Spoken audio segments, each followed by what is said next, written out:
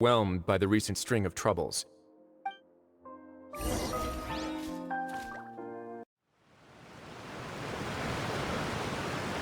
Oh no! What happened here?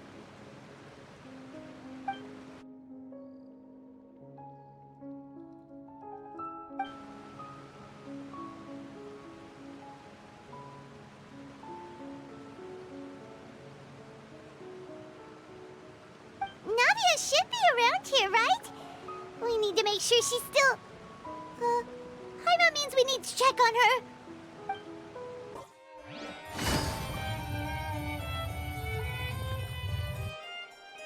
The Palais Mermonia sure is buzzing with activity today. Halt! Huh? Oh, it's you two. Apologies. Monsieur Neuvillette did say you'd be welcome at any time. Excuse me, would you mind helping me take a look at this report? I'll be right there. Sorry, I've got my hands full here. You can see yourselves in. Everyone's so busy. Seems a lot has been happening.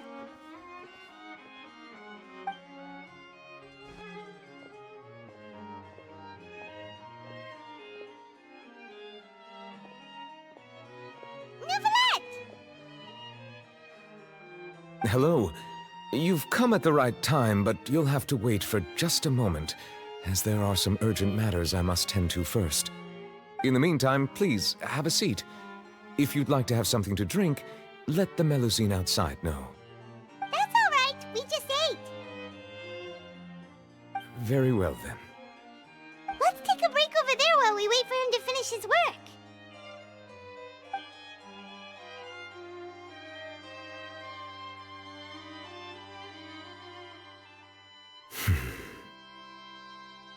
All right. That should wrap things up for now. Are you done with your work? Yes, sorry to keep you waiting. Today should be the day you were released from the Fortress of Meripede, and it appears that you've managed to complete all the release paperwork. That's right, and we came here to see you right away.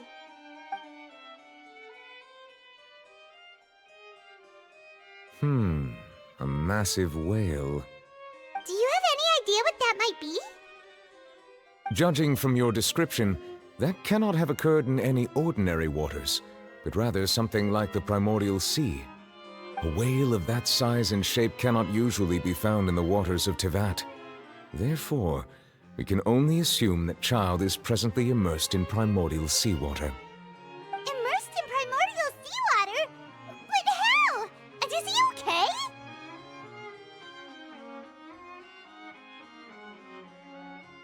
Most people wouldn't be capable of entering in the first place. I'm not completely sure how he could have gotten there myself. Yes? What is it? Ah, right! Paimon felt it too! We asked the Duke and he said it wasn't from underwater, so we figured you might know something about it. It turns out that I have just received a report about this particular matter. In fact, that's exactly what I was busy with a moment ago. The source of the tremor was here on the surface near Poisson. After the shaking stopped, the water levels in the Poisson area rose at an alarming rate. The water levels rose? Oh no! What about all the people there? Fortunately, the water levels only rose for a short period of time and have already returned to normal now. However, I still have a bad feeling about the whole phenomenon.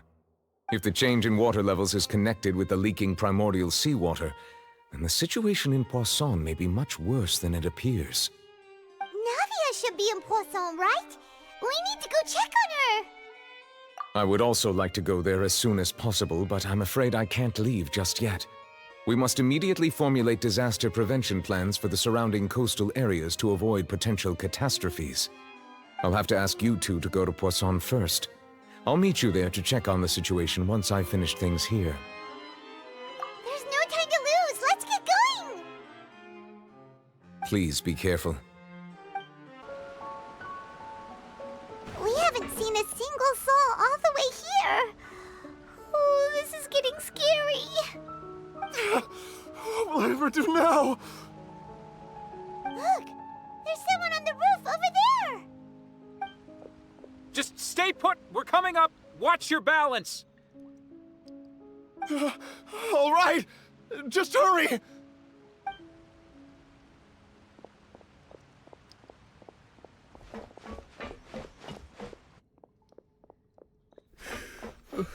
I'm not young anymore. How will I survive on my own? My Desiree! Oh, he looks pretty sad. My leg! My leg! How could this have happened? It hurts! Just hang in there. Help is on the way. You can hold my hand if it makes you feel better.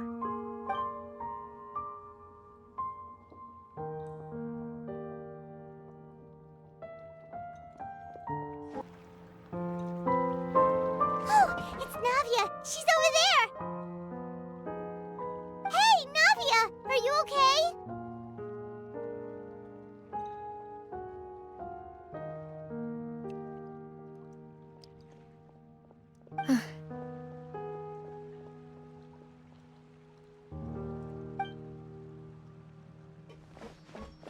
You're here. We heard there was a situation in Poisson, so we came as quickly as we could. Yes. As you can see, the water level suddenly rose. It caused quite the disturbance, in fact.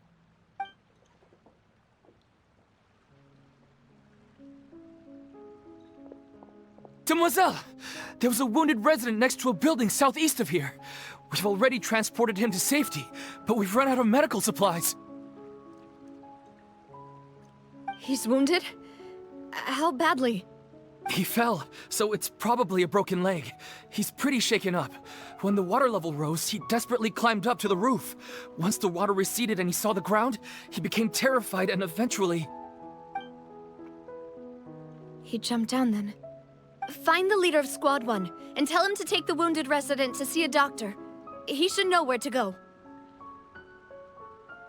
Understood. I'll take over his search and rescue mission in the meantime. All right, you'll be in charge.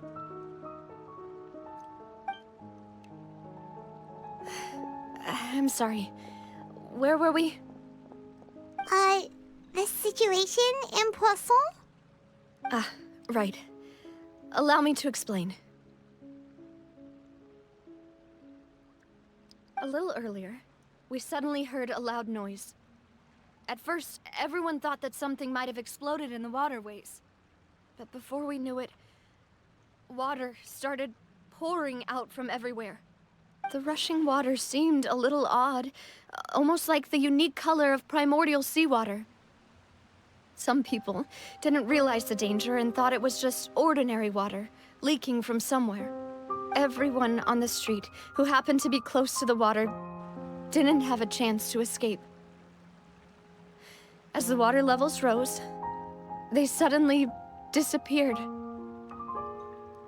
They were all dissolved. Those who realized what was happening started to flee in a panic, desperately trying to get to higher ground. Many were injured in the stampede, and some people fell from significant heights.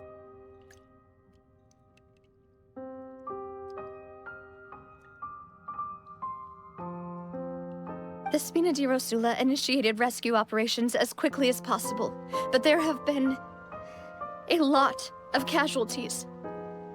Fortunately, the water began to recede after some time, and the chaos came to an end.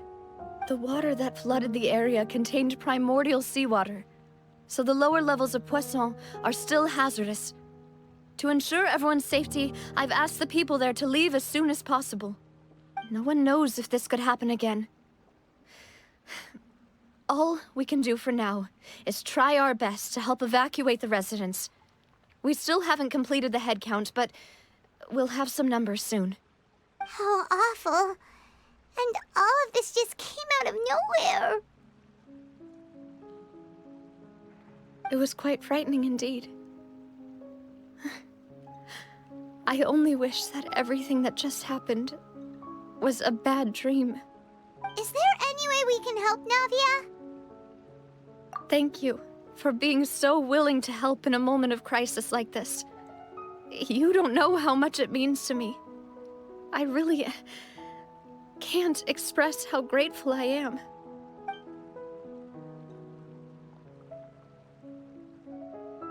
Don't say that, Navia. That's what friends are for.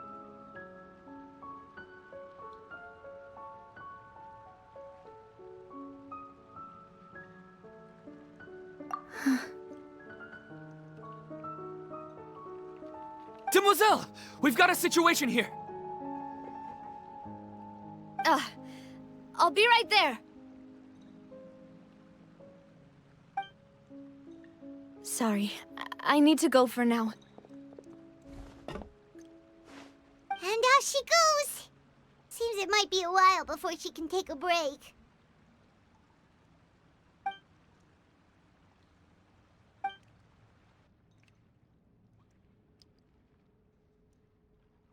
Okay, the wounded are being tended to, and we finished a preliminary head count. More support has just arrived, so I suppose I finally have a moment to focus on my own matters. Of course, we should remain ready for anything, and continue doing our best to rescue others. I'll be sure to have everyone at the Spina di Rosula ready to render assistance. Traveler, Paimon, would you two accompany me to my father's grave for a moment? Huh? Right now? Thank you.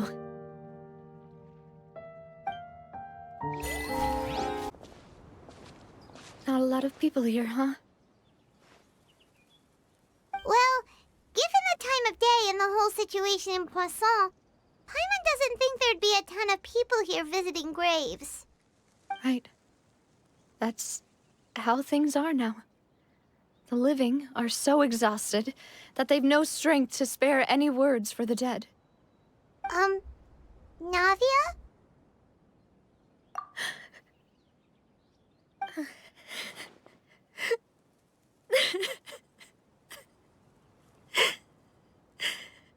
Navia, what's wrong? Sorry. I just... Malus and Silver. They won't ever come back here again. What should I do, Papa? Huh? What happened to them? Everyone agreed on the rescue plan, but still, I was the one who initiated it. They were helping evacuate the residents, but they couldn't leave in time. And they were caught in the seawater.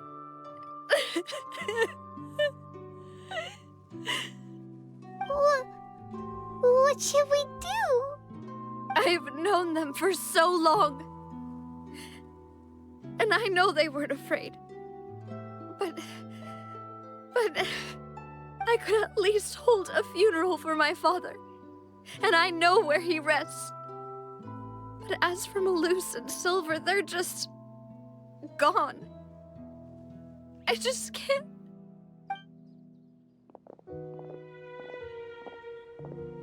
Everything looks so clean after it rains. Even the gravestones. I didn't expect that you'd enjoy a glass of red wine in front of Master Callus's grave. I can understand.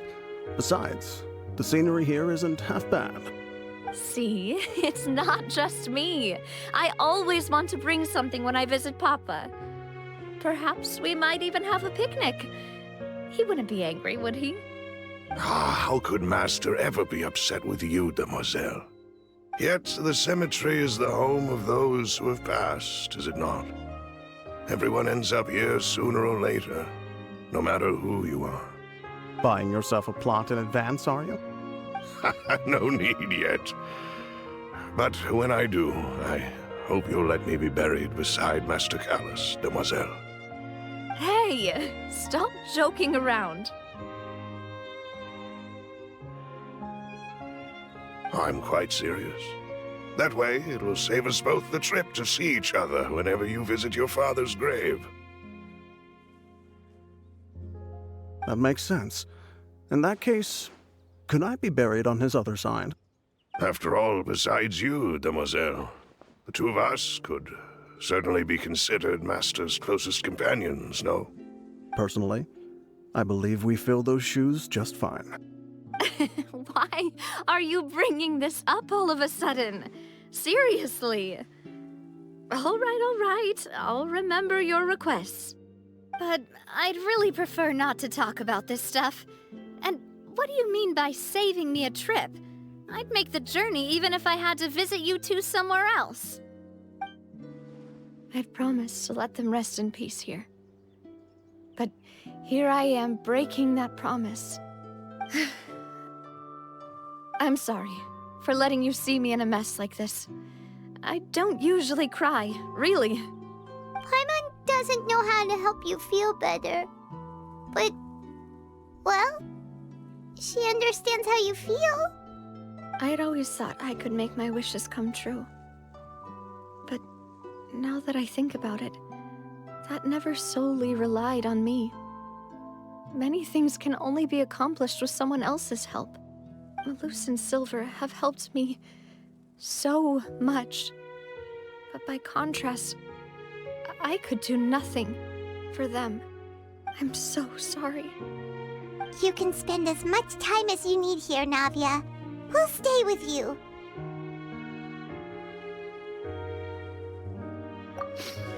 Thank you. Right now, you don't know how much that means. By the way, you can have a look at this. It's a list of victims from the... Obena, Khan, Burnett, Giverny, Francine, Karina, Daisy Ray, But before we knew it... Joinville, Julianne, Esson, as well as Malus and Silver. So, everyone else is safe.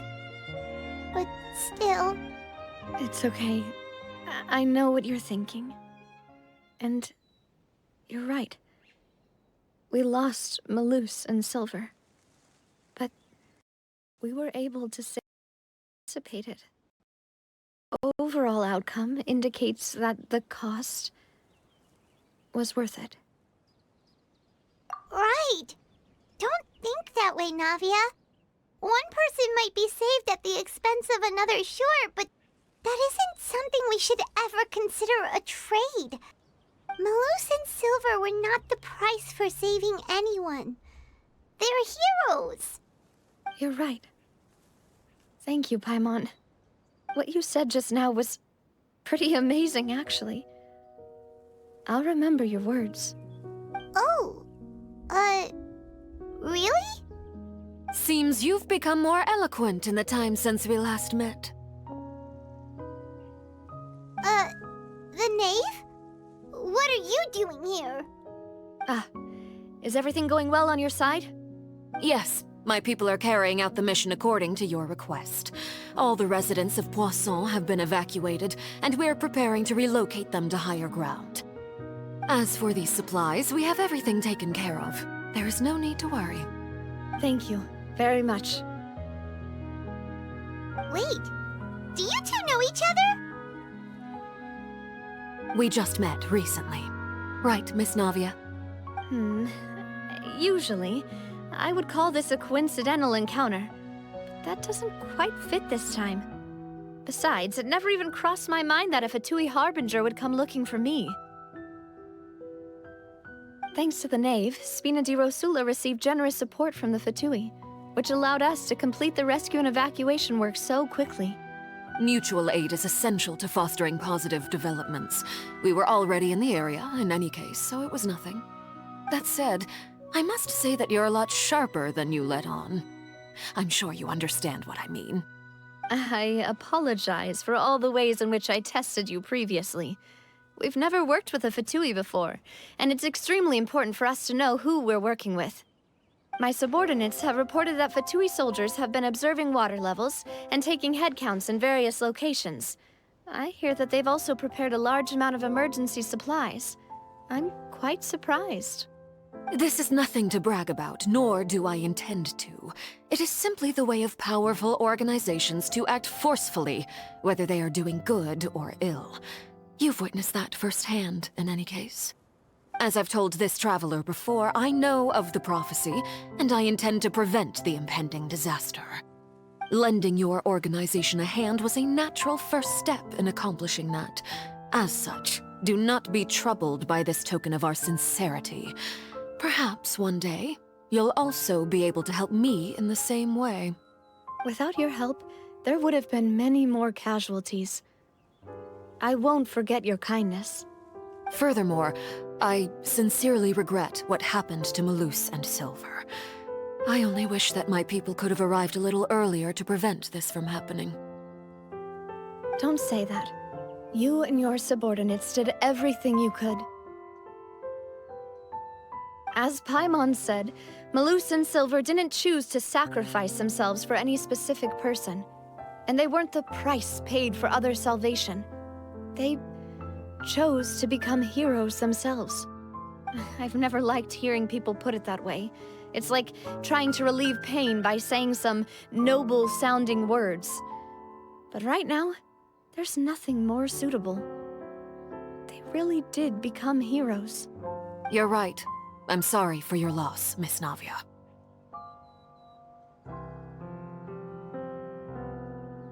Water is life to Fontaine's people, and it also spells disaster. It's no wonder that people always say that prophecies represent fate. Fortunately, I've never been one for such opinions. So, you're one who will try to change fate, then? Of course. That is why I'm going to Hotel Bouffe de Thé. I still have some things to take care of, and the children need my attention. By the way, Traveler, Paimon, one more thing. Alright, then we'll just... Huh? This isn't right. Paimon thought you would ask us to walk with you for a moment so you could tell us something in private. That is a clever and useful conversation technique, which I do like to use when necessary. But there's no need today. It would not hurt to have Miss Navia listening in. Traveler, I'm sure you remember that I said we could work together when we had the chance. You and I both know that there may be issues with the Primordial Sea. Previously, it was the Fortress of Maripede's sluice gate, and this time it was the water levels in Poisson. These are both signals. Indeed. Allow me to share the latest intel I've received from the House of the Hearth's intelligence network with you. During some recent investigations, a child claimed to have discovered some ruins near Poisson. The ruins date back to ancient times, and seem to be worth investigating in many ways. Judging by the dating of the ruins, they may be related to the prophecy and the coming crisis. The situation is becoming more urgent, so any pertinent information will prove extremely precious. My people initially came to prepare for ruin exploration. Unexpectedly, this disaster struck, and at present, we're all busy prioritizing the rescue effort. So that's why the Fatui were already in Poisson. I wanted to take the children along, but unfortunately, Linny, Lynette, and Fremine have all been dispatched to higher ground to assist affected residents. Linny told me that outside of the house, the person they trust most is you. Which is why I want to give you this task.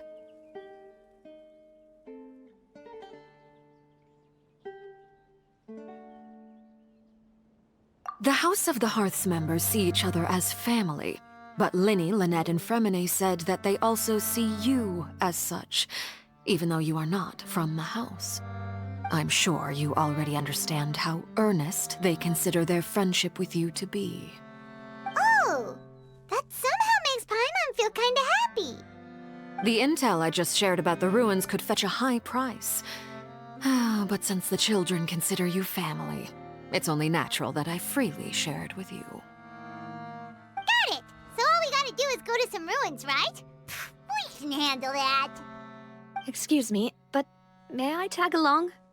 You wish to join, Miss Navia? But are you you sure you're up to exploring some ruins? You need to rest. Well, I'm sad, yes. But I can't just go back and plop myself into a chair by the roadside and do nothing. There's no point in being depressed while we still have a disaster on our hands. As my father's successor, I must live up to the hopes he had in me. Besides, I'm also doing this for myself. I need something, a distraction, to keep my mind off Malus and Silver.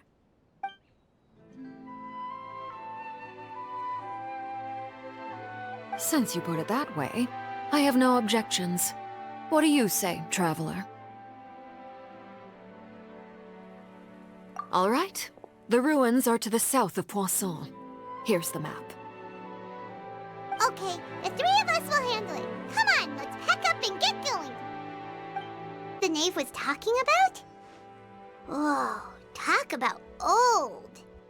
They seem to be pretty ancient, all right. Let's go in and have a look. Just be careful.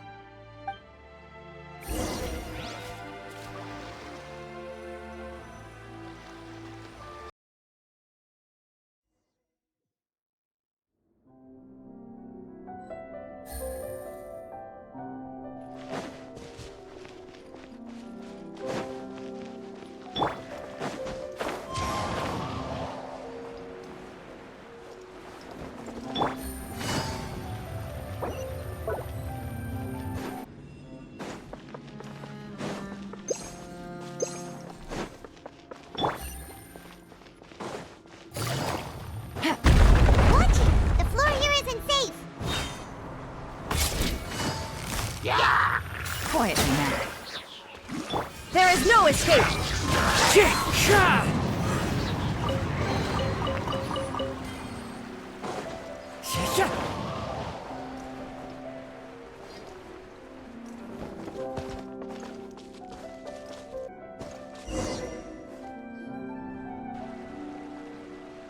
This place has also been contaminated by primordial seawater.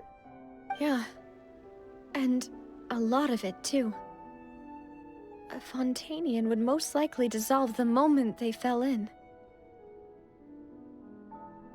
Right! You can't go down if there's primordial seawater. It's too dangerous, and it won't be any help for you to just stay here.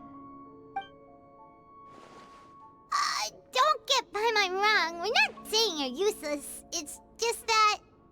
No, you're right. I can't do anything in this situation. I'll leave this to you.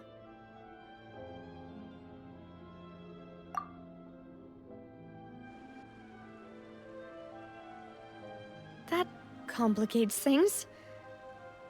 Maybe the only way left is forward. In that case, do you want to wait for us here? The water levels here are unstable, and there's a chance the water will rise. So staying here wouldn't be safe either. I'll go together with you. Perhaps we'll find the exit just up ahead. All right. Come with us for now then, but please be careful.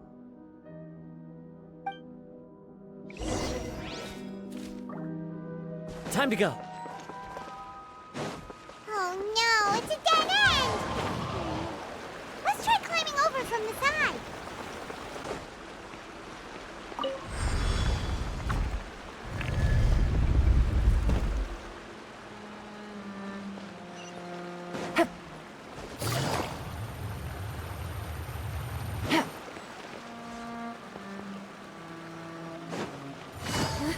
Wait, there's something wrong.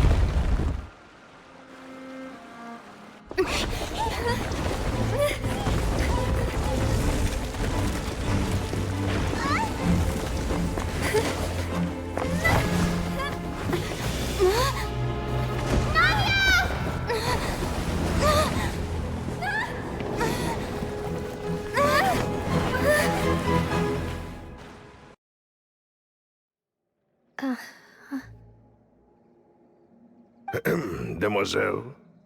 Huh? Demoiselle, what are you doing here by yourself? Would you be standing here till dark if I hadn't come to get you?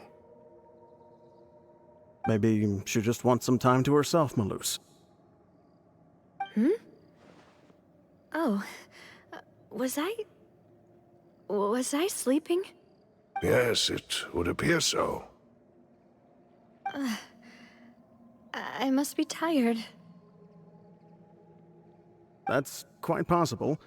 However, you were the one that suggested we go out for a walk. Oh, right. I nearly forgot. It must have slipped my mind when I dozed off.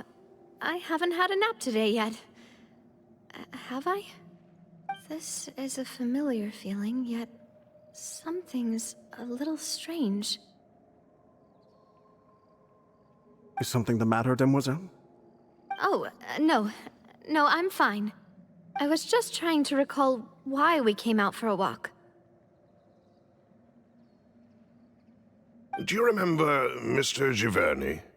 He'd requested our help before with foreign merchants who had a debt dispute with him, and we'd resolved the matter not long ago. We were headed to see how things were going with him at the moment. Ah, right. Yes. I remember now. Oh, Miss Navia. Ah, Mr. Malus, and Mr. Silver, too. It's good to see all of you. How have you been?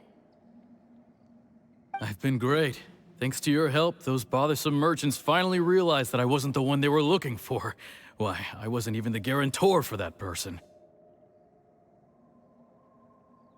They were knocking at my door day and night. Even my neighbor, Obina, was getting fed up with them. Sometimes force is required to calm someone down and get them to listen to what you have to say.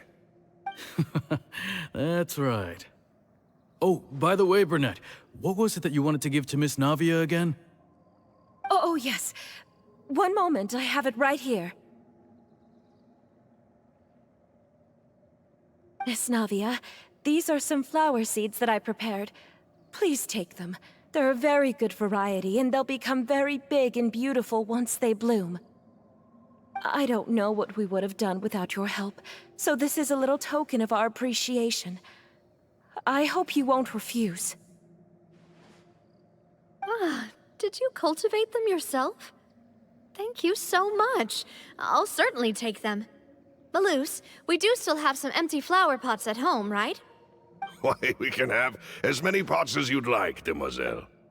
Perfect. In that case, we'll swap out some of the decorative plants for some of Mrs. Burnett's flowers. Very well. Wait. Something seems to be off here. Excuse me, madam. If I'm not mistaken, your name is Burnett, correct? That's right. Is something wrong? No, it's nothing. This is the first time we've ever met, but your name seemed familiar to me. I must have heard it when I was discussing things with your husband previously. I've heard this name before. Sometime recently, I'm sure of it. And why are there so few people around here? Where did everyone go? We must mind the time, demoiselle. We still have important things to attend to today. Huh? We do? Like what? Well, now, did you forget? Miss Navia, here you are. I've been looking for you. Please, come to the Opera House. Your trial is about to begin. My trial? Wait, why would I need to go to the Opera House? Yes, she's right, demoiselle. It's just about time now, so we should get going. Oh? All right then.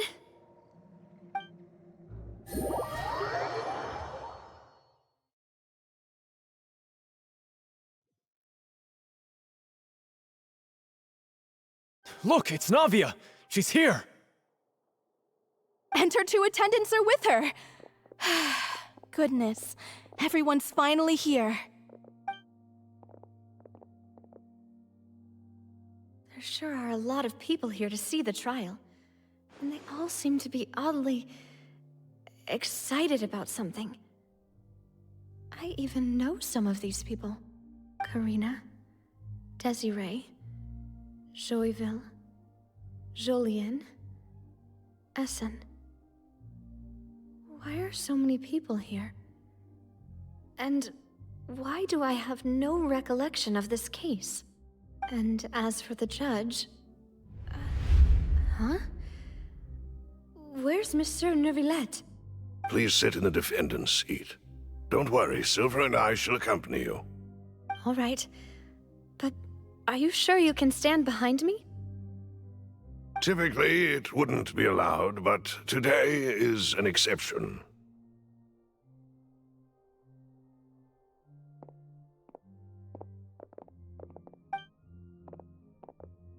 Hey, what kind of place do they think this is? Come on, do they have any idea what they're doing? Seriously. Enough with the whispering! Could someone please tell me where Monsieur Neuvillette is? And why I'm standing trial? My dear Miss Navia, have you not yet realized what you've done? In that case, allow me to explain. As all here know, you are Master Callus's successor, the head of the Spina di Rosula, someone held in high regard by every soul in Poisson. After you took over the Spina, you treated all of us just like the late Master Callus had. If anyone in need reached out to you for help, you responded.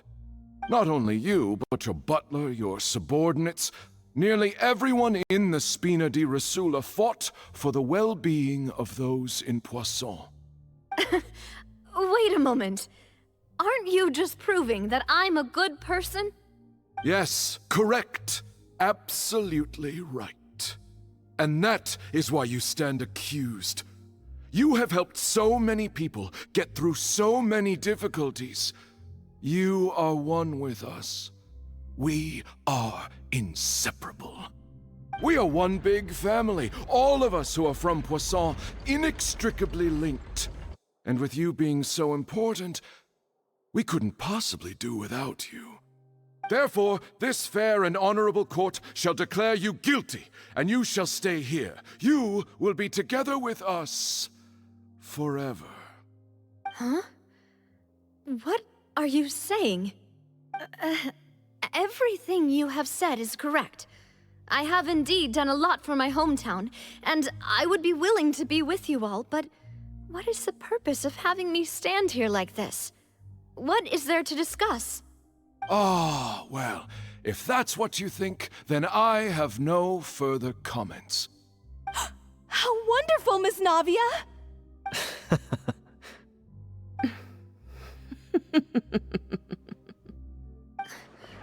I know all these people. Why are they laughing? I seem to remember now. Yes, I get it. This trial is... Wait just a moment. This isn't right! Malus? What was that, Mr. Malus? Our conclusion is very clear and unanimous. Let the court judge her now. She's guilty! Stay here, Navia! You're one of us! Demoiselle, don't admit guilt. This trial means to keep you here forever. I wish to exercise my right to defend Our Lady. Mr. Joinville, you only know of Navia's goodness, but nothing of her utterly independent mind. She was born a free and independent spirit. She has never been tied down by anything. Indeed, even the death of Master Callus couldn't stop her. Her actions cannot serve as proof that she identifies herself as part of any group. She merely acted as an individual, extending her hand to help others. Please do not mistake her actions as being otherwise. Really? As an individual, you say? Don't forget, we are all Fontainians here. This is the nation of justice, the nation of Hydro! Even if Miss Navia only voluntarily rendered her assistance, that doesn't change the fact that her beautiful soul must return to everyone. Water accepts all, blends with all. It will surely accept her kindness. Everything is measured here in the nation of Hydro, and in the end, everyone shall meld together. Thus, when a unanimous opinion emerges, that opinion represents justice. Now I speak for everyone. Our opinion is consistent. Navia should stay. We and Navia are one. And you would call this justice? Preposterous. You are merely jealous that Demoiselle still has a chance to exist as an individual. Have you forgotten how much you all once longed to become individuals, to become independent? Do you mean to defy our justice? If your justice is flawed, then why should we acknowledge it? As you said, we can also have our own justice. Silver and I shall defend Demoiselle. And that is how we will enforce justice. Ugh, my head... it hurts. Demoiselle. Silver, it hurts. My head is spinning. All I can see is stars swirling in front of me. I remember now. Everything that seemed odd from the very beginning.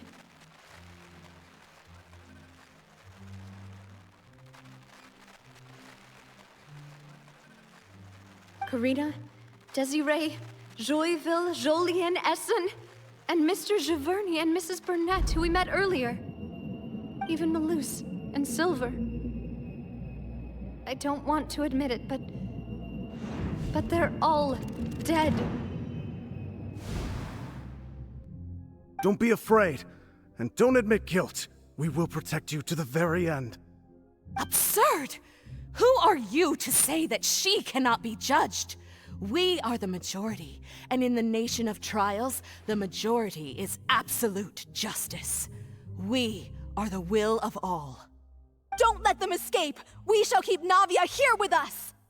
Mr. Malus and Mr. Silver, must you be so stubborn? How could the two of you possibly hope to stand against the collective?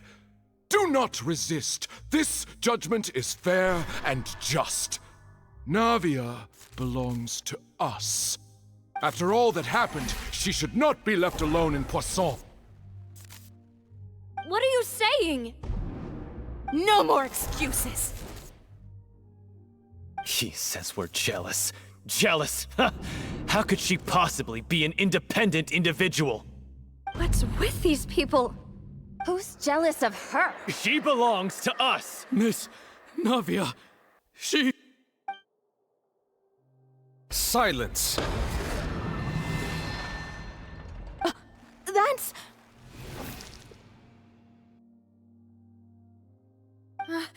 Monsieur Neuvillette! Such commotion is prohibited in the court. The accusations you just presented are nonsense and cannot constitute a proper trial. The court will adjourn for the rest of the day. In this, I shall hear no objections from any unauthorized party. Our thanks, Monsieur Neuvillette. Please leave with me, Miss Navia, while there is still time. But... Go on now, Demoiselle. This is your only chance to leave this place. What, can't bear to leave us behind or something? Malus.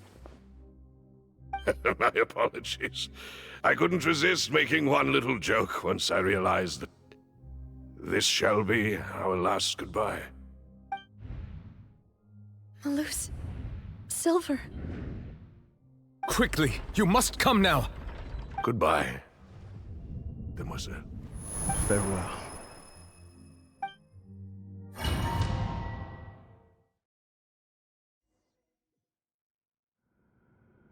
No, wait! Just a second! Navia? You're awake. Good. I must have been dreaming. Malus and Silver were still alive, and they were defending me at some insane trial. It looks like you're all right. Did all the sad feelings cause you to have a nightmare? Paimon could give you a hug. The ruins you were exploring suffered a cave-in. When I arrived, I found you falling toward the water. You were just about to be dissolved within, but I...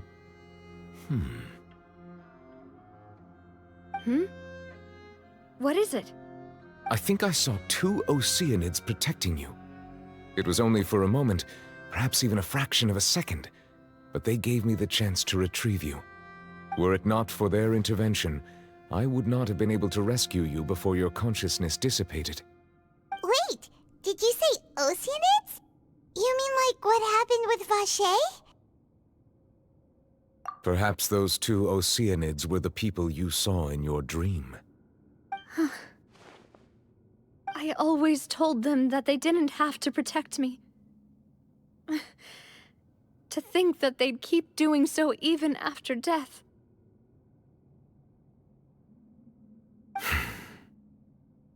Please come with me.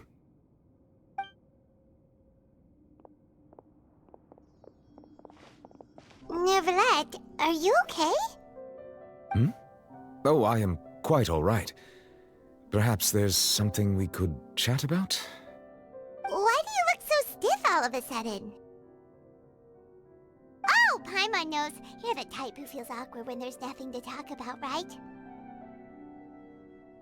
I merely thought that we should give Navia some time to herself. Huh? Why didn't you just say so then? Don't you think it's even more awkward to call us over like this and then have nothing to talk about? I suppose so. Ah, Sigewinne. I hope all is well with her these days.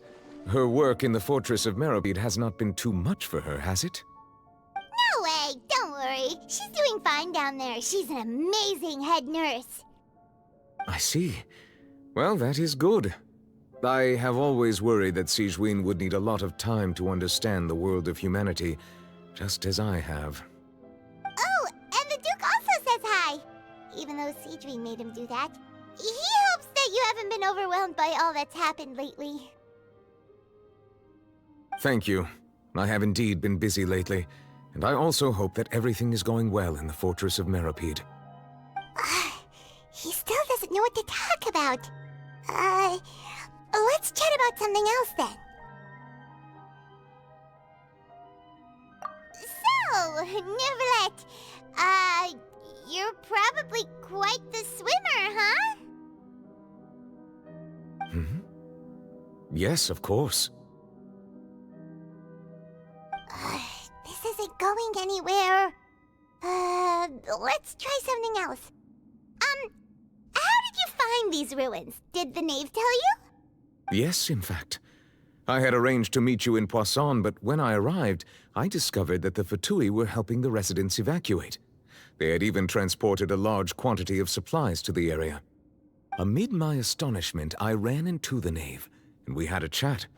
She informed me that she had asked you to investigate the ancient ruins here. Yeah, we originally planned to meet up with you, but we thought you might still be busy with all those official documents. We didn't think exploring the ruins would take very long, and who would have thought you'd wrap things up so quickly?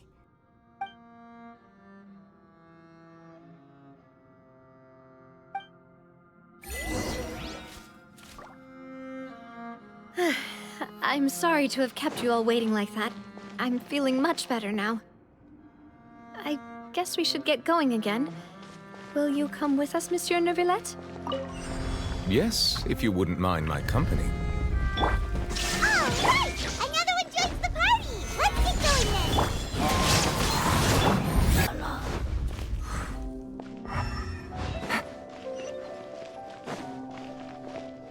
Take it easy. Oh no! Another unstable path! Watch your step!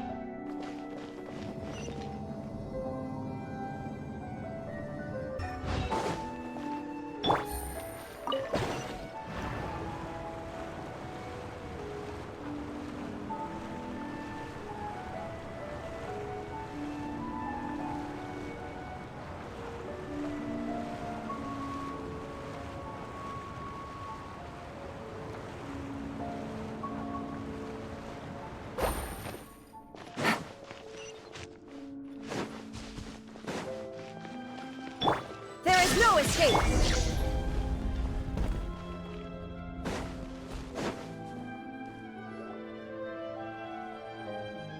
Looks like we've reached the end. This is the place. There should not be any other hidden spaces in the vicinity.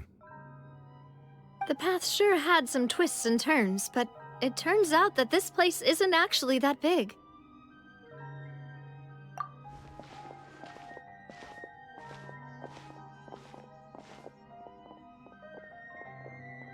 Stone slates?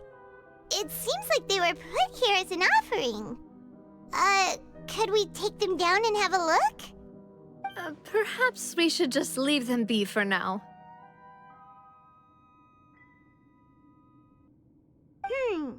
There are 4 locations in total, but only 3 stone slates. The slate that should be in the first empty spot is missing. The surrounding walls also show signs of damage.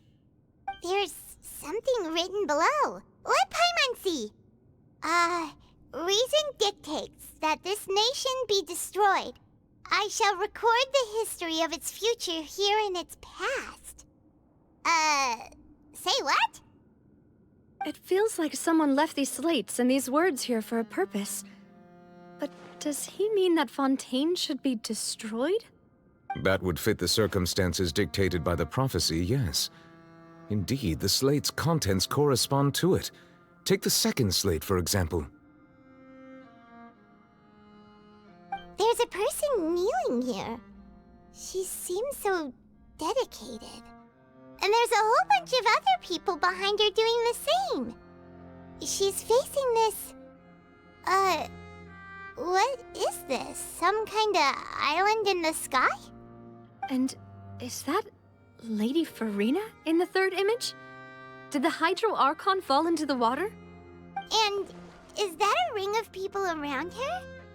Paimon doesn't quite get it. Are they all in the water? The fourth image. I know this one. This exactly matches the content of the prophecy. The people will all be dissolved into the waters, and only the Hydro Archon will remain, weeping on her throne.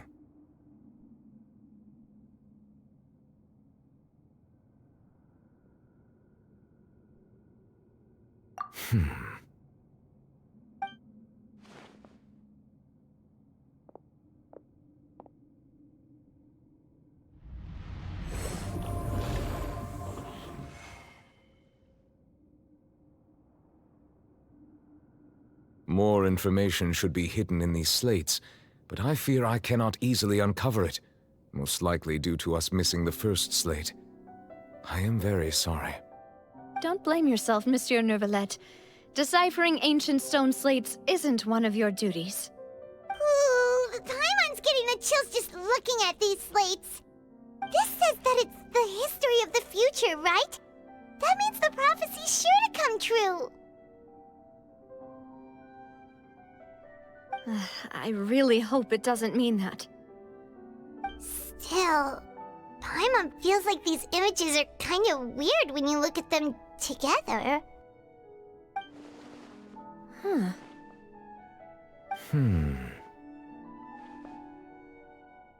That's right!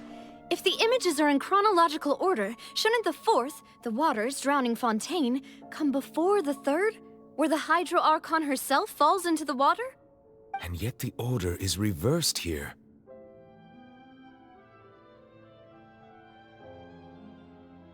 If we go by timing, Lady Farina only emerges in the third image.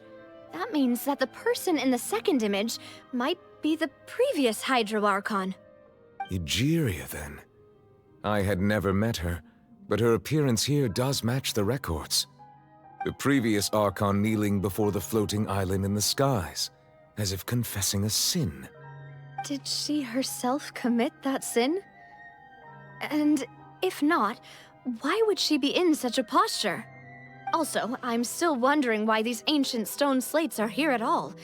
Judging from their contents, could this place be the origin of the prophecy? Does that mean that someone, or some people, once saw these slates? But who would have created these slates and left these words here?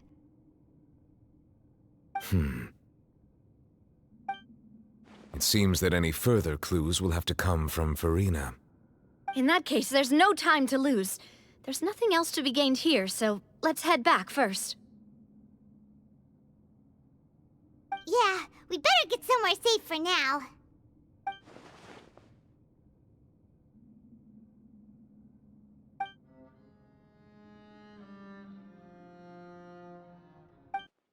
Let's split up here. I'm going to check on what's happening with the Spina. You know how it is. There's some things you just need to be there for yourself.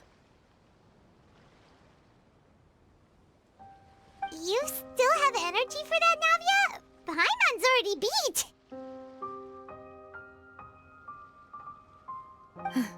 Just head back to the Fleuve Cendre and have a rest then. Thanks for keeping me company all this time. I'll depart as well. Thanks for your hard work today. Rest well, everyone. Traveler, I will go talk to Farina tomorrow morning to ask about the stone slates. I'm sure that you're concerned about this matter as well. If you have time, drop by my office. I will share the results of our discussion with you. Are you really gonna talk to her about this directly? Will that be a problem? Paimon's getting a little scared now that it's come to this. She has long been harboring secrets and will not give them up easily, which makes it all the more my duty to ensure that she understands the present situation. Alright, we'll leave it in your hands then. You're probably the best person to talk to her anyway. I will be carefully considering my words tonight. Traveler, Paimon, our safe house at the Fleuve Cendre is always open to you, as ever. So please don't think you're an imposition. All right. I'll be on my way then.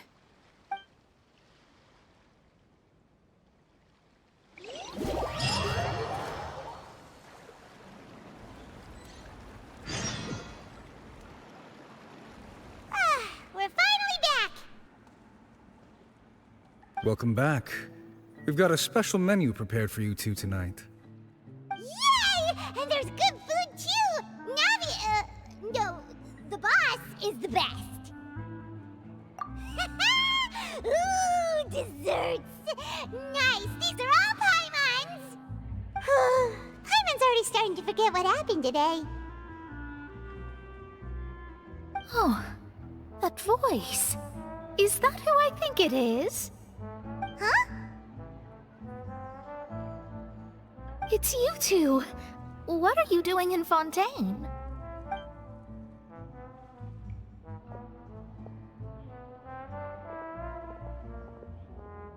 Mona?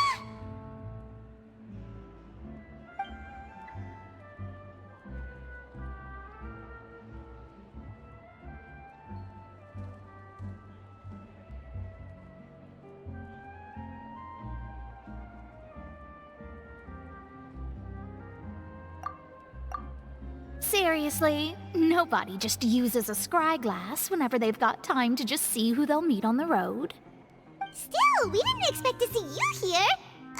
Wait, you're not a Fontainian, are you, Mona? Well, I have some business to attend to here, so I booked a hotel in the city. I was just out for a stroll when I bumped into you. Quite unexpectedly, if I might add. Why did you think I was from Fontaine, though? Is that because Magistus doesn't sound much like a Mondstadt surname? Yeah, let's go with that. Well, I used to have my own surname, which was, well, some other thing. Either way, the old hag told me when she took me as her disciple that the first step to being a great astrologist's pupil was to change that name. There was nothing for it, really. She really is amazing at astrology, so I changed my name to what it is now according to her wishes. To my surprise, however, Magistus is not the name of some ancient house or clan. It isn't? Nope.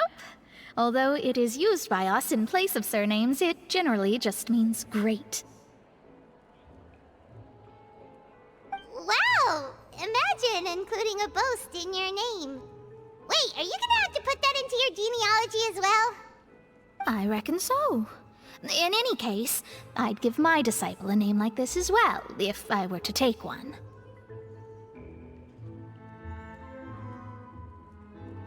Astromancer Barbeloth Trismegistus. Whoa, that's a long one. Does it also mean great or something? My name means Mona the Great Astrologist. As for the old hag, hers is, in plain speech, the thrice-as-great Scholar of the Stars. Just take it as a title specific to astrologists. Thrice as great? That's so petty. I know, right? That's just how she is.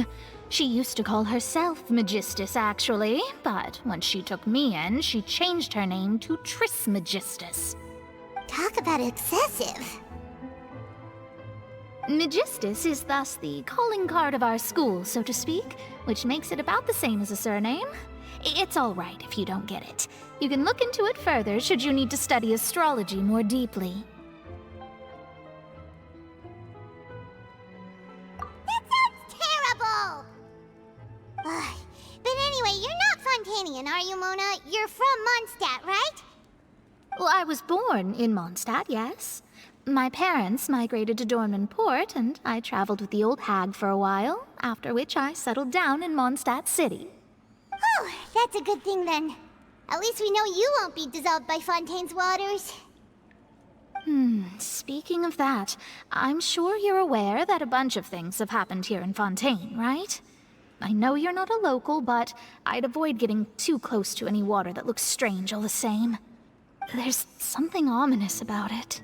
Well, the water, I mean. That was the main reason, yes. Just a while back, the Steambird invited me to take part in a panel and speak about the circulation of the prophecy as an astrologist. The invitation was sent quite early on. I don't think anyone expected Fontaine to be in this much trouble. What do you make of that prophecy, Mona? Just tell us what you think as an astrologist. Your word would go a long way to make things more certain and less scary. What I can tell you is that I'm an astrologist, and that this prophecy concerns the fate of Fontaine, even that of Ultivat. Ascertaining this is akin to reading the fortune of the whole world. I'm afraid that this is not something that just anyone can do. If I could do it, you would no longer call me an astrologist, but a visionary. But on the flip side, the prophecy is so huge and powerful that it must surely come from a powerful visionary. Its contents involve the fate of the world. Disregarding it would be a mistake. A visionary?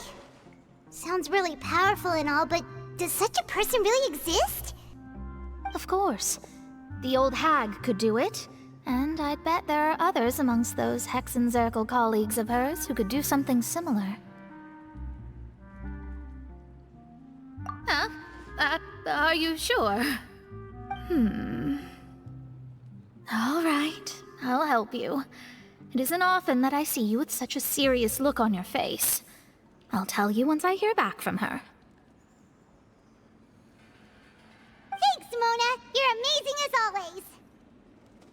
Oh, well, this is something only I can do after all. So yes, your praises are quite welcome. That's the greatest of astrologists for you! Of all the people we know, you know the star's the best! Indeed, indeed.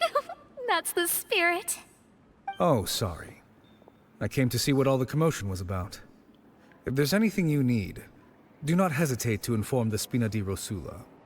Oh, whoops. Guess we were getting a little too carried away there.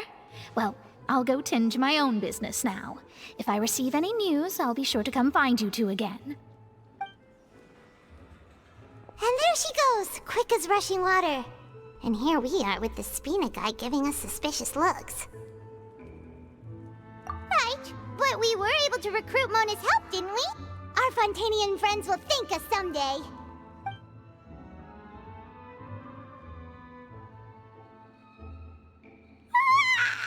Good morning. To be honest, Paimon's still feeling kind of sleepy. But it's time to get up, Traveler. We agreed to go see Novelette, so let's pack it up and get going.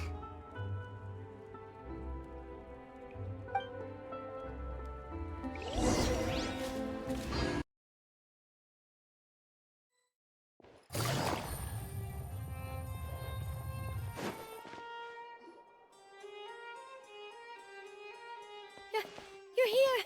Finally! Is something wrong? Monsieur Neurvalette and Lady Farina, they seem to have gotten into a dispute. Please go see for yourself.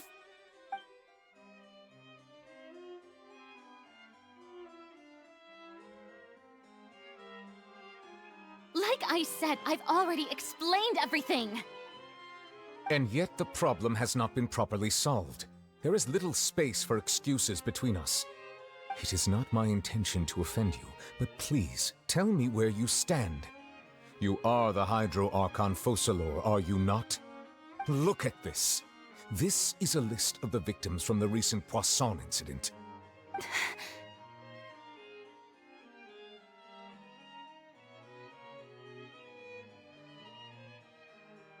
You mean... they're all... We did not arrive in time to avert this disaster, and I will not have it happen again. I will say this once more. You must tell me everything you know. Yesterday, I found 3 stone slates in some ancient ruins near Poisson. Do you know anything about those? Seriously? You're questioning me like this is a court case now.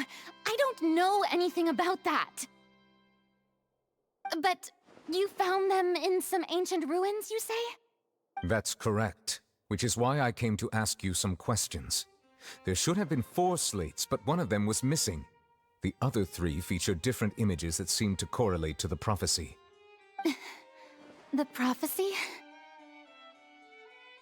The second of these slates depicts the previous Hydro Archon Egeria kneeling before a floating island in the sky, as if confessing something. Do you know nothing of this either? I don't. I've never seen such slates. I'll ask you again. Do you really have no information regarding the previous Archon?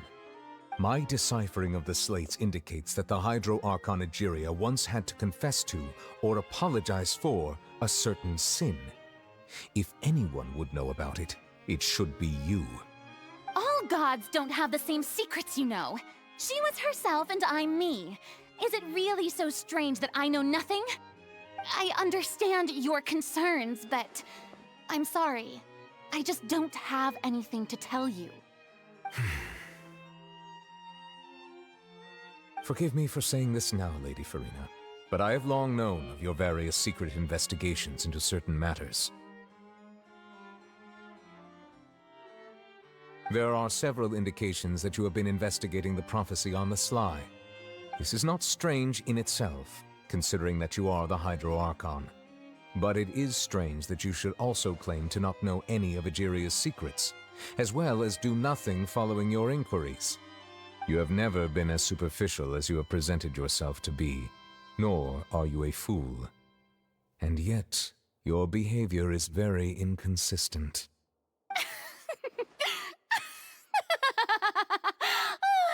So you've been watching me all this time, have you? I didn't think you were that type. You... Well, since you know about my secret investigations, then you should know I'm actually working to take care of it. There's no point questioning or suspecting me. You're the Eudix, but you're still my subordinate. You should be following my lead. Just trust in me, you're Archon, and do as I say.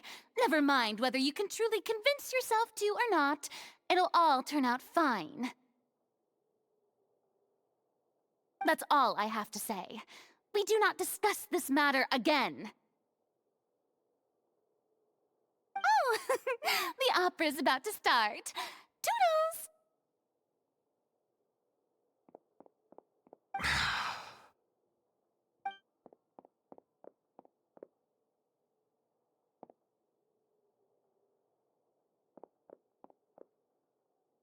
Did Farina not notice us standing by the door? Wonder what's up with her. She was smiling. She didn't seem in the mood to care if we were listening in or not. I assume you've been outside for a while now? Oh! You noticed! Seems Farina didn't even realize we were here. She was in a great panic, though I cannot discern the reason. Our discussion reached impasses time and again, a state of affairs that we cannot allow to continue. Still, I do not understand. Dialogue is the basis for understanding, so why did she keep refusing to engage?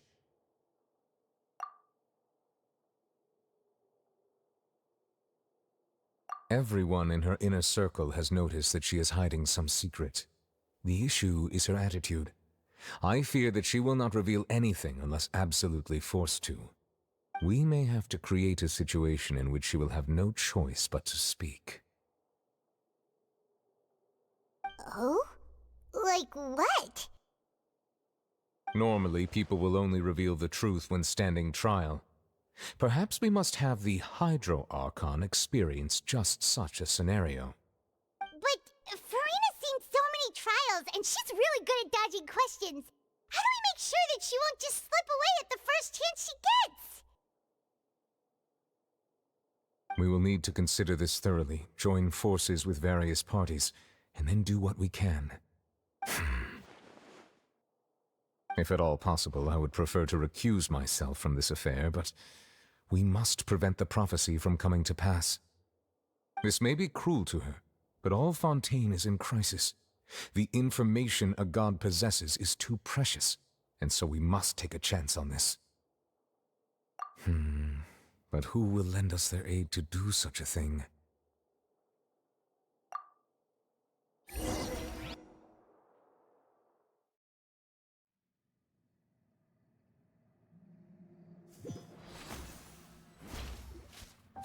Well, that's everyone, huh? Speaking of which, it was pretty smart of you to think of hiding here.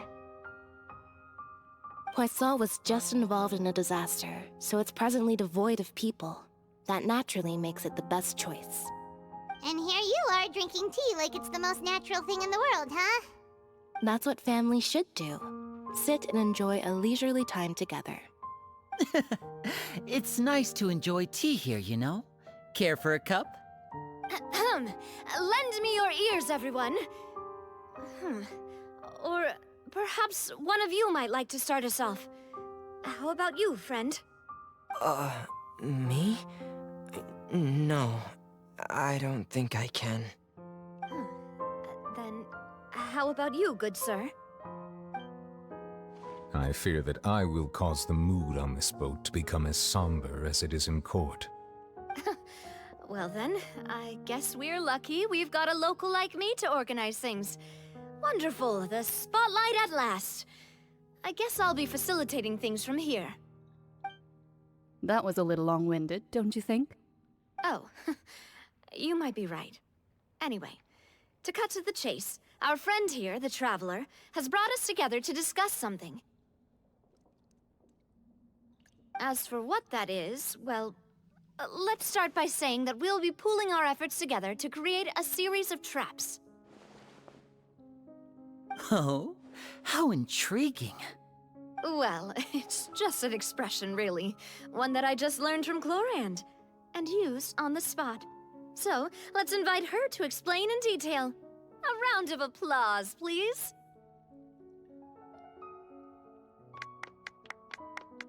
Huh? Didn't you say that you would be facilitating this?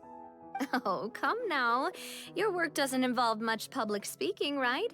This is a good chance to practice. You might even pick up some fancy oratory tricks to impress your boss with in the future. I see. And what does my boss say? He is glad that you consider him your boss. Do go on.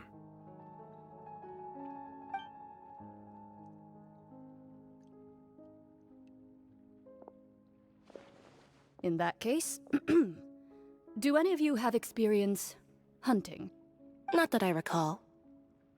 Fremine and I once used a wooden stick in a basket to catch wild rabbits when we were younger. As for Lynette, oh, right. You were sick that day, weren't you? I've also gone diving to catch some fish before. Does that count? I'm afraid not. You may or may not have heard, but Fontaine once played host to a group known as the Marechaussee Hunters. Though that was their name, They did not hunt animals, but rather various monsters left behind by the ancient dynasty of King Remus. Today, Fontaine's monster population has already thinned greatly, so the hunters have blended back into society, taking up arms in other lines of work. They even left a unique methodology of hunting in their wake. A trap comprises of the following components: bait, a trigger, and a containment device. Sometimes a lethal implement will also be necessary to deal with the prey.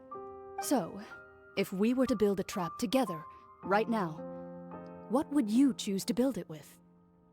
For me, I would prefer something basket-shaped. Pigeons and rabbits will see the bait and naturally enter the snare. Our line of work requires a deft hand, and we're some of the best in the industry, so you can count on our techniques. You used some of those techniques while moving the people of Poisson, didn't you? My subordinates mentioned that you even performed some magic for the bawling children. Yes, and I even managed to gather some intelligence in the meantime. I'm quite the multitasker if I do say so myself. I'm afraid I can't claim that as my strong suit. I prefer more stable methods, like placing bait in the water and waiting for the fish to come within reach. That's the kind of method I would count on. Calm and steady. Exactly the kind of person who would catch loads of fish. And I can be their assistant. With discretion, I'm sure. I'd probably use some sort of mechanical animal. Papa once bought me some small clockwork squirrels, mice, and such. When placed in the forest, they can attract others of their kind. I remember that you liked those too, didn't you? I did. And that would be a good way to go about it. If they're realistic enough, animals of the same kind will follow them all the way to the trap. What about you, Monsieur Neuvillette? I fear I do not have any related experience. That makes sense. You usually solve problems directly, without the use of any such tricks. But I do have one more question for you, Monsieur. If we were to create a trap now, how would you design it? I would like for it to be effective, but bring no harm to the prey. A more gentle trap would be ideal. Kind, as always. However, our intention doesn't necessarily change the containment device and the type of implement we need. If we wanted to kill the prey in one strike, we would need a powerful implement. However, that also goes for prey that must be captured and safely contained. Wait, why's that? Only a hunter who's a true expert at subduing their prey can snare it without harming it. The line that divides life and death is often exceedingly thin. So are we going hunting together? We hadn't thought of seeing ourselves as hunters. It kinda works, but maybe it's still not the best metaphor. If our means of capturing and dealing with our prey is to put them on trial, then the hunting metaphor is actually quite accurate. But we shall require much more courage than any hunter to judge a god, a being whose seat is an exalted throne. Oh, so that's what's going on. Sounds very interesting.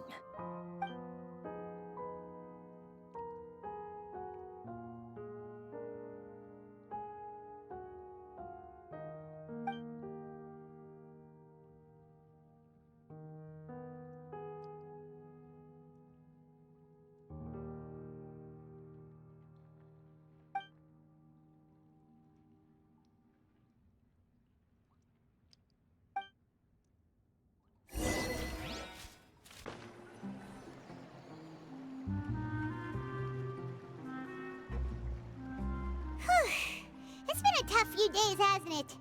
So much has been happening. Paimon didn't think the meetings would go on for so long, but everyone seemed pretty fired up, huh? Paimon thought they'd be at least a little frightened. Well, Fremine was, now that Paimon thinks about it, but everyone else just looked a little surprised. Well... It's hard to say. Paimon doesn't have any experience with this sort of thing. But with you around, Paimon sure will do great. After all, you're the most reliable person in the world, aren't you? Huh? Did you just pour some tea? Paimon didn't notice you doing that at all. Then what's that? Paimon's never seen that cup before. Don't be frightened. I'm just joining you two for tea. I merely refrained from saying anything till now. Who's that voice? But there's no one here. Ah, have you forgotten me already? Wait, you are familiar. You're the voice we heard from the sky in Sumeru. The voice from the sky, I fear that description is wrong. Though, not completely wrong.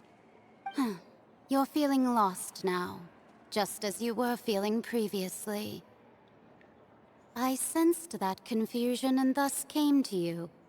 Guiding people is an irresistible hobby of mine, after all.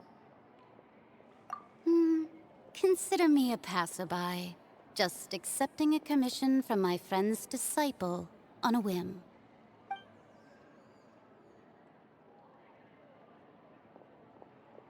The prophecy. Yes, what has been prophesied will be fulfilled. You may view such things as the history of the future.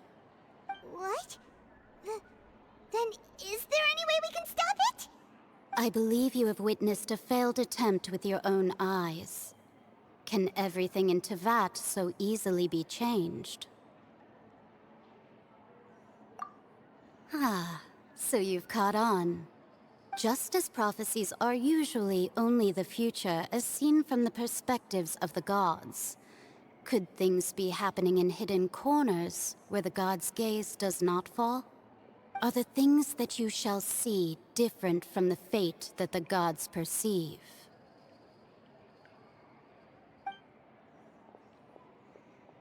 What is she talking about? It all sounds really impressive and important and stuff, but it also sounds kind of scary.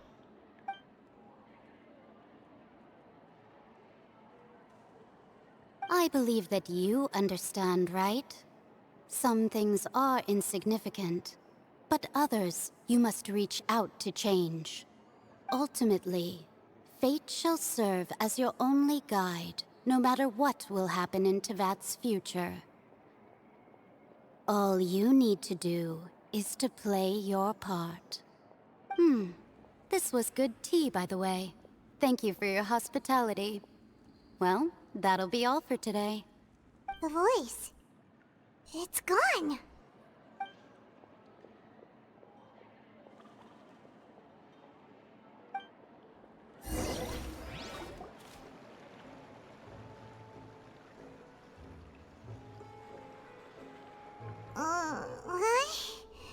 I want to hear someone talking. All right, coming.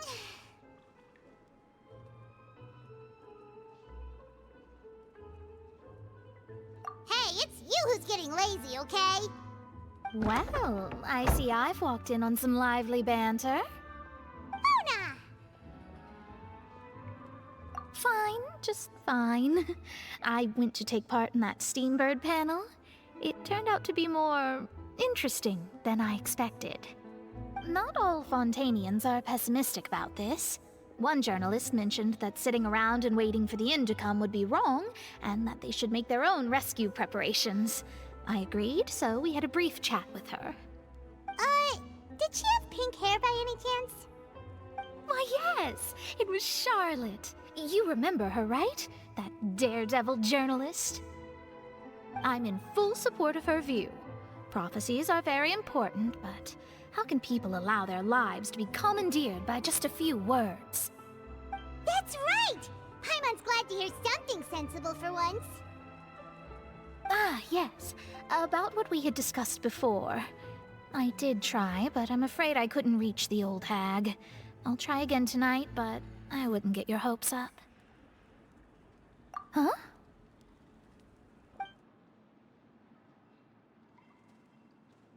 Goodness gracious. Are you serious? She said that even the god's gaze has blind spots. Pretty bold if you ask Paimon. Most people would believe the gods to be all-knowing, right? The Hexen Circle members are certainly anything but ordinary. As for the mage named N, the old hag has mentioned her a few times. She said that N's sense of direction is incredible, and that she loves guiding those who are lost. But I've never met her, and if she were still alive, she'd be... well, suffice it to say that the hag's at least a few hundred now, and N's been around for longer than that. Whoa. The Hexen Circle sounds like a scary group. But they must really stay in shape to live so long. Their abilities alone are pretty terrifying. If she came to see you personally, then the problem you're facing must truly be of great importance. Well, it's not like Paimon could understand anything she said. Yes, she was quite cryptic, but I suspect she means that there is still a way to turn things around. She didn't say when or what that would be, though, so... perhaps it is something that you cannot know right now.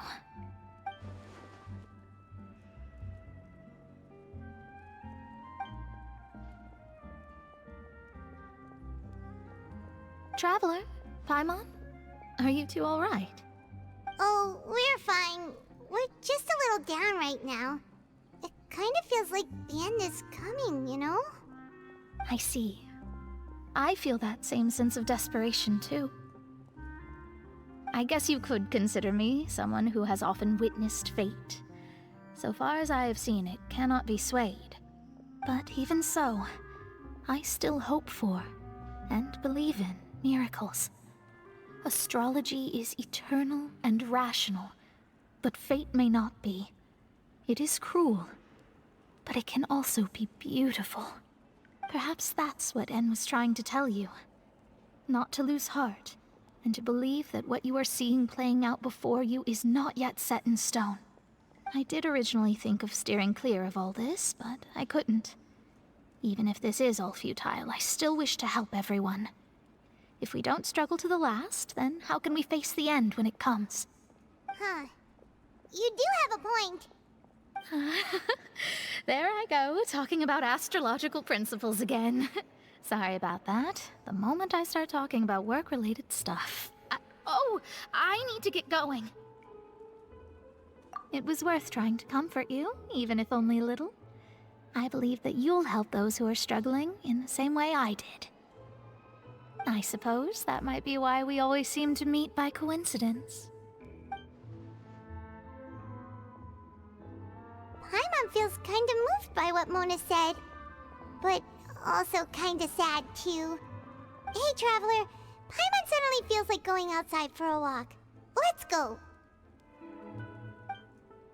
Let's walk around the city, shall we? There's a few spots we always like to walk by.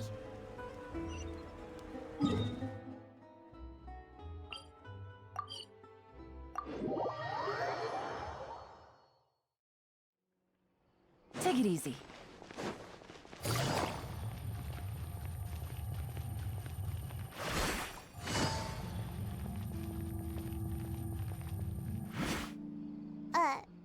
Huh?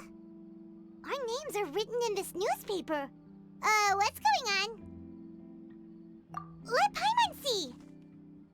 The underwater stronghold, the Fortress of Meripede, has continued in its noble autonomy, but that does not mean that others cannot interact with it. My recent attempts to enter the fortress bore little fruit. Huh. Guess Scarlet still hasn't given up on that. Thus, did an Outlander friend become the focus of this report, a blonde adventurer with their white fairy legends trailing in their wake. It is said that this mysterious traveler once visited the underwater fortress. So while the fortress's interior remains a mystery behind closed doors, do not fear, for the tales of the traveler contain surprises in spades. Journalist Charlotte's biggest scoop yet, the Traveler's Trail, World Walker. Huh. Charlotte took so many awesome photos of us and we never even noticed her! She hasn't been able to get a hold of anything at the fortress, so since we're easier to find, she's using us as the subject matter instead? Ugh, seriously? Those headlines and photos do look cool, so Paimon will forgive her this time. Here! Paimon's hungry. Should we go in and get something to eat?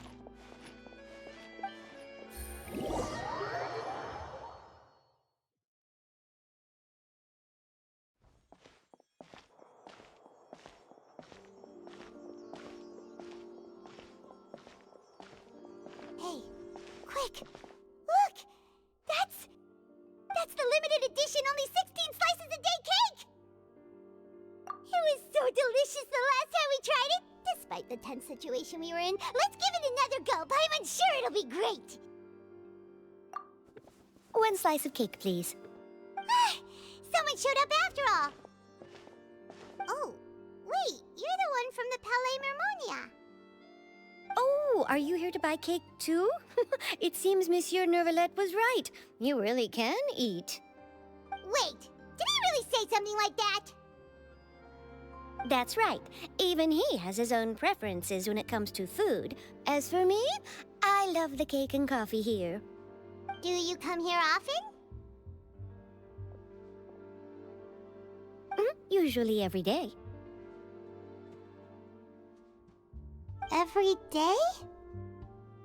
It's part of my daily schedule, apart from work. I shall have my cake and coffee. Then what if someone told you one day that this place would be closing soon, and you wouldn't get to eat cake here anymore? What would you think? But why would it close? Well, Paimon doesn't know either, but maybe the waters will rise tomorrow. You know, like in the prophecy. Oh, the prophecy. To be honest, I haven't paid much attention to that. No, still, even if there'd be no more cake tomorrow, that wouldn't keep me from having some today. No, it's the same for eating in general. You might not be able to eat tomorrow, but if you can do so today, then you should carry on. That's what people call living, you know. Huh. Don't be sad. Excuse me, could I have 2 more slices of cake to go? These 2 slices are for you. Sijuin said that this kind of expression you're making is what humans call being sad. Oh, you know Sijuin? I sure do. She was born before me, and she sometimes comes to the surface to teach us things about humans. She said that humans are creatures that are saddened easily, yes, and you can only lift their spirits by feeding them delicious food. So please try the cakes here. I've got something else to do, so I'll be going now. You two try to stay in a good mood after eating, all right? Bye.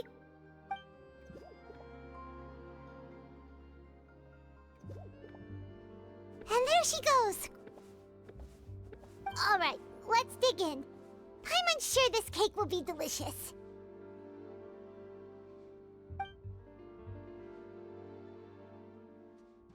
It's more delicious than last time, and the flavor gets even better with a sip of tea. It sure would be nice if we could come again tomorrow. Sure would be nice if we could always eat delicious food here.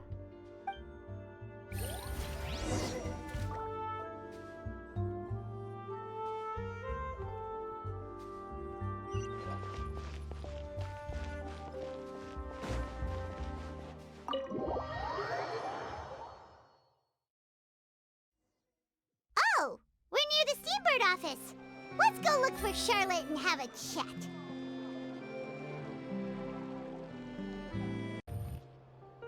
Wow! If it isn't the Traveler and Paimon! Oh, have you seen the article I wrote about you? Ha! You've got some nerve! You just used us to make some quick mora! Oh, you needn't worry about that. I heard that you were in Poisson some time back, so I sent you a letter to discuss just that. It appears you didn't receive it, though. It's all right, though. I've set aside the amount intended for you. I've even set the table with some food. Really? Oh, you're the best! You're almost a little too easy to win over, Paimon. If I were a journalist with ulterior motives, you'd be in trouble now, you know. Oh, Paimon knows you're not like that. Still, what brings you here all of a sudden? Were you looking for me? When Mona mentioned you, we thought of coming to see you at work. I see! It seems you've already bumped into Mona here in Fontaine. So she mentioned me? What did she say? She said that you're a real daredevil of a journalist. Nice. In which case, can this daredevil journalist dare to request an exclusive interview with the legendary traveler and Paimon? Huh? So your article in the paper today doesn't count?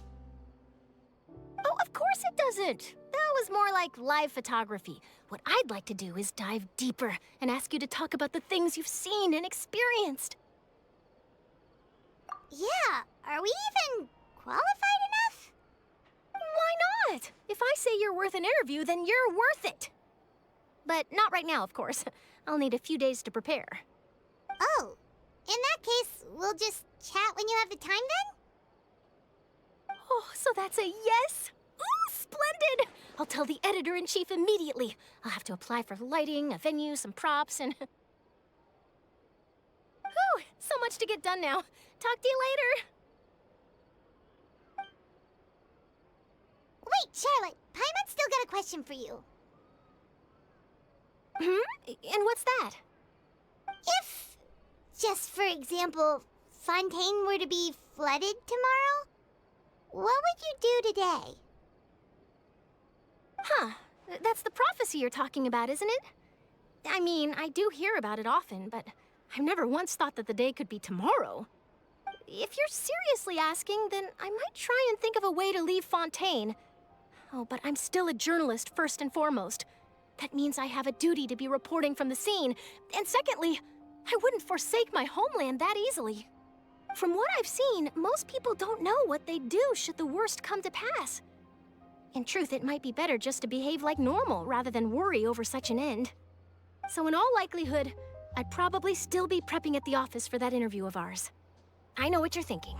That sounds a bit sad, but I've always believed that it's best to do what you enjoy. Just think about it. If this nation really were to be suddenly destroyed tomorrow, but I still successfully finish an exclusive interview with a truly unique person, then the story I would wind up writing would truly be timeless. And then do you know what I'd do? Well, I'd write that story, send it for printing, and use messenger pigeons to get copies out to the various nations as soon as possible.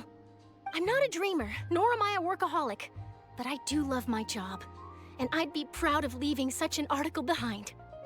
I guess you could say that I was born to be a journalist. But anyway, that's my answer. And on that note, I'll get back to my preparations.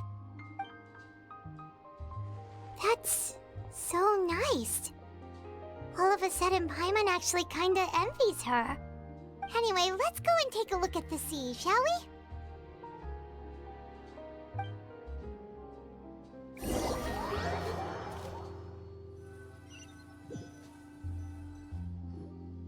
The sea breeze and scenery can be a pretty soothing combo, huh?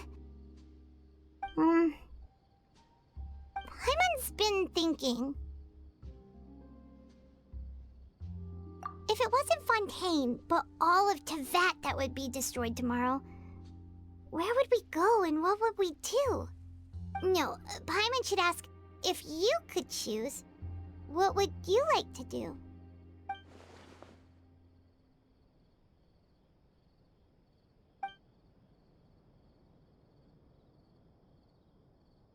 We've always been moving to the next destination, so we haven't spent much time thinking about these kinds of things.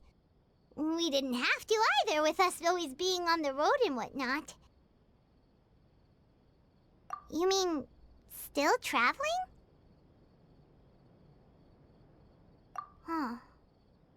Wait, isn't that what we've always been doing?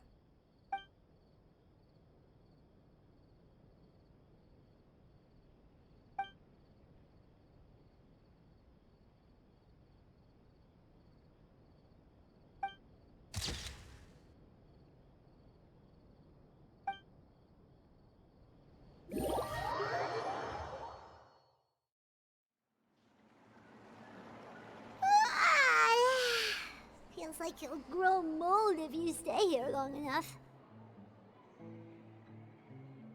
But it's still better than the Fortress of Mirapede, that's for sure. It's not only damp there, but salty too. Ah, so the two of you are still here. Wonderful. Oh, you're from the Palais Mermonia, aren't you? Yes, I'm Isadora. Monsieur Nervillet sent me to look for you two before.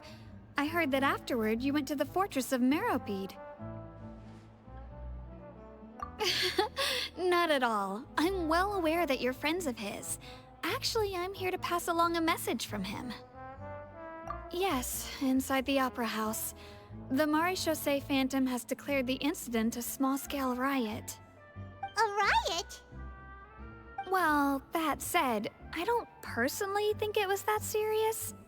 Lady Farina was watching a performance at the Opera House, and while she was resting during an intermission, some other audience members suddenly started harassing her, loudly accusing her of doing nothing about the prophecy crisis.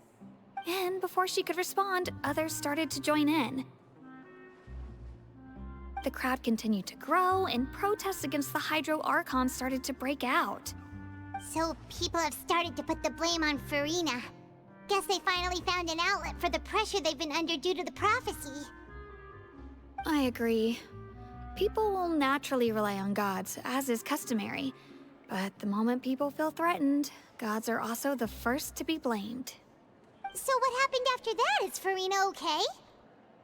Seeing that the situation was spiraling out of control and that further argument was pointless, she claimed that she'd gotten tired of this and left in a hurry. The Maréchaussée Phantom had their hands full maintaining order and did not catch where Lady Farina had gone. Only when things had stabilized did we realize that she had gone missing. So, you mean she's still missing? That's right. The Maréchaussée has dispatched many people to search for her, but we don't have any leads yet. That said, I don't think there's much to worry about. She is a god after all. Even if she were to fall into the hands of rioters, what could ordinary people do to her? Good. Monsieur Nervillet sent me to tell you about the situation, but he didn't say anything else. Don't worry, this is more than enough to go on. Thanks for keeping us informed. Ah, is that so? Well, all right then. In that case, you two take care. I'll be heading back to the Palais now.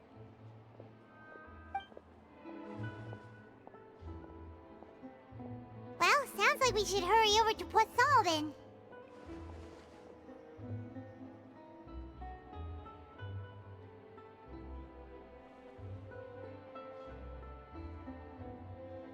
If we know Farina, she won't try to fix things in this situation. Instead, she'll look for a place to wait out the heat. And, as we also know, she may be loud and dramatic, but she doesn't have a heart of stone. When Nervillet was talking to her in the Palais Mermonia, and she heard about Poisson, she couldn't hide her sadness and remorse. It would be hard for her to ignore being accused by the public today. Paimon thinks Farina's probably taken the opportunity to slip away to Poisson and try to relieve the sense of guilt that she's feeling. Huh! Well, what do you think? Paimon knows the answer, of course, but Paimon can do the analysis to back it up, too. Cool, huh? In that case, there's not a moment to lose. Poisson, here we come!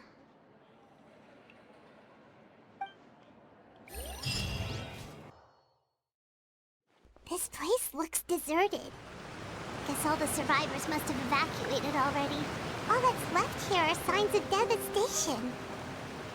Could Farina really be here? Let's try to find her as soon as possible.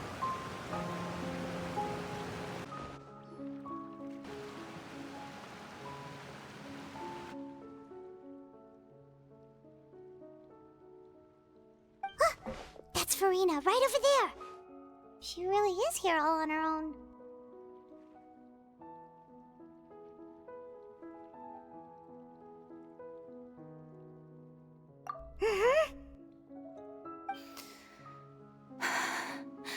Should I just give up? This is all meaningless. What was meant to happen did happen after all. Everyone's dead. I'm sorry. I am so sorry. Give up, Farina. There's no point in holding out. I'm sorry. But what can I even do other than to repeat meaningless apologies over and over? Who's that? Don't worry, Farina. It's just us.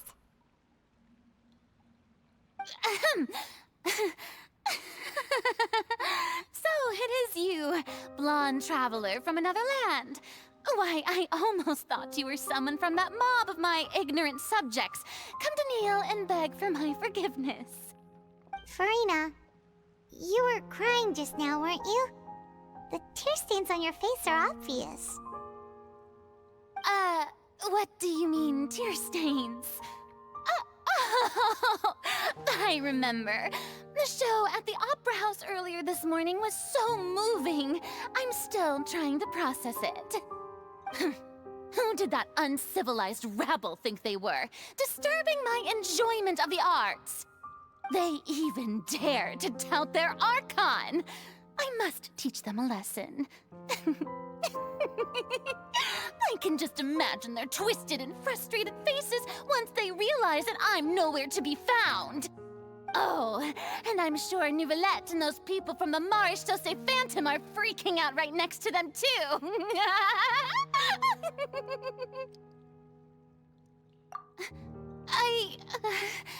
Of course not. Hey, there she is! The Hydro Archon's over there! Quick, after her! Farina, those people seem to be after you. They are? They're just some rabid fans who want to cut the line because they haven't been able to meet me in person, aren't they? That's against the rules. I can't let them get their way. Farina just ran off! Quick, we have to catch up with her!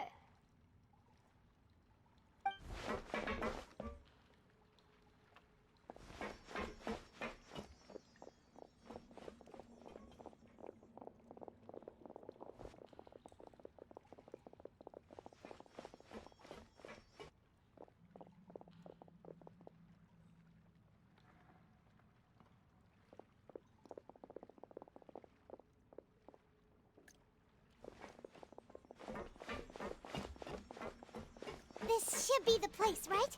Hey, Farina! There's a good hiding spot over here. Quick, come to Paimon before the rest of them catch up to you. What is this place? Hurry, they're almost here! Fine. I suppose haste is warranted. Lead the way.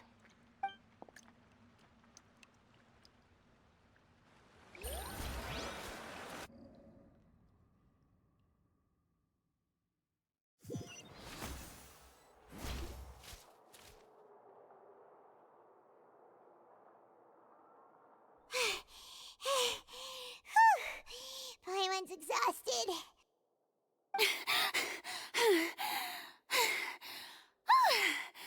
I'm so tired. I totally thought they had caught me. No, I mean, I merely gave in to the sheer enthusiasm they displayed.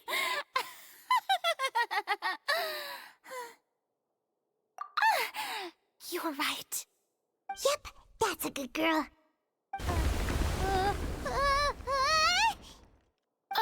What's happening? The ground's shaking. Is it an earthquake? Yeah, a quake of this kind preceded the flooding in Poisson, didn't it? It can't be. It's happening again. Well, there's no need to worry too much about that. Nouvellette's made some emergency plans, so the evacuation should go a lot smoother this time. Yeah, I hope you're right. But the people of Poisson, they've already...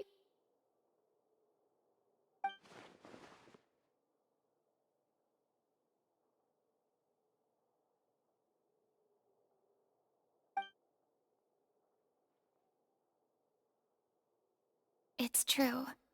I've been investigating the prophecy for hundreds of years. I once had informants all over Tevat, searching for clues and feeding information back to me. I've tried all kinds of ways, too, to hold back the sea. Anything to keep the coastline from advancing. But all my efforts proved to be futile in the end. Really, the truth has been clear to me for a very long time. We cannot make an enemy of the divine. No matter what we do, the will of the heavenly principles will have its way, and the prophecy shall be fulfilled.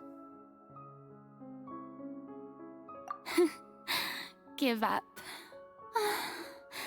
I do love the sound of that phrase. It would mean finally coming to terms with fate, but also for me to finally be free.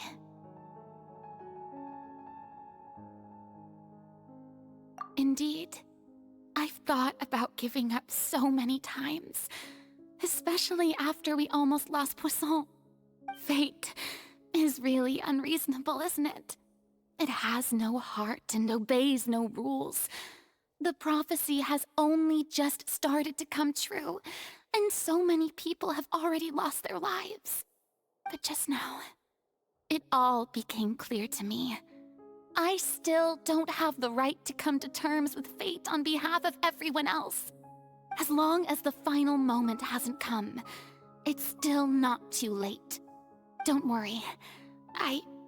I will keep hope alive for everyone until the very end. Well, that's enough for now. I got the impulse to play the stricken maiden, but honestly, considering my rank and station, that wasn't a good fit at all. Don't take any of what I just said seriously. How could I possibly let Fontaine fall to the whims of trivial prophecy? Come on! Paimon could have sworn you were actually being honest just now.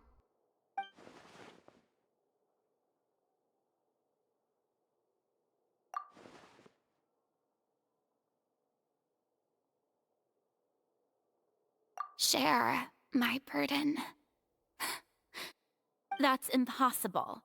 It was fated right from the start that this would be my duty alone.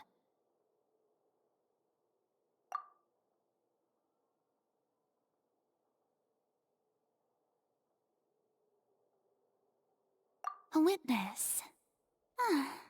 Yes, I've heard that you came to Tevat from beyond the stars, yes. In other words, you never belonged here. And if Tevat is, in its entirety, a show on a stage, then you're just a spectator, aren't you? If that's the case...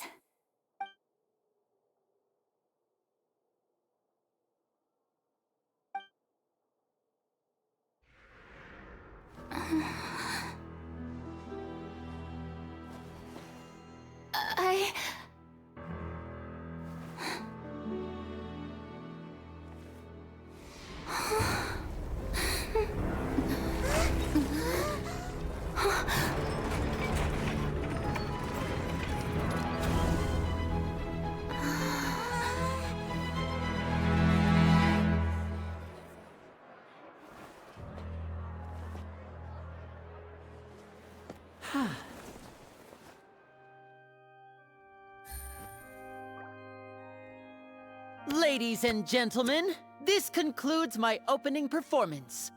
Now, without further ado, we may proceed to the trial of our god. So this is what it is. Yes, you deserve praise for the effort you took to raise the dramatic stakes. Do not forget, however, that I am Focalor, the god of justice, the embodiment of justice itself. Does it not strike you as even the least bit absurd to bring the very concept of justice to trial? May I interpret these words as your refusal to stand trial? In that case, you will have the opportunity to defend your honor through a duel. You would draw your blade against a god?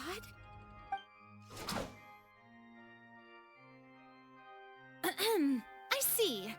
It seems like you have made up your mind.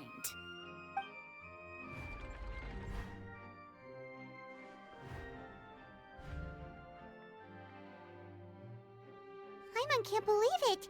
She just surrendered. What the heck is going on? Did I just see an Archon surrender to a human? Wow, how utterly humiliating. Lady Farina, what is the meaning of this?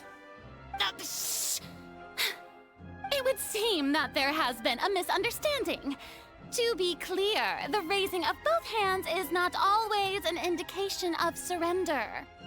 Looking for excuses again, huh? I raised my hands just now to indicate my acceptance of the trial. No duel shall be necessary. I will admit that I've been running away for a long time. I'm sorry, everyone. I was unable to protect the people of Poisson. It is my duty to stand trial for my crimes. You are not the only ones to be disappointed in me. I, too, am exceedingly disappointed in myself. But now, it is time for the Hydro Archon to show you her courage and resolve. I, Farina, will use this trial to show the world the true meaning of justice! This time, I will protect you. Applaud and rejoice! One of the most outrageous and fantastical arcs known to the opera epiclese is now unfolding before your eyes. Mark my words, this shall be one of the most exhilarating and brilliant shows ever to grace the stage of Fontaine! The trial of the Hydro Archon, Focalor, will now begin! Woohoo! Oh, now we're making history! Why does it feel like Farina just took over the whole thing? Like, come on! Didn't she just get forced to stand trial for her crimes? Also, even though she's still acting super dramatic, she is taking this seriously this time, right? All right, then. Who will be my opponent in this trial? The court asks the prosecutor to please take the stand. Is that so? Very well. Then please speak, witness of Tivat, my accuser and fated opponent.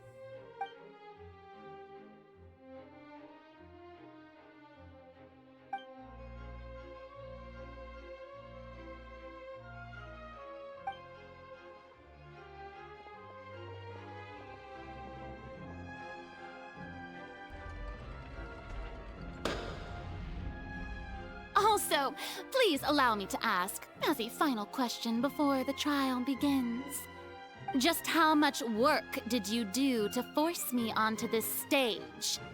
Well, we did do a lot of prep after the meeting that day.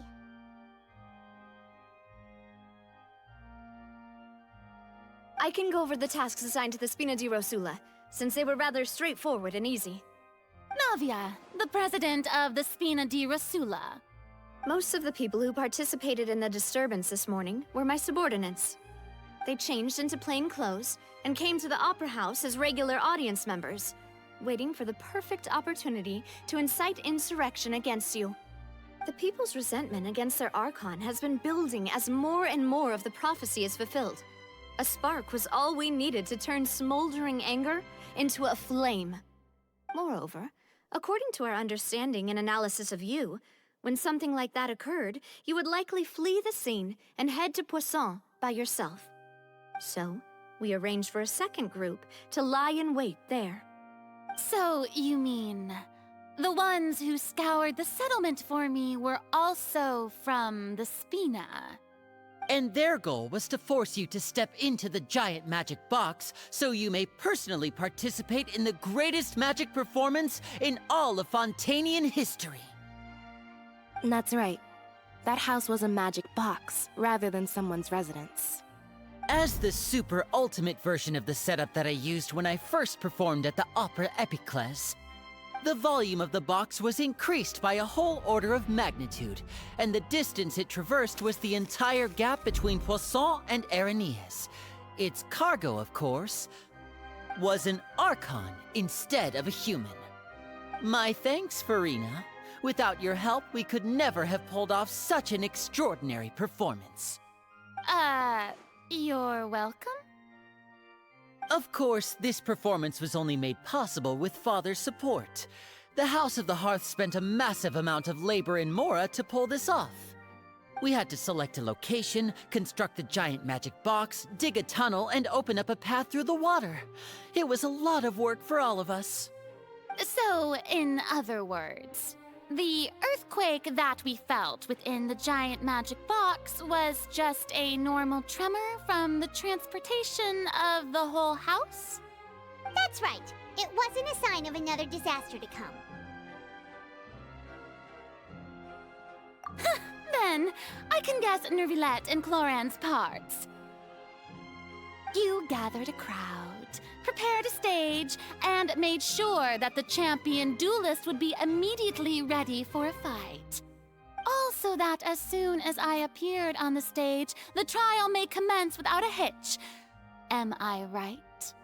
Yes, that is correct. Well, Clorand, I must commend you for your courage. Only the most outstanding champion duelist in all of Fontaine would accept a duel with an Archon without flinching. Thank you. As for you, Traveler, I suppose your role was to keep me distracted with conversation once you found me in Poisson. You'd make sure that I didn't notice anything amiss before revealing yourself as my prosecutor once we'd arrived onto the stage. Oh?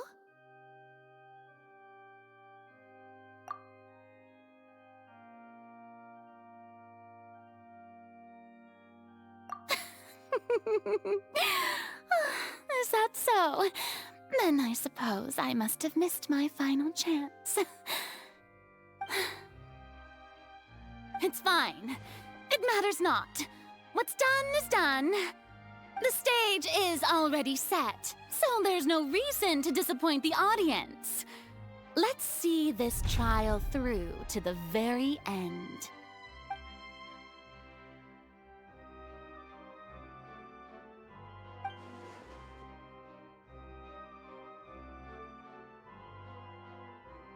Madam Prosecutor, please allow me to pass this along. This is a document that Miss Charlotte applied for and received permission to share with you during the trial. According to her, it should speed up the proceedings.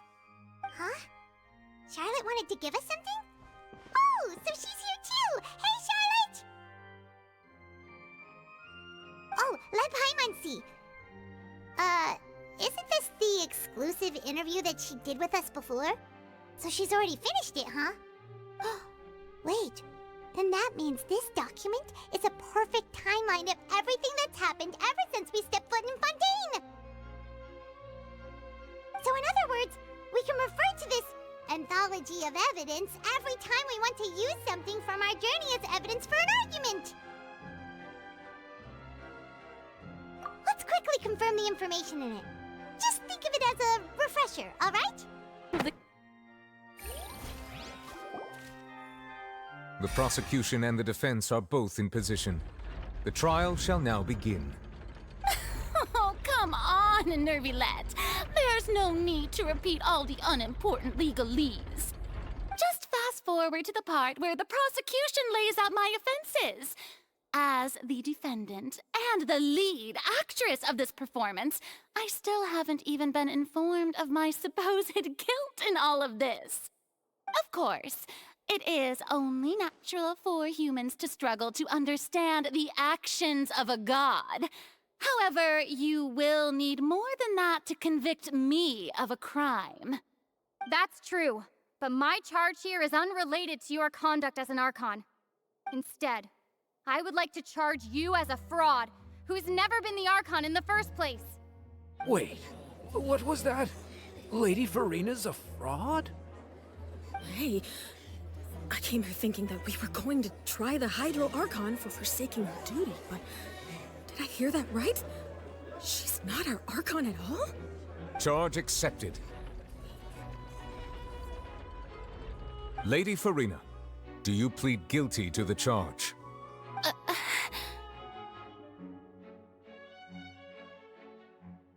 Lady Farina. I plead not guilty. How can I be guilty?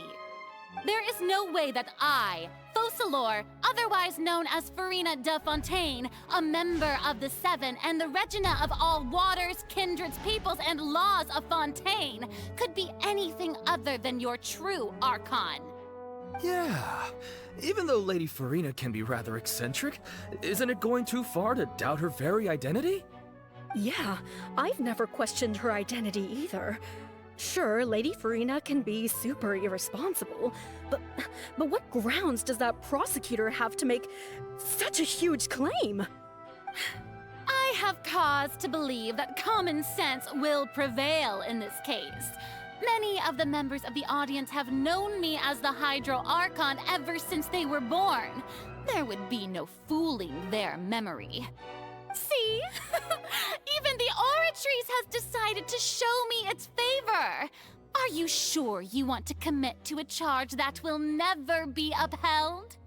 If you wish to drop the case, I can promise you as the God of Justice that you will not have to face trial for making a false accusation. We will treat everything that's happened as a dramatic spectacle and move on with our lives. What do you say to that? An argument with near impossible odds, huh? We have to not only refute Farina's claims, but also overturn the long-held beliefs of the people. Well, I tried to give you the chance to surrender. If you must persist, then let me ask. If you believe I'm not the Archon, then what manner of being do you think I am? And if I was not the Archon, then how did I manage to live for over 500 years?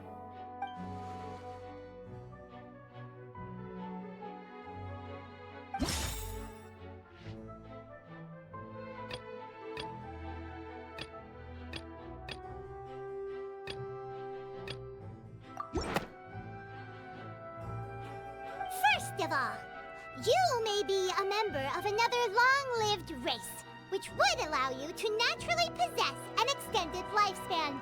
And second of all, even if that wasn't the case, there could be other ways to extend your life. Who gave you that idea?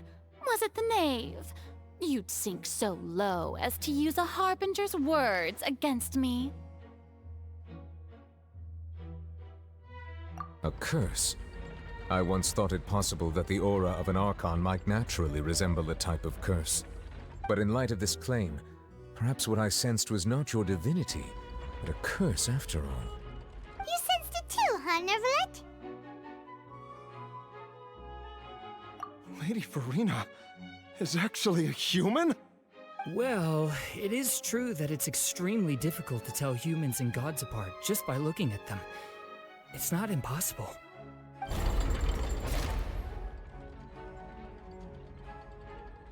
Well, don't start celebrating too early now. Even if I have been carrying a curse like you said, how does that prove that I am merely a human being? Besides, everyone knows that the main difference between a human and a god is the possession of authority. Gods can do what humans cannot. That's why they're worshipped as gods. For centuries, manifestations of my authority have served the nation of Fontaine.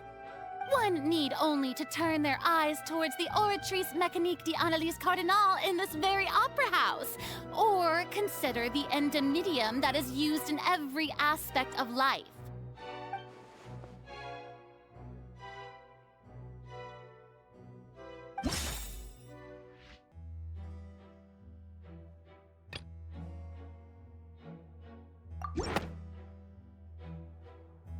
You tried to reference the Oratrice.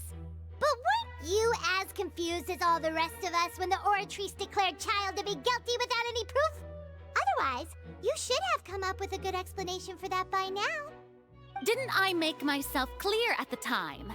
The decisions of the gods are naturally difficult for humans to comprehend. There is no need to provide an explanation. Lady Farina, I believe a reminder of your current circumstances is in order. While the court is in session, the principles of justice and the law must come before all else. While you are an Archon, you are also first and foremost the defendant in this trial. You will prove yourself unable to defend against the prosecution's charges if you continue to withhold vital information against the rules of the court. I never thought you'd use that kind of rhetoric against me. That was no trick of rhetoric, Lady Farina. I've merely reiterated the rules of the court. Rules that all should respect and follow. So, you neither knew why Child was declared guilty, nor did you understand the structure and operations of the Oratrice. Instead of having been created by you, the manifestations of authority you mentioned have been made by the real Hydro Archon, haven't they? The real Hydro Archon? Well, now you're really losing me. It is true that I did not know why the Oratrice gave out a guilty verdict that day. But the Oratrice handed out that verdict unilaterally, and it has been operating independently ever since it was first created. You can't argue that just because a divine creation is flawed, that the god behind it must also be no god at all. She's still throwing out all kinds of excuses. Seems like she's confident that we won't be able to produce proof that she has no power over the Oratrice. My power as an Archon. There are many ordinary citizens in the audience. How can I just carelessly demonstrate the formidable power of an Archon? If that poses a concern, I'm prepared to extend my protection to the audience. You don't need to go that far.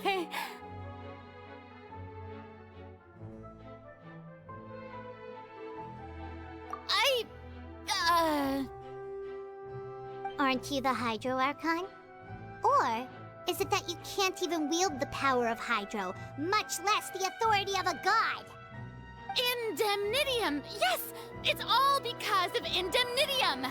All Archons derive their power from the faith of the people, and I've converted the people's faith in justice into Indemnitium! Thus did I give up all of my divine power to provide everyone with energy for their daily lives. Have you ever seen a more magnanimous god? Isn't that a huge stretch? Yeah, no matter how generous an Archon can be, how could they give up all their power? Can a god with no power even still be called a god? It seems like nobody's buying Farina's excuse. Hey, come now, everyone. Please don't stare at me as if I was a liar. I'm still the same Farina you knew, right? The one that you loved. Shouldn't you want to believe in me? Please? You've got to believe me. If what the prosecutor said is true, she really has committed a grave offense. Did she deceive all of us? And all of our parents and grandparents too? And all of our ancestors? Ever since they were born? Enough. That's enough. Tell me then, if I'm not the real Hydro Archon, then who is? If you have no evidence of another Hydro Archon's existence, nor can you find anyone who can back up their claim to be such, then what grounds have you to say that I'm not actually the real deal? Wow, she came up with yet another argument. How can we refute her now? Seems like she really doesn't want to give up.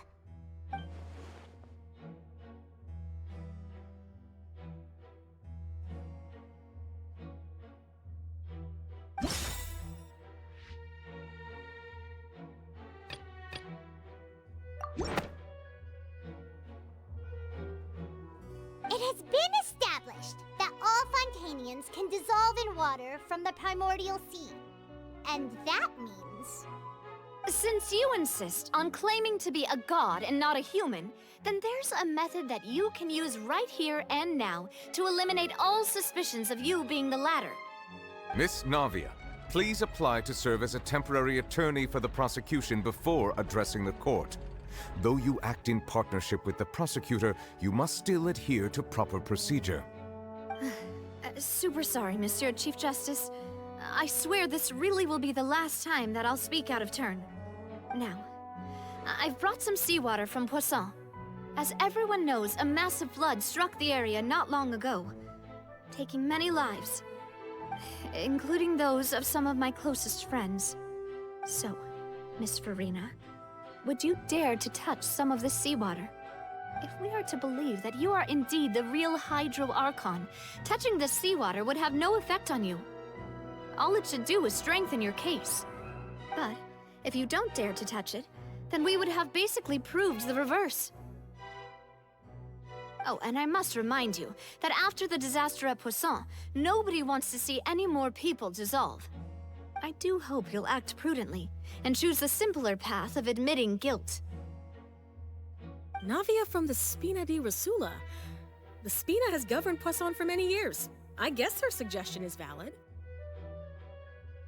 If Lady Farina is indeed just a human, she's probably Fontainian like all the rest of us. Would she really dare to try?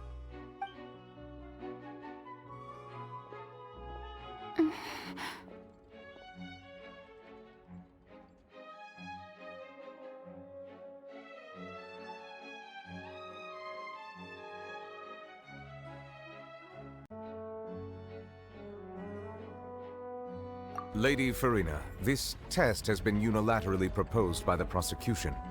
As it falls outside the realm of standard court proceedings, you possess the right to decline participation.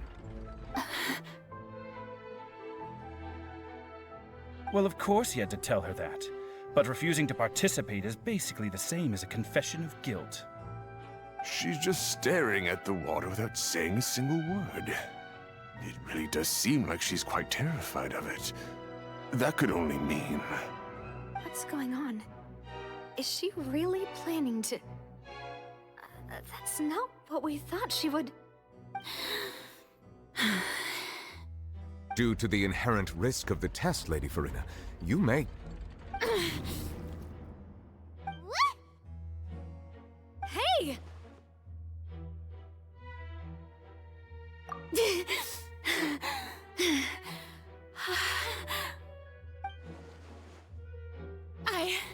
I'm fine! Look at me, everyone! My hand is still here! I haven't been dissolved! Will you believe me now? I really am your Archon! I'm nothing like a normal human who would fall apart as soon as they touch this water! Really? Was this not the most obvious thing in the world? Miss Siegewin? If you're present, Miss Siegewin, please come forward and attend to the defendant. Siegewin? Don't be nervous. It'll just take a few seconds. Let me see. That should be enough. Please announce the results of your evaluation to the court, Miss Siegewin. As everyone doubtlessly saw, Miss Farina was displaying symptoms of hyperventilation and flushed skin. These indicate that she was experiencing the adverse effects of exposure to primordial seawater. The extent to which she was affected is the same as other humans when exposed to primordial seawater of a similar concentration. Thank you, Miss Siegewin. Lady Farina, you may return to the defendant's stand. Oh, wait. What did she just say? I didn't get dissolved! Shouldn't that be enough to prove my innocence? Well, considering your tendency to run from your problems, we did originally prepare a direct sample of the seawater around Poisson. However, after extensive discussion, we exchanged it for a sample that is not concentrated enough to dissolve an actual human. After all, on the off chance that something entirely unexpected might occur, we don't want anyone else to lose their life to the sea. Yeah, So out of regard for Furina's life, you secured a low-concentration sample and asked the head nurse to serve as an expert witness. It's a great thing that the direct sample wasn't actually used. Furina could have... I can't believe... you...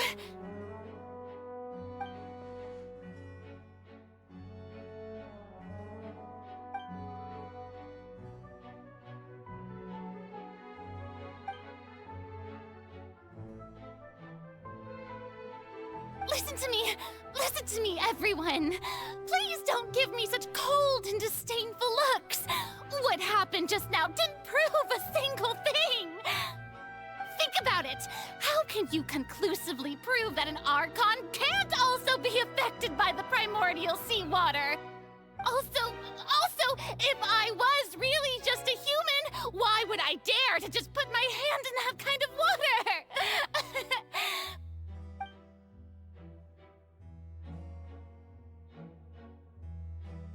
Please, anyone, just listen to me! I swear, I really am your Archon!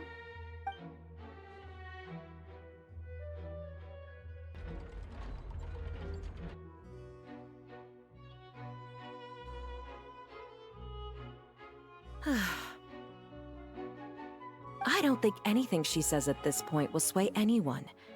The odds are just too stacked against her now. With all the things that have been said, Paimon doesn't think there's any way left for Furina to win. I believe the time for arguments and presentation of evidence has come to an end.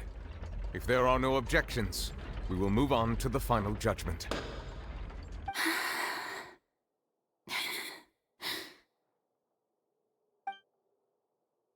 I don't think anything she says at this point will sway anyone. She's too stacked against her now.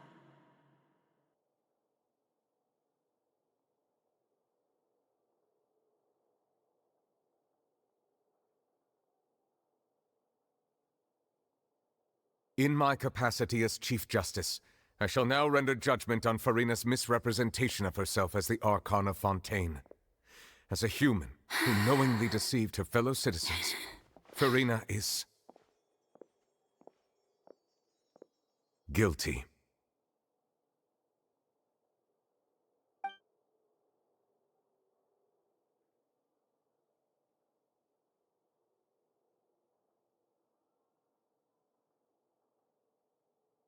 We shall now turn to the Oratrice Mécanique d'Analyse Cardinale to render the final verdict on the charges.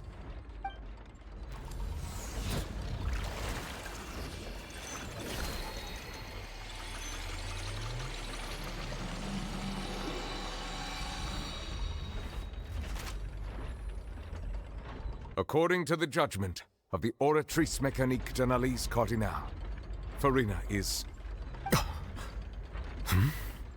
Well, what's wrong?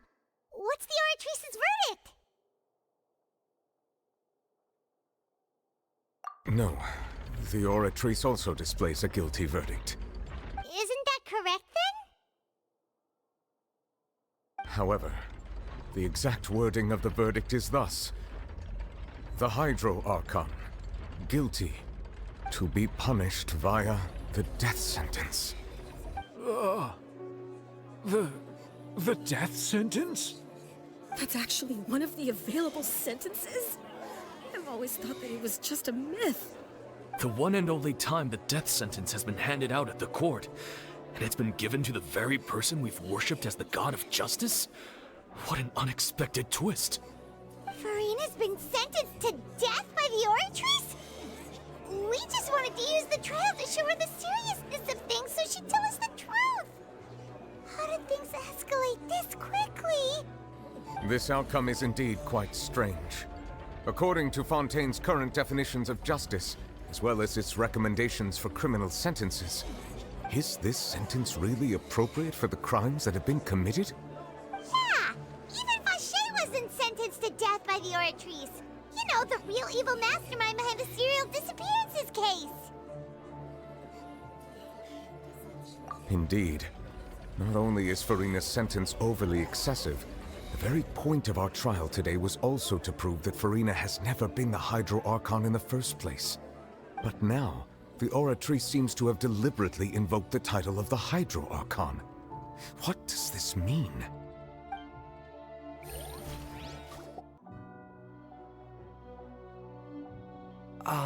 Excuse me, if I may interrupt. Is the trial still going? Fremine!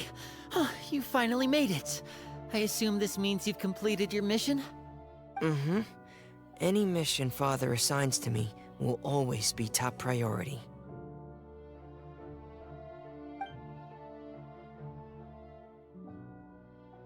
Is that the first prophecy slate?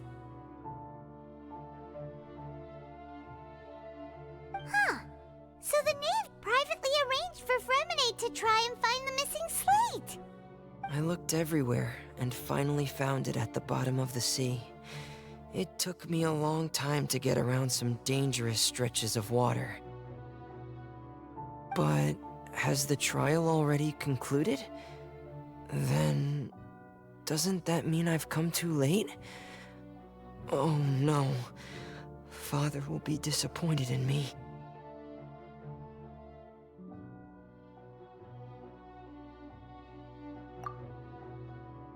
Thank you for your hard work, Mr. Fremine. Please allow me to review the record left on the slate. Traveler, I believe that you have already seen the other existing slates, and would like you to come here and confirm their contents.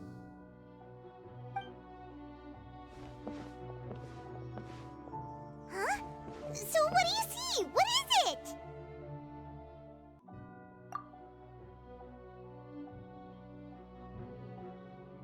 I believe I've now made sense of the Hydro Archon's crime. It has to do with Fontaine's lost history. Huh? Isn't the Hydro Archon just guilty of deceiving her people? Oh, wait, no, that's Furina, and we've already proven that she's not the Hydro Archon. So when you say Hydro Archon, do you mean the real Hydro Archon we've been kinda talking about? In truth, everything that you've encountered in Fontaine up until this point can be traced back to the contents of these stone slates. However, I'm uncertain as to how much sense they currently make to you. Okay, let's try to recall the contents of the other 3 stone slates. Paimon will do her best to help you remember.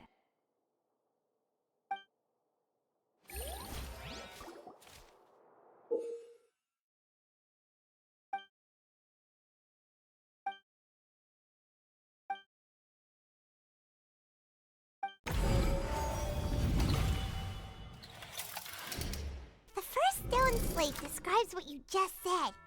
It seems to show the previous Hydro Archon using her divine power, and then the Oceanids turn into humans. Does that mean that Fontainians are transformed Oceanids? Oh, Paimon wasn't expecting that. But if Oceanids can turn into humans, then perhaps this process can be reversed as well. The second stone slate shows Celestia floating in the sky, and the Hydro Archon and her people worshipping it together. But the heavens still brought judgment down upon them. This must be the point when the Hydro Archon and the Fontainians were branded with their original sin. Does this mean that the original sin and the Hydro Archon sin are the same thing? The third slate shows the Hydro Archon sinking into the sea surrounded by many people. That reminds Paimon, didn't we also watch that happen to someone else? Well, the fourth slate is the prophecy the Fontainians have been talking about. People dissolving into the sea, the Hydro Archon crying on her throne, and so on. We didn't believe that such a crazy disaster could happen at first, did we? But after that incident, it was just a question of when and not if.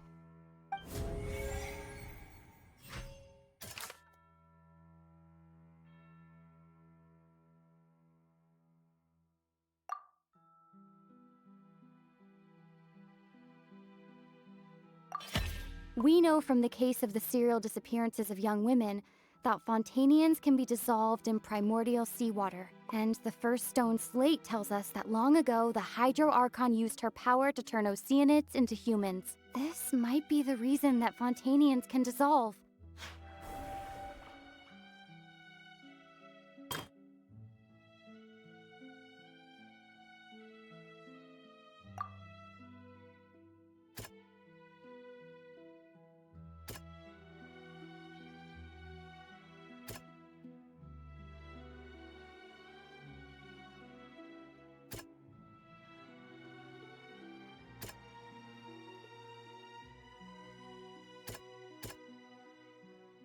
That doesn't sound quite... That doesn't sound... That doesn't sound... That doesn't sound... Perhaps what is about to take place has all happened before. The true sin of the Hydro Archon that Nervilette mentioned, and the original sin cast down on the people of Fontaine by Celestia, as recorded on the stone slates.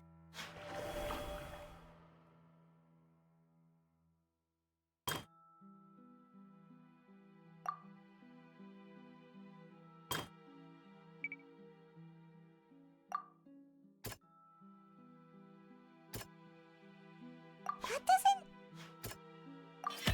It's not as simple as falling into the sea. When Navia fell into the sea, her consciousness was subjected to judgment. The stone slates show the people gathered around the Hydro Archon in the sea. Could that be alluding to the same thing?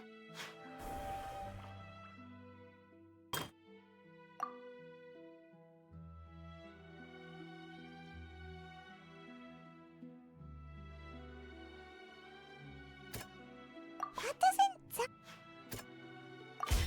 The prophecy from the stone slates found its way into society, but not many people believed it at first. The fortress of Meropide was nearly flooded with primordial seawater, which we know can cause Fontainians to dissolve.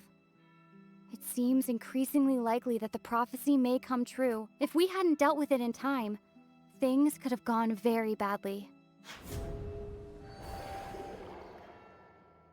They'll dissolve into the primordial sea but won't cease to exist. Their essence will flow in the seawater, converge, and take the form of an Oceanid. The Hydro Archon was sentenced to death in court, shocking everyone present. Perhaps this means that her sin was actually Fontaine's original sin.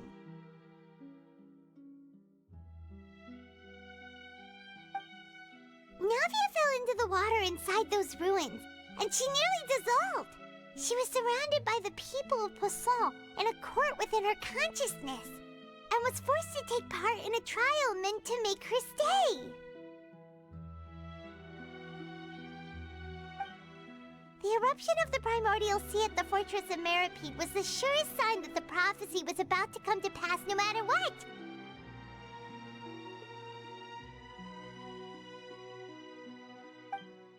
The prophecy's contents can all be verified by recent events. If we combine what we know together, loads of truths should come to light.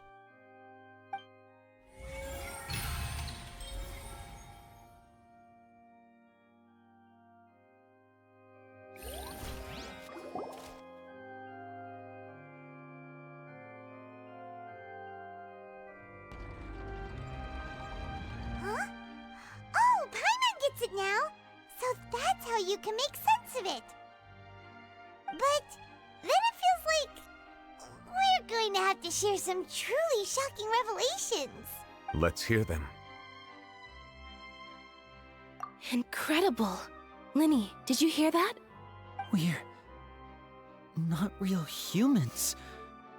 All Fontainians were originally created by the late previous Hydro Archon, with Oceanids as their basis. The evidence for that can be found in how only Fontainians could dissolve in primordial seawater, and how all the girls Vacher dissolved were also turned into Oceanids. Oh, and according to Navia, when she was about to get dissolved, she also saw everyone gathered around for a trial, all of them in the shape of Oceanids. Indeed. Yeah, intent of the first slate, that she probably angered Celestia by creating humans without prior permission. That could also explain why the Oratrice judged the Hydro Archon to be guilty. It's to account for that ancient sin. The Hydro Archon's true sin was creating us? And yet, after many hundreds of years, the Hydro Archon's creations have turned around to try to judge the Archon within the Opera Epiclese. The twists of history are often the most unexpected of all. Yeah, isn't the image here just like when Navia fell into the sea? So wouldn't it be trying to show the image of the Hydro Archon also falling into the sea once the prophecy has been fulfilled in the fourth slate? In the end, the people will all be dissolved into the waters, and only the Hydro Archon will remain weeping on her throne. Only then will the sins of the people of Fontaine be washed away. Did Paimon get all that right? You've made some keen deductions. I must say, given how much you still don't know, it is impressive that you've already managed to connect so many pieces of the truth. However, while you were able to decode all the information on the slates, they've also been etched with an additional layer of hidden information using a different power source. When we were at the ruins, I tried to decipher the hidden information recorded in the slates. But since we only had 3 slates at the time, I was unable to come to a full conclusion. Now that the slate collection is complete, I shall make another attempt to decipher the narrative recorded within. If everything goes well, we should finally be informed of the unadulterated truth.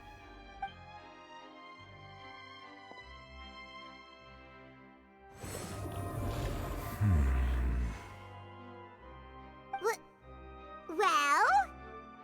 Did you get it? I believe I should share this truth not only with you, but with all the people of Fontaine as well. I will try to briefly summarize it for you.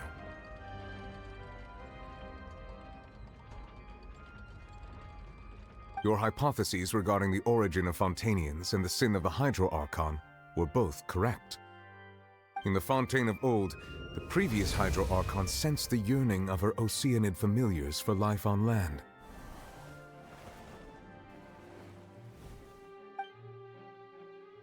The Oceanids were enamored with the beauty and romanticism of human beings, and wishing to have those experiences for themselves, expressed to the Hydro Archon their desire to become of a similar kind. However, even though water as an element is intricately linked with the power of life, the Hydro Archon, as one of the 7, did not possess the authority to create a new form of human life.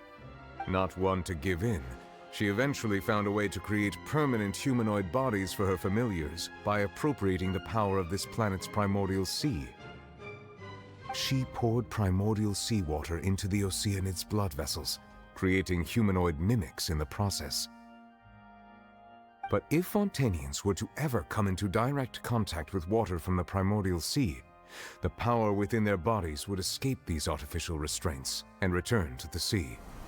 As a result, their forms would collapse, and they would be reverted to their original forms as Oceanids.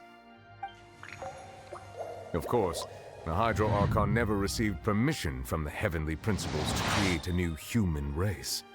And thus, the Hydro Archon and all of her creations came to shoulder the original sin of appropriating the power of the primordial sea. That is the true history of how the people of Fontaine first came into being. So we were all Oceanids before we turned into human beings?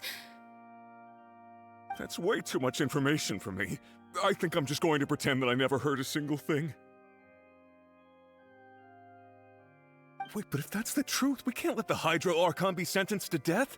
After all, her only sin was creating us. This really might be too much information for your regular Fontainian, but it does answer a lot of our questions. Alas, your hypothesis regarding the 3rd and 4th stone slates was inaccurate. The slates' respective positions are, in fact, correct. A key point of the visual on the 3rd slate is how all the individuals depicted in the water are humans rather than Oceanids. They have not been dissolved, which implies that the water depicted in this slate is not water from the primordial sea. The nation of Fontaine is the nation of Hydro, as well as the nation of Trials and Justice. Instead of being the literal element, the water in the scene symbolizes judgment and justice. You may also recall Navia's experience. When she fell into the sea, her consciousness was surrounded by that of many others who intended to hold a trial to determine her fate. Therefore, the meaning of the third slate is that the people of Fontaine shall try the Hydro Archon at the court of justice. Yes, it refers to our present situation. I think I'm following now. So, what you're saying is, even though we decided to put on this trial to avoid fulfilling the prophecy, in truth, everything we've done has happened exactly as the prophecy foretold. So now, it seems, we're the ones making sure it comes true. What should we do? Huh. No matter what, the prophecy will be fulfilled. Is this what it feels like to be a prisoner of fate? If that's the case, does that mean the scene in the fourth slate will also be fulfilled soon? Traveler, I would like to point out another small fallacy in your deductions. About the fourth slate, you probably thought that the eruption of primordial seawater beneath the fortress of Meropide served as the surest sign that the prophecy was about to come to pass, yes? However, I believe that rather than being a sure sign, that eruption could in fact only be a small warning of something far worse to come. As for the root cause of the catastrophe, I believe you've already encountered it once before.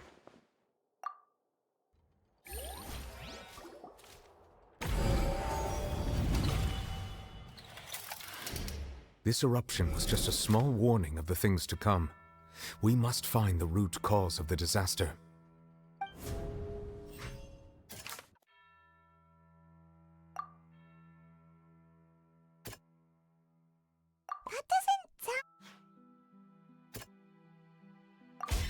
It was both dream and reality.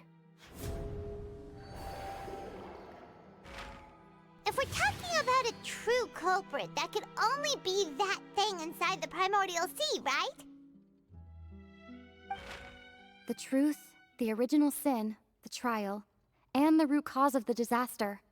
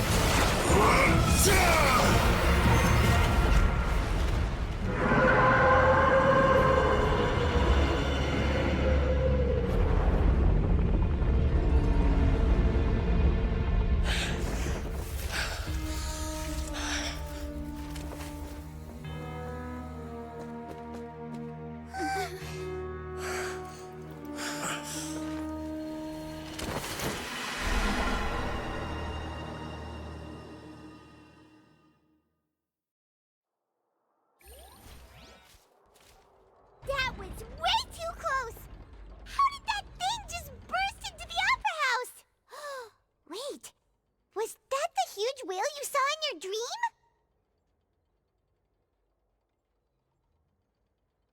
So we've met it at last. I understand very well why it has chosen to make an appearance here. That whale does not belong to Tevat.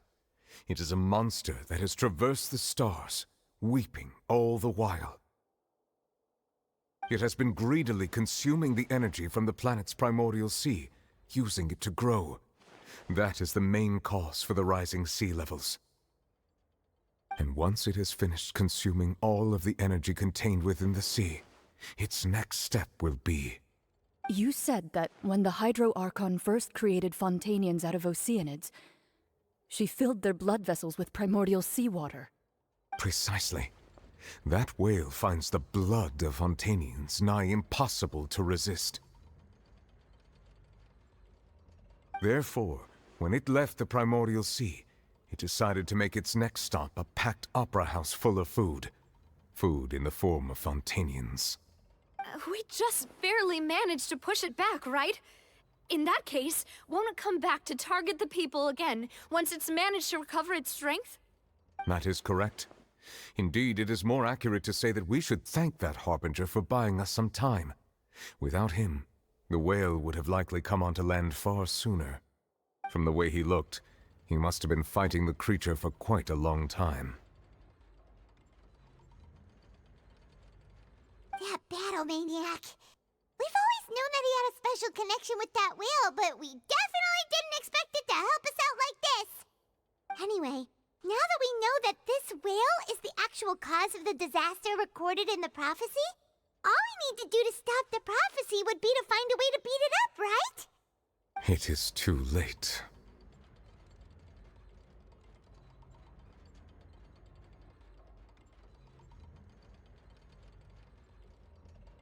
It had already absorbed too much of the primordial sea's energy before we could notice it. At this point, it has become practically integrated with the sea itself. Even if the entirety of Tevat were to be destroyed, it could still survive and swim off towards some other world. That's not something I will accept. We've already done everything we can, and we even found the true culprit. We've come so far. You can't just tell me that the last hurdle is some impossible foe. That's just not fair. Indeed, that's not how a grand performance should end. I'll fight it to the end, no matter what. So the prophecy will be fulfilled no matter what, huh?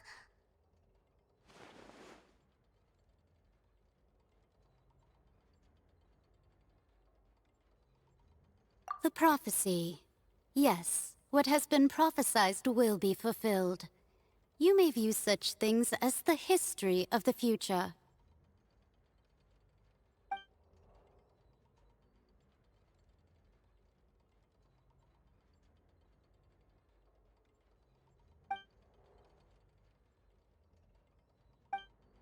Just as prophecies are usually only the future as seen from the perspectives of the gods, could things be happening in hidden corners where the gods' gaze does not fall?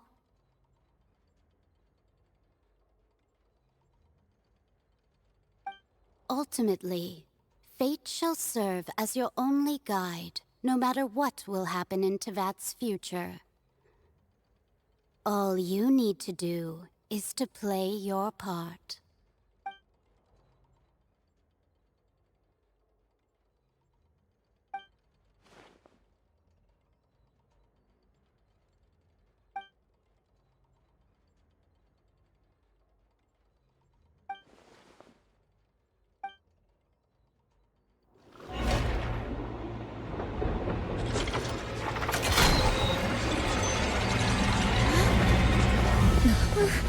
What's happening with the oratories? I believe it is preparing to carry out the death sentence.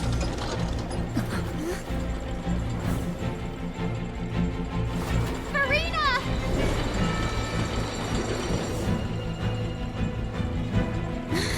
No, I still need answers.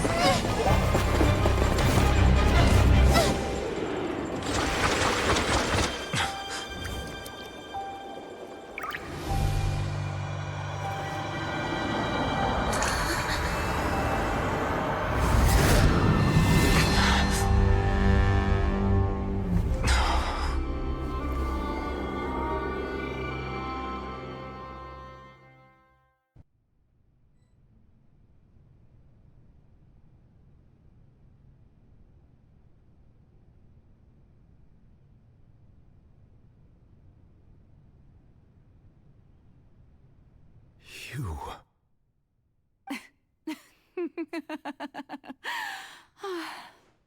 Sorry. That shocked expression on your face is just too amusing. I couldn't help myself. You are not Farina. Who are you? Ah, the sweet sound of bewilderment. Marvelous. A sure sign that my attempt to deceive everyone was a resounding success. But to answer your question, I am Focalor. You know, the god. Focalor? Why did you deceive us? Oh, that wasn't my goal, of course. Goodness, no.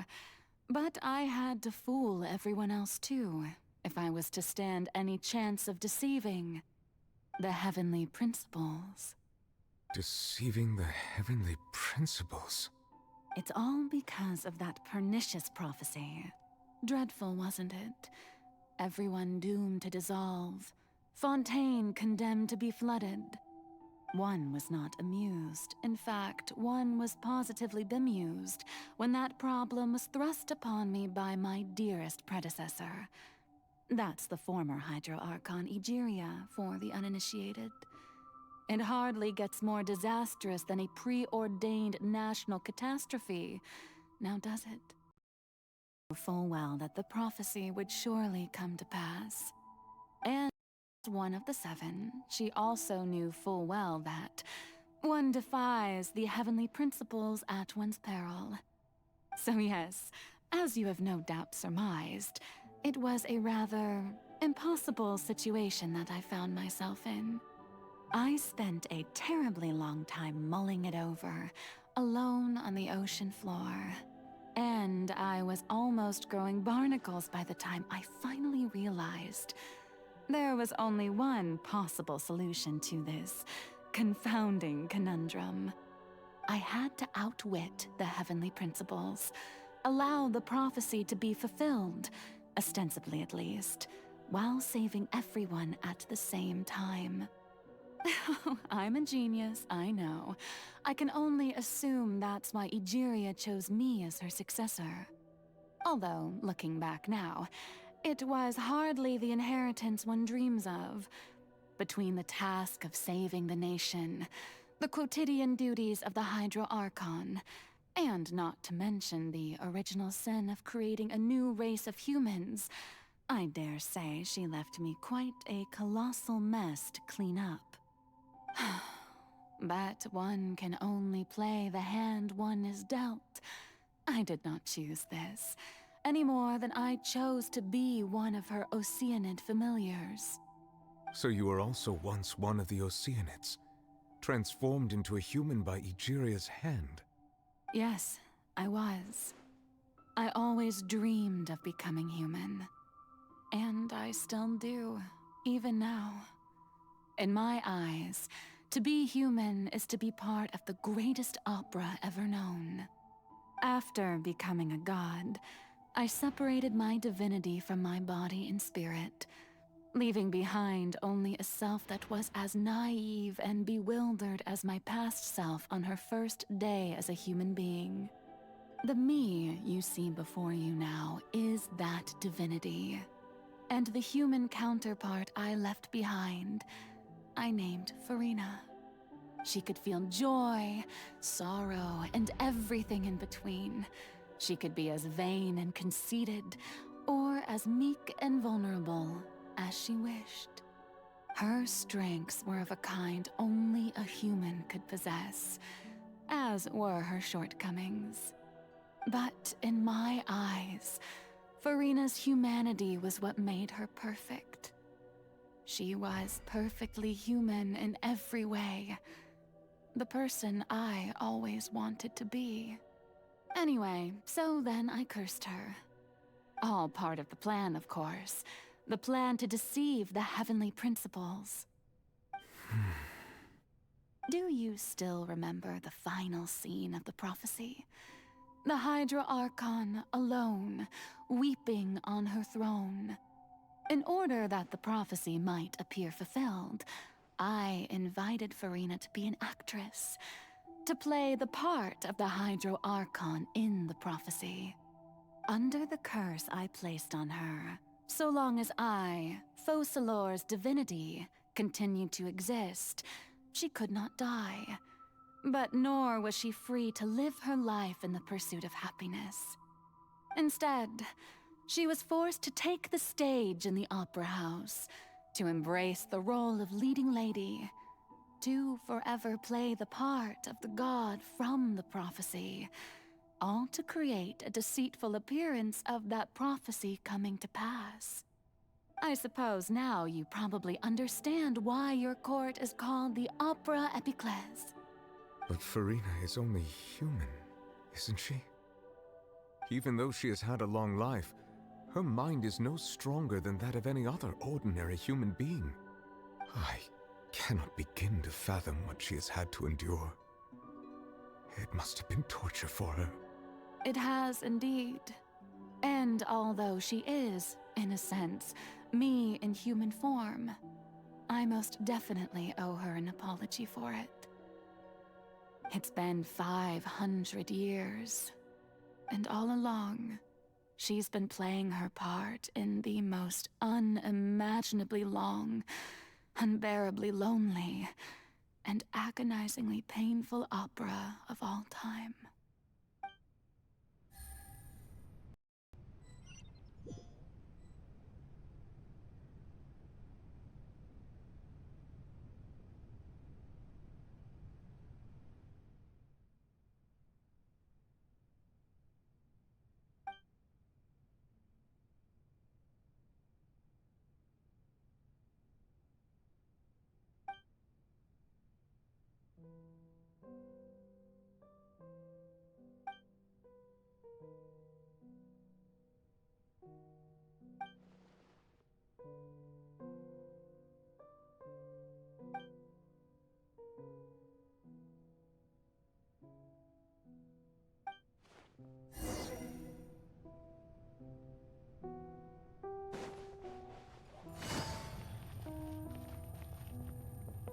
Take it easy.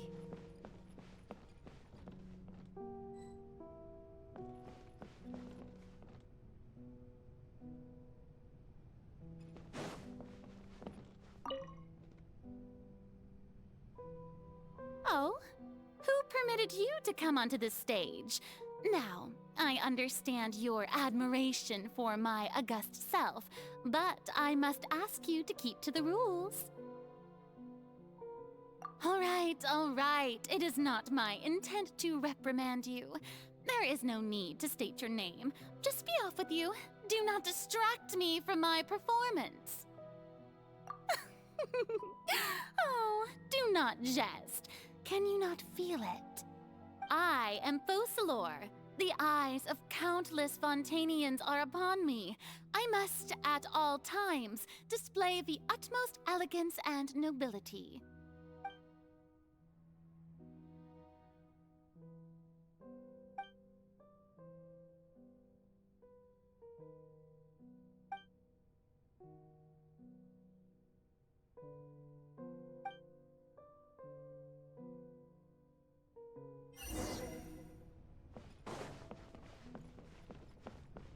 Dear audience, the performance is experiencing a technical difficulty, but worry not. The gods shall resolve it soon enough.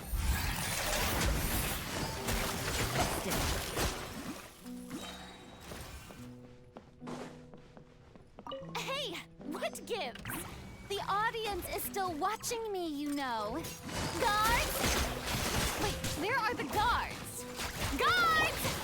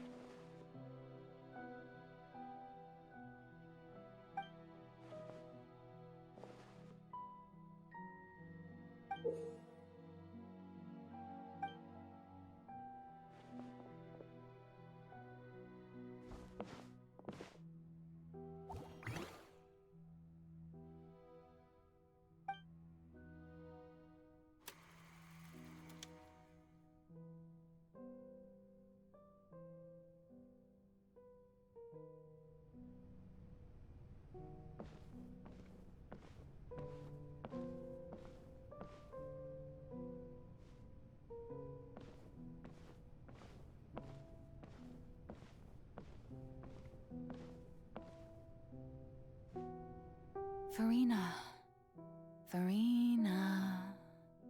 Huh? Who's that? Who's calling me? Where are you? Be not nervous. Be not afraid. I am before you. Wait a moment. You're mirror me? How can this be?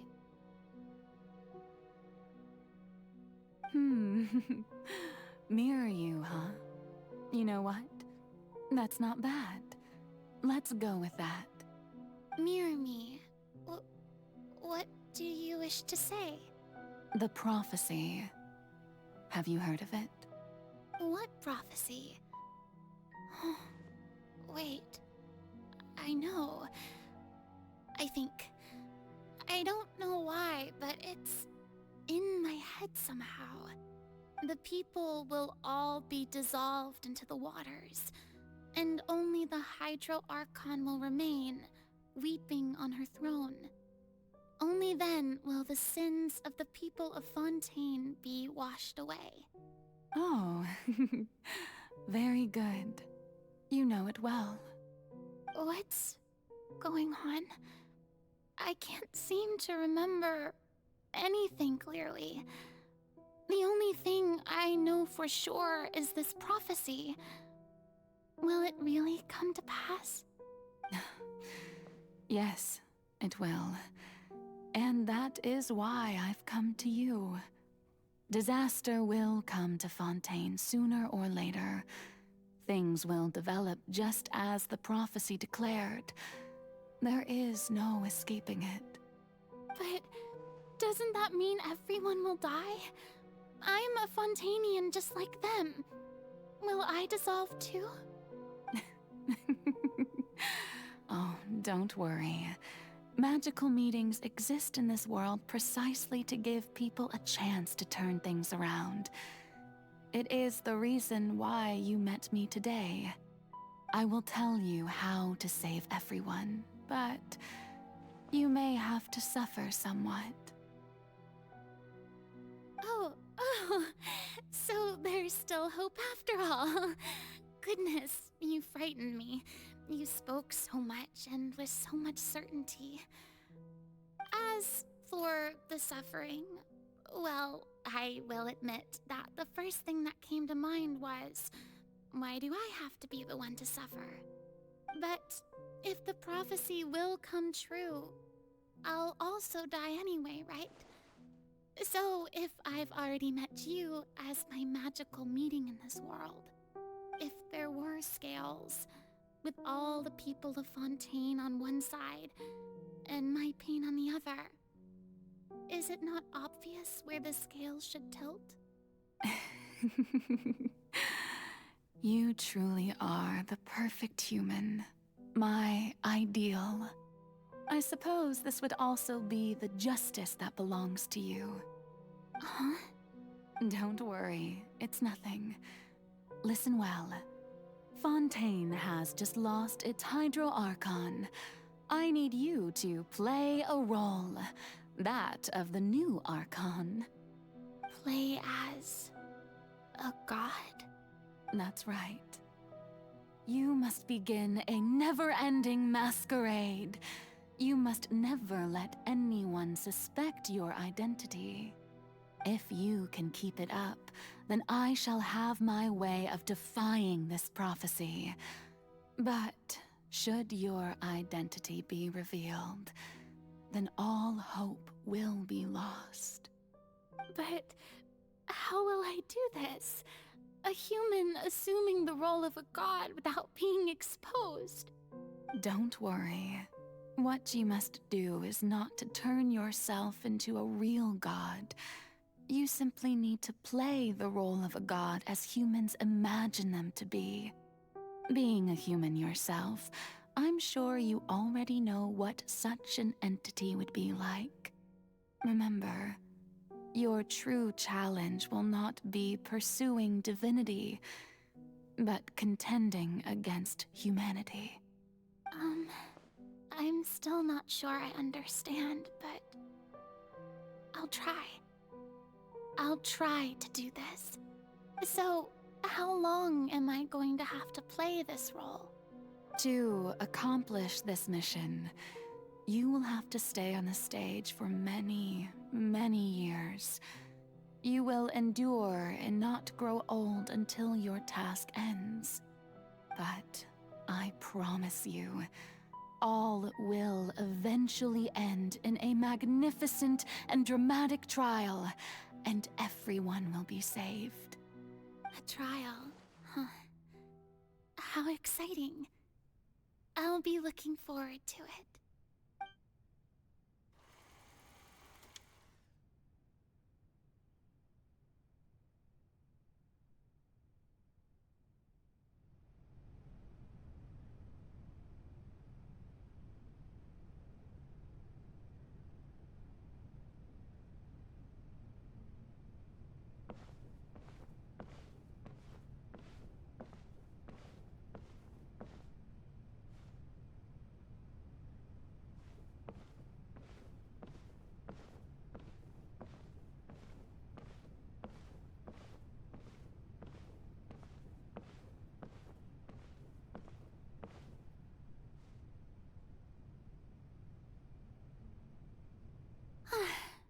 The Maison Cardinalise has announced my accession, but this is my first time facing the people. What should I say to most appear like a god? To be honest, I still don't know. Perhaps I should first try to act natural. Ladies and gentlemen, good evening, and welcome to the Opera Epiclese. I'm sure you've all heard about how I have taken on the role of Hydro Archon. Indeed, I am Verena de Fontaine, your new Archon. In truth, I know little about becoming a nation's new god, but it will be my honor to guide you all. As the god Focalor, the god of justice, I shall do all within my power to lead you into an age of fairness and justice. Once again, thank you all for coming. If you should have any questions or suggestions, please send them to the Maison Cardinalise. The future of Fontaine will require us to work together, after all. This should do it. I thought I might stammer, but thankfully, I was able to convey my thoughts just fine. Okay, and next.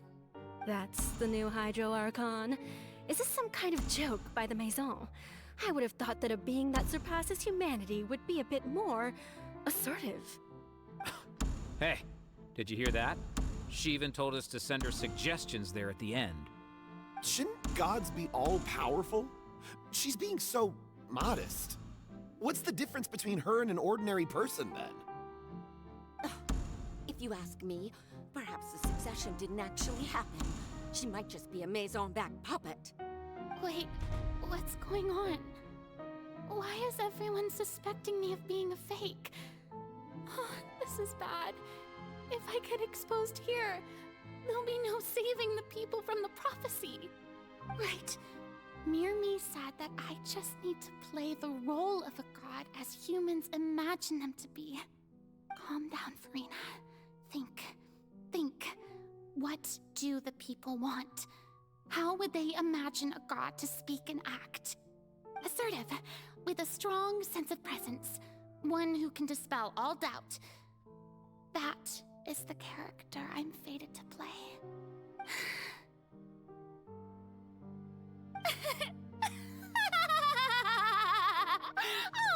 Oh, very good, my people. Only ones such as you are deserving of my rule. Now, I was wondering if some weak puppet were to one day come onto the stage and claim ownership of this opera house, would the children of Fontaine follow them? Well, it seems that you would all see right through them. Having passed my test, you are qualified to witness wondrous trials alongside my august self, here in this opera house. You may consider my previous act a door gift of sorts. I thought it was a debut that suited the atmosphere. Now then, let us be reintroduced. Ah, so that was just a performance. How could I have forgotten that we were inside an opera house? Her personality. It's quite shocking, to be honest, but I suppose it's a better look than before. Such a fascinating and bold deity. How wonderful! Our future may yet be bright after all. It seems I've turned them around. Best follow this flow and restart my accession speech. My dear people, whether you acknowledge me or not, whether you trust me or nay, I say to you, keep faith in your ardor for justice. We have heard it said that this nation's sins can no longer be washed away. Well, I say that justice is most fragrant when it blooms amid sin. The scales of justice should not weigh heavy in the hands of its God. On one side, it must carry fairness and justice. And on the other, praise and applause. May law be the prayer on our lips. May judgment be our worship. Let us light the fires and drink to the future of Fontaine. There is no trouble in this world that justice cannot solve. All that is needed is for you, my people, to believe in it, heart and soul. So long as I, the Archon Focalor, stand within the Opera Epiclese, so long as I stand before the Oratrice, I shall even judge the gods of this world!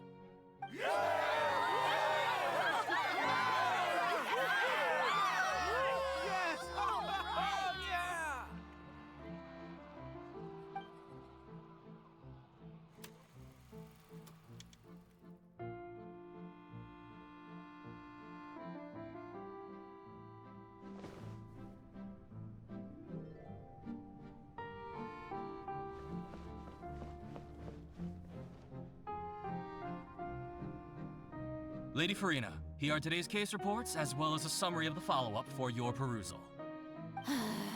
Come now, was I not just at the Opera House in person? Leave these kinds of things to Neuvillette. Besides, none of these trials were the one that I'm looking forward to the most. If I may be so impertinent, what kind of trial are you truly looking forward to? A magnificent, dramatic, and wondrous trial. A trial to end all things. How could you hope to understand? That's true. I fear I lack the ability to grasp your divine thought, Lady Archon. No need for fright, and do not take what I said before too seriously. Go now, do your duties. The trial I await. It will come one day.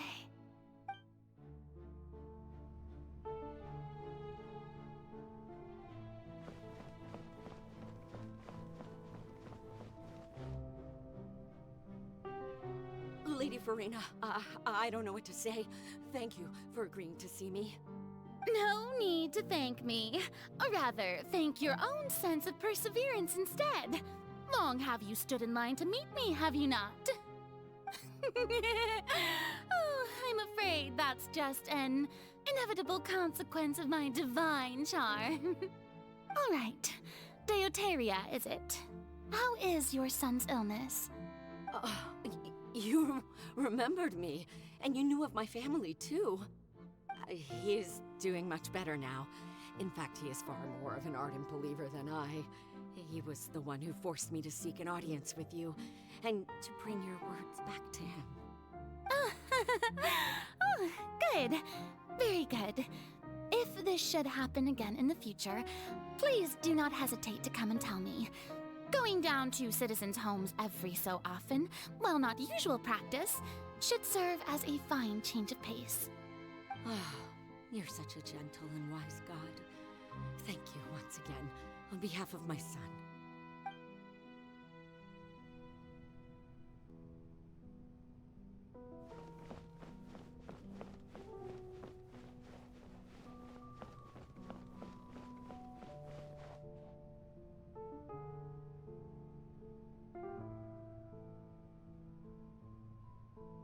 Lady Farina, here are the latest hydrological reports. As for the specific parameters you asked to take note of, I'm afraid things still don't look good. I see. It's as I thought then. As your god, I did already expect this, but I wanted to see how far your human wisdom would allow you to analyze it. All manner of signs indicate that the prophecy will still come to pass. Forget it. That's not something you need to worry about right now. Well, as I understand it, the Fontaine Research Institute is also trying to find a way to counter the rising water levels. Really? Have they found anything? I'm afraid that they haven't found any effective solution thus far. Oh, is that so? Well, no wonder. This issue has reached the realm of the gods, after all. Still, their spirit is praiseworthy.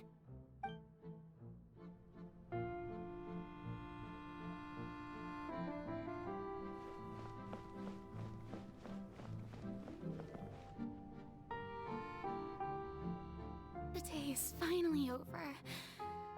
I haven't had a moment to breathe this whole time. But it's good to see that everything's getting on track. There are no longer any voices of suspicion. Maybe this is fine. I just need to keep going, and everyone will be saved. All right, Farina, don't think too hard about this. You need rest. Tomorrow's a new day.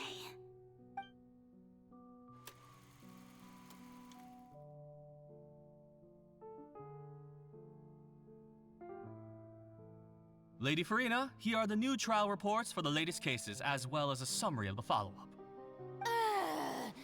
There'll be no need for that. I've seen them already. There's no need to go back over scenes I've witnessed in person before. Lady Farina, I've waited so long for this chance to see you in this manner. Indeed, my dear, loyal citizen. This joyous moment is an honor for us both.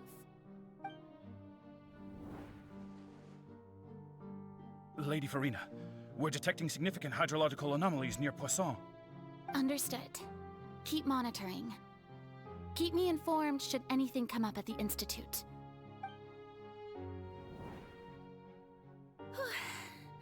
I don't think I let anything slip today.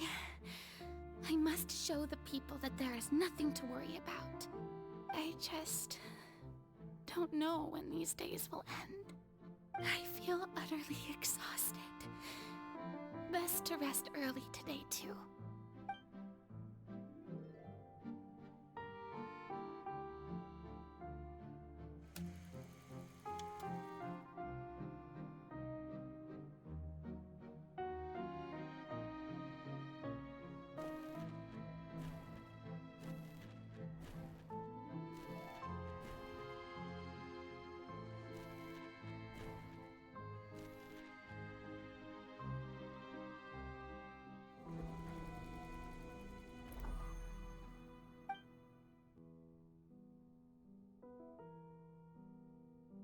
Lady Farina, it's like a dream being able to speak with you up close like this. I've heard that the first member of our family who was honored to receive an audience with you was Madame Deoteria, almost 20 generations ago. And what a fine family yours is indeed. It brings me great joy to meet such a faithful believer. A descendant of a line most ardent. Surely you exaggerate, Lady Farina. My lady? What is it, good citizen? Oh, are you crying? Uh-huh. Oh, really now? I didn't even notice. This must be the overflow of hydro from my person. Well, can't quite help being the god whose dominion is the waters, can I? No wonder. No wonder. A manifestation of your power, then. Oh, Archon, I am honored to have witnessed it. Honored indeed.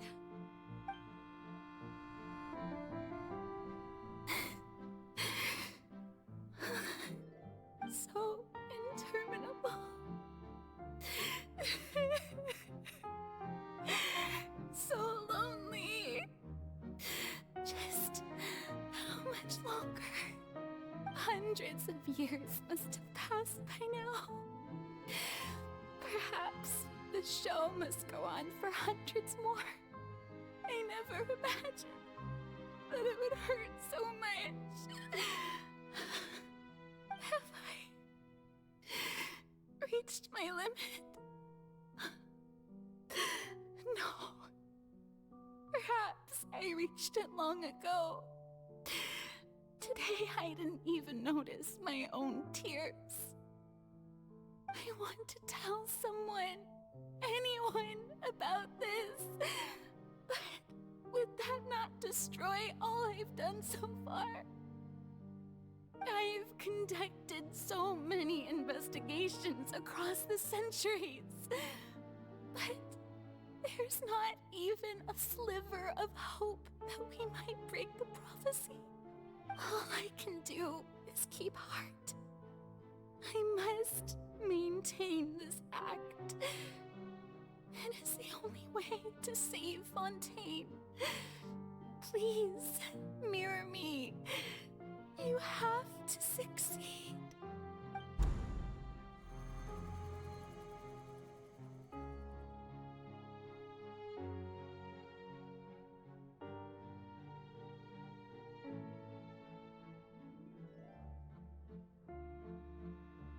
Farina, you don't have to shoulder this burden alone. Although I don't know what you might be keeping from everyone, your people are more than willing to share your burden with you.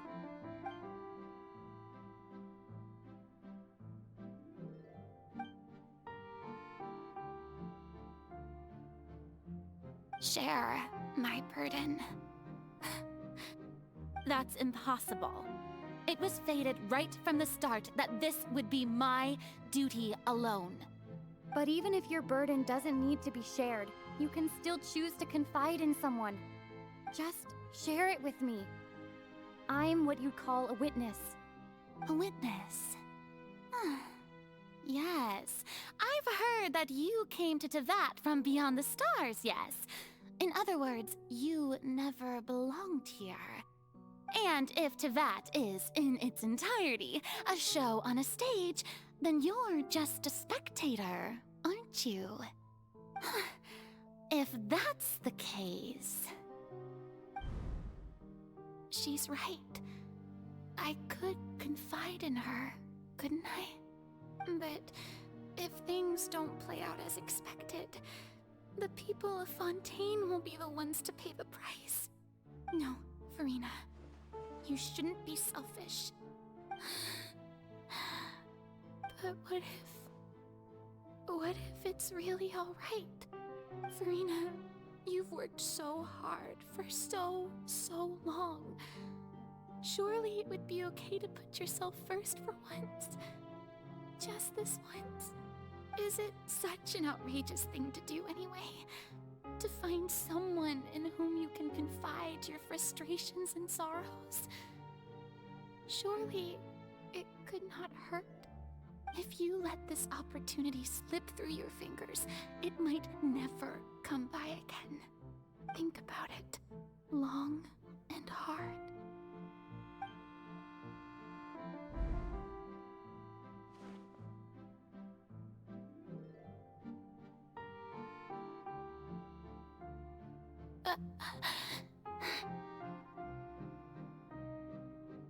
No, I have nothing to say. I am Farina, the Archon of Fontaine. Everything will surely get better. All you need to do, dear spectator, is to witness my performance until the curtains fall.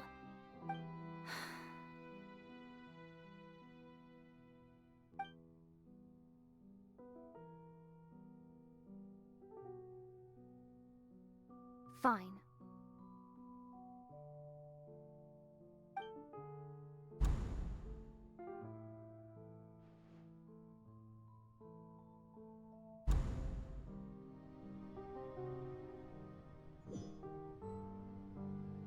So even Farina doesn't know the truth?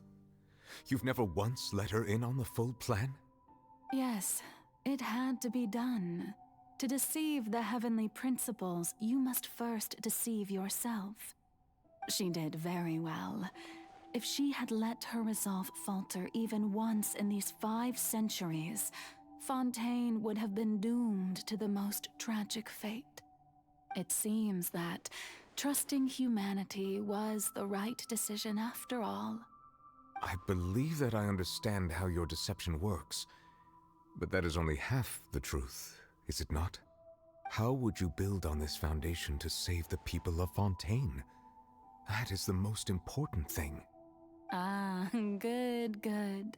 Of course, the Iudex of Fontaine has pinpointed the crux of the issue. I'm sure you've long sensed that the Oratrice is no simple machine, yes? I've always suspected that it had its own consciousness, and Lenny did mention that he heard a human voice within the core chamber. It now seems that that person was you, hidden within the machine all along. Am I right? And then I became one with the Oratrice, taking Fontaine's gnosis with me. Yes, it would seem so, wouldn't it? Alas, your understanding of this device still lacks sufficient depth. In truth, it is no enactor of justice. It is, in fact, a device created to kill the god of justice. I beg your pardon? Oh, you have it. And to be more precise, not only will the Oratrice take down the god of justice, it will also take down the divine throne upon which she has been placed. I mean, did you think I would be the sort to enjoy peaceful repose while Farina suffered? My work over these last 500 years has been to constantly accumulate indemnitium within the Oratrice. But really, some have already discovered that only a small fraction of the energy generated by the device was ever used to provide power to Fontaine. The vast majority had to be, accumulated to enact this death sentence. It was all a part of your plan, then? Both the trial and the sentence? Indeed. This power, accrued over 5 centuries, could have sustained Fontainians for millennia had it only been used for that purpose. Almost all of it has now been stored within the Oratrice. But only power of this magnitude could hope to destroy the Hydro Archon's divine throne, shaking the rules established by Celestia and breaking through the institution that is the Seven. So the Oratrice's call for death was for neither Farina nor Focalor, but for the Hydro Archon. The destruction of that divine throne. If I do not misunderstand your intent, you must be... Returning what's rightfully yours to you, of course.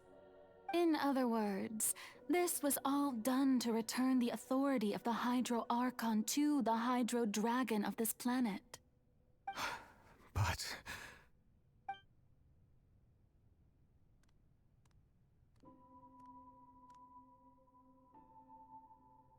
Oh, what? Getting sad again, are we? The authority of the ancient dragons shall soon be yours once more, O Hydro Dragon Sovereign. And this is the face you make. All you've done throughout the years is just so you can sacrifice yourself at the very end. I've never quite seen it that way, you know. Even now, I'm quite pleased at how well my deception worked.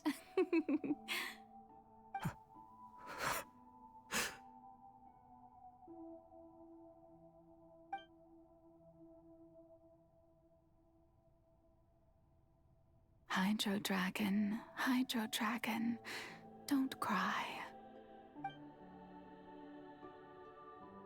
I must say, had it been within my rights, I would have loved to judge the heavenly principles themselves. Were they not guilty of essentially the same crime? Egeria stole the power of the primordial sea, and the heavenly principle stole the power you ancient dragons possessed. I, for my part, am the god of justice. And is it not just that your original powers should be returned to you? Speaking of justice, I have always believed that justice lies in the process of pursuing human existence itself. So, if the theft of the primordial sea's might was Fontaine's original sin, then, leaving matters of procedural right and wrong aside, the descent of the Fontainians as humans and their right to exist in this world would be Fontaine's original justice. In other words, existence was Egeria's justice, and to me, justice is the continuation of that existence. Defying the prophecy and ensuring that Fontaine's people shall live on, that should be the justice enthroned over all others. At this point, we, whether it be myself or all other Fontainians, have shouldered the burden of this sin for far too long.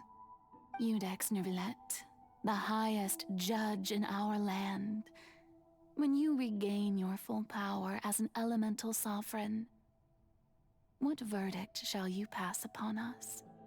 So when I was invited to the court of Fontaine to serve as Eudex, I see now that that was your idea too. At last, I now understand the true purpose behind this position. In the beginning, I was uninterested in human existence. But these 5 centuries of living alongside them have gradually brought about mutual understanding between us. And I have even attempted to feel as they feel. You are a devious one, Focalors. Things being as they are, surely you know that I could never declare them to be guilty.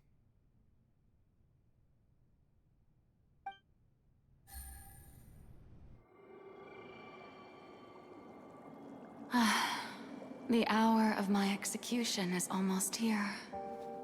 For the sinner, the curtain call has come. I know I may not sound it, but faced with death, I find myself a little afraid.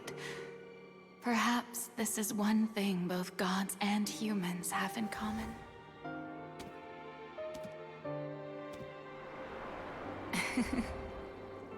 Farewell, Neuvillette. I hope you've enjoyed the part you played these 500 years.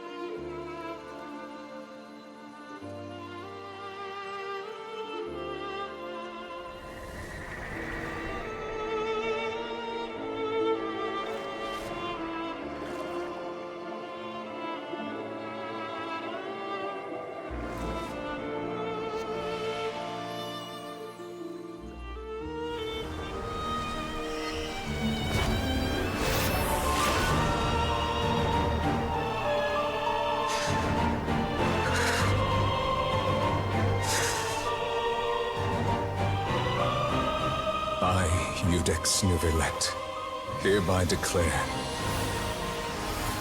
People of Fontaine, your sins are forgiven.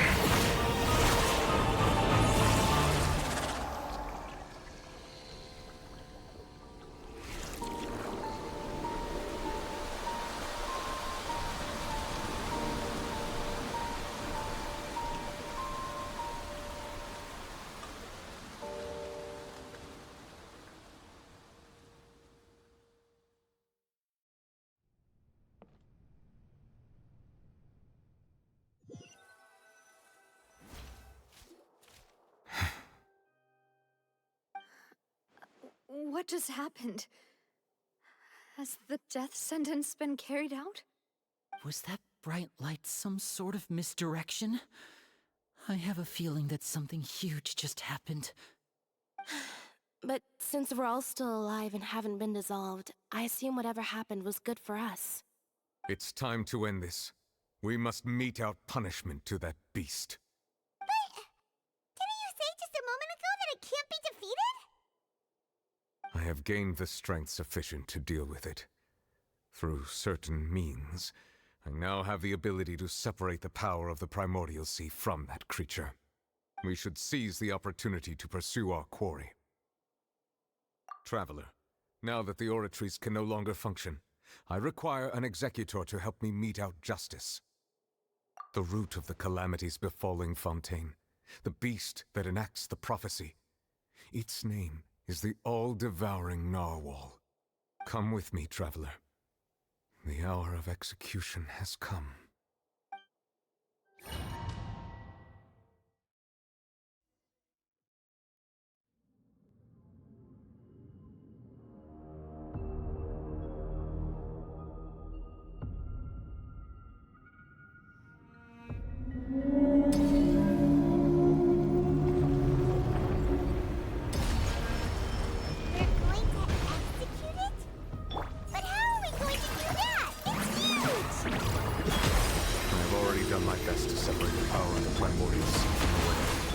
Considering the size of the beast, I cannot reach the power source. Unless we can find a way to attack it from within. I shall share a part of the ancient dragon's power. We shall look for an opening together.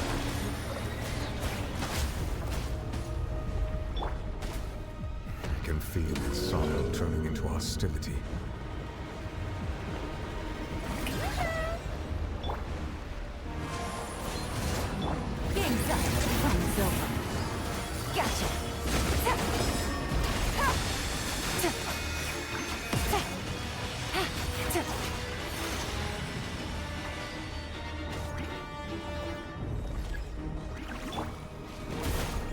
Devouring Narwhal cannot resist its instinct to devour.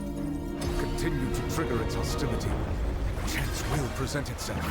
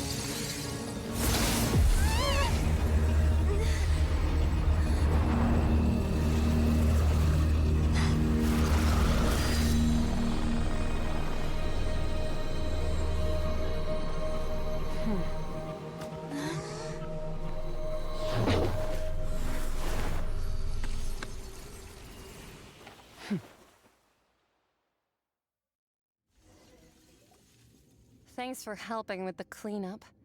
It should have been my job, but Oh well. It was just supposed to be a short private training session for me.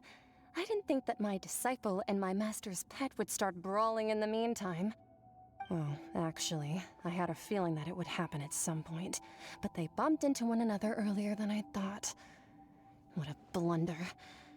I suppose I'll have to swing my sword 3 million times as penance. That power. Who are you exactly? Paimon has an idea. From what she said earlier, she must be Child's master. Skirk, right? It's just that he gave us the impression that she was the less talkative person. I simply did not have anything to say to the weak. But you, on the other hand, managed to defeat the all-devouring narwhal without using power from beyond this world. So you may speak to me as equals.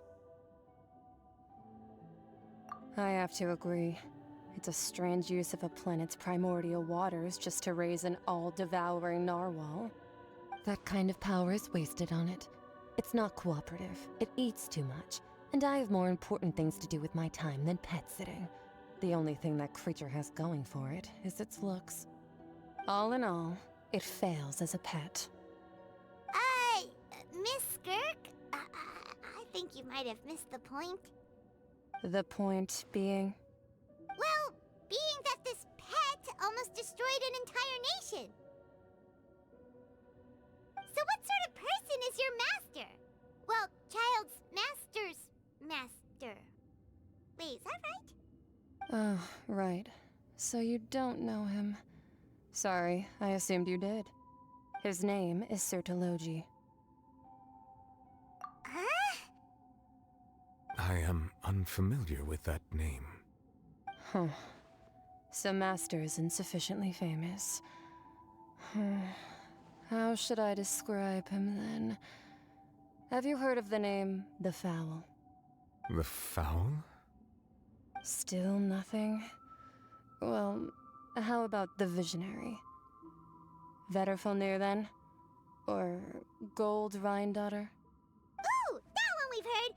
Rhine-Daughter's part of the Hexen Circle. She's Albedo's mom, right? Oh, so you do know that name.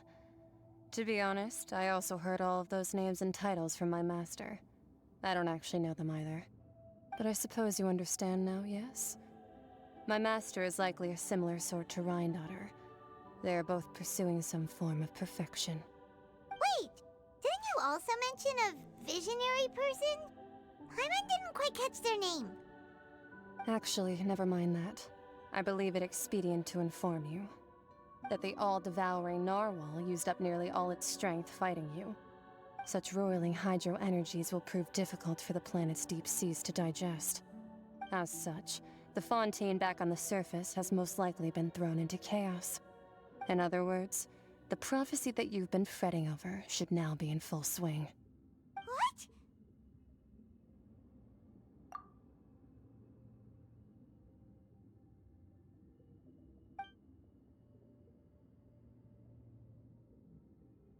Not to worry. Focalor has already managed to deceive the heavenly principles.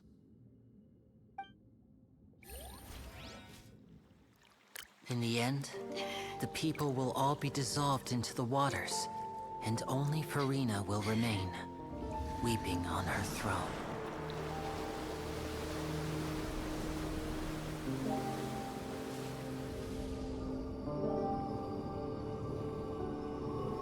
Only then will the sins of the people of Fontaine be washed away.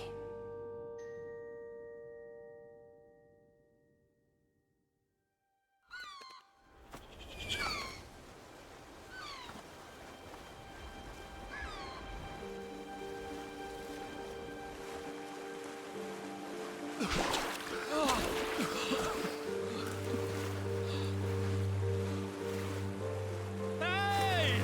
Help! Over here!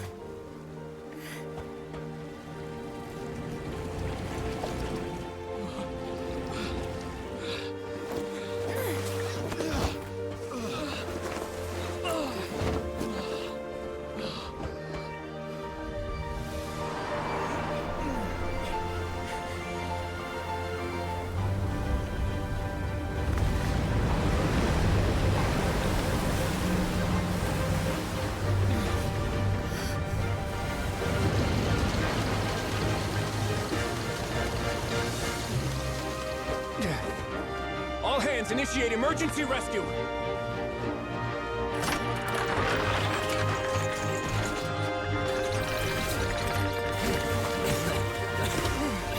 Hurry!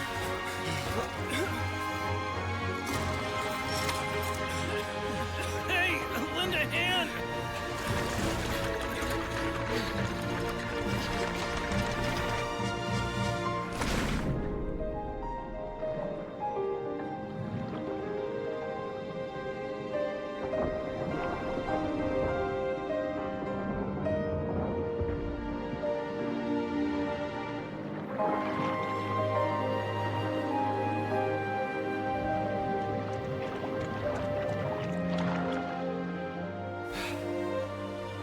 Look!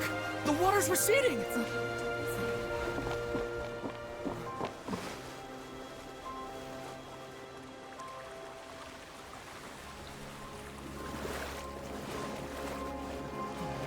It's a miracle! Water's receding. We didn't dissolve. The prophecy was wrong. The prophecy was wrong.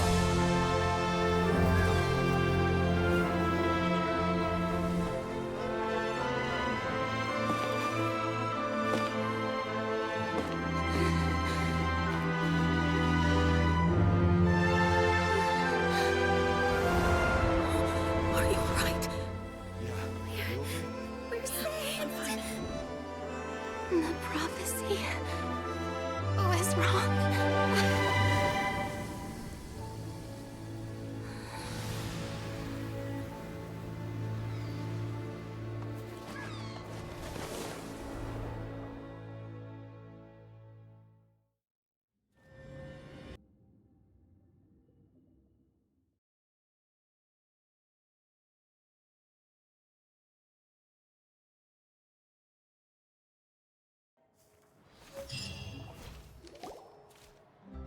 The soil renewed. The Spina di Rosula talks post-disaster rebuilding. I recently visited Poisson to meet with Miss Navia, spokesperson of the Spina di Rosula, and we spoke about Poisson's present and future. Old soil can still give birth to new bloom, Miss Navia stated. Hope is like seeing a small cookie when you're starving late at night. You just need a little of it. Skyship Winglet, lunar brain of the Fontaine Research Institute.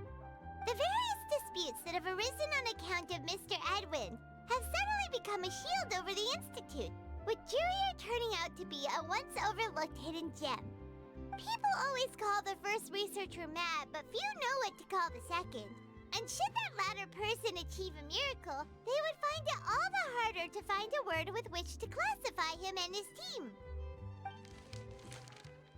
Wow! Paimon barely recognizes the people in the reports. Are those really Jurier and Navia?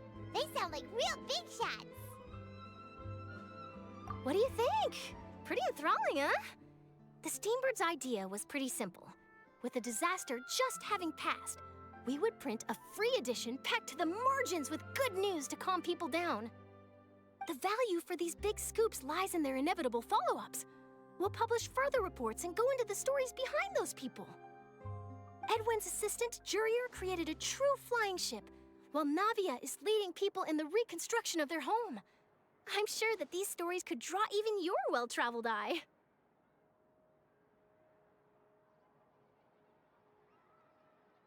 Paimon's curious too!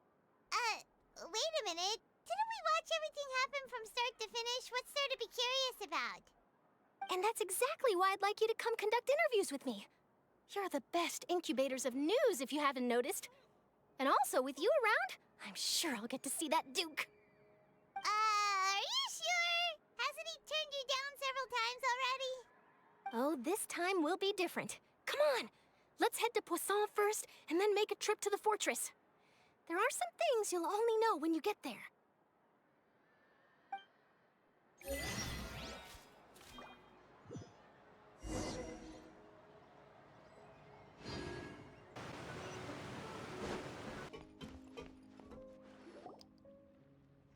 Navia! Oh, it's you. What brings you all here? Hey, we're just having a look around. I'm here to update myself on how things are going here. Oh, the Fatui are here too!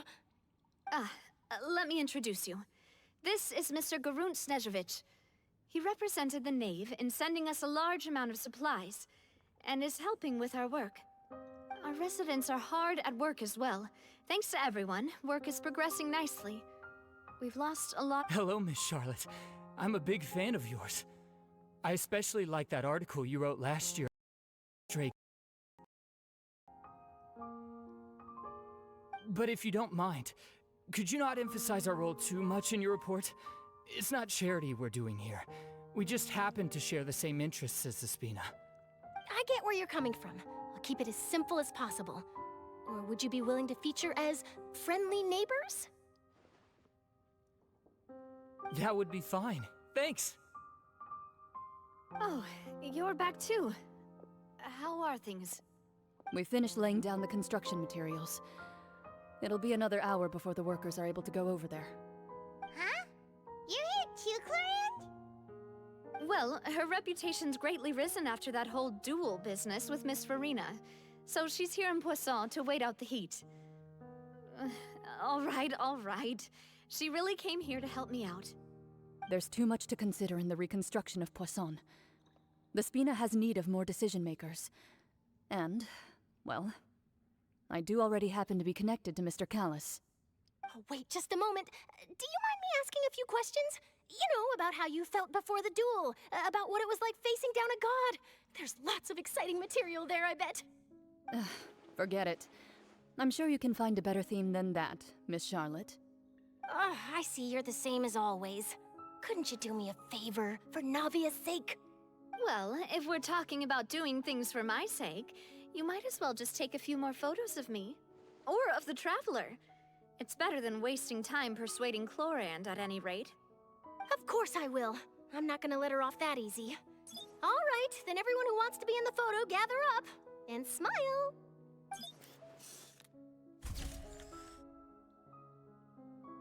How did it go? Was it a good shot? Did Paimon look cute in it? Not bad. Your addition really helped the composition of the picture. All right, hang on a moment. Let me snap a few more shots.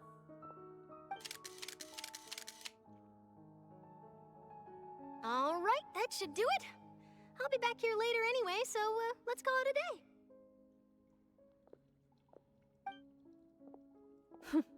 You're very quick.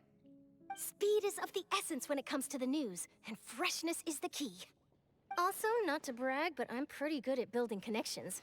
Who knows? I might eventually get that interview with you after all, Miss Clorinde. Wow, you really do have that never say die spirit. I'm impressed. I'll hazard a guess that this is how you got that interview at the Fortress of Maripede. Whoa, you're well informed. Let me make a guess too. I asked Sijuin, who told Monsieur Neuvillette, and he told you, right? That's a very complete information chain. In truth, all Monsieur Neuvillette asked me was, when did the Fortress become so friendly towards the media? I told him that it was best not to speak too soon. There's no guarantee that Ridsley will make a personal appearance. You're right. I've got to treasure every moment I have with them. In which case, I'll be making a move first. Stay safe now. And tell me if you hear anything interesting. I'll treat you to afternoon tea in exchange. You seem curious about the Fortress. Of course. That Wrathful. I still remember going down to the Fortress to grill him for information on my father's case. Boy, did he take me for a ride. Without telling me anything, of course. But he did invite you to tea, didn't he? 2 large pots of it, in fact. It was good tea, though. I have to agree. The tea there is very good. Speaking of that, would you like to have some today? I mean, you've got time, right? Well, I'd be partial to some shortbread. Wow, it's like we've got a menu or something. Sure. Good. What flavor of biscuits would you like, Mr. Snezhevich? Me? I'm fine with anything. But I would prefer chocolate, should you have it. All right. Leave it to me. I'll go over the newly arrived supplies with you later, Mr. Snezhevich. We should be able to finish the preparatory work today. That works great for me. Huh. Is it just me, or did you get a new lipstick? I did. It was a gift from Sigewin. Want to give it a try? I think the color would suit you, too.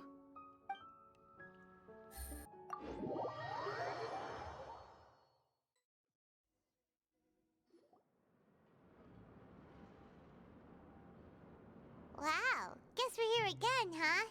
There's a real nostalgic feeling to this place. Looks like you've been missing us. Duke! Did you come all the way to the entrance to greet us? Of course. I'm here to welcome you and our dear Miss Charlotte, whom our good head nurse recommended to me. It's an honor to finally meet the much-rumored Duke. Thank you for consenting to my visit to the fortress, sir. No need to thank me. But that said, I shouldn't be the focus of your interview. I trust you recall our agreement? Of course, of course. All right then, this way.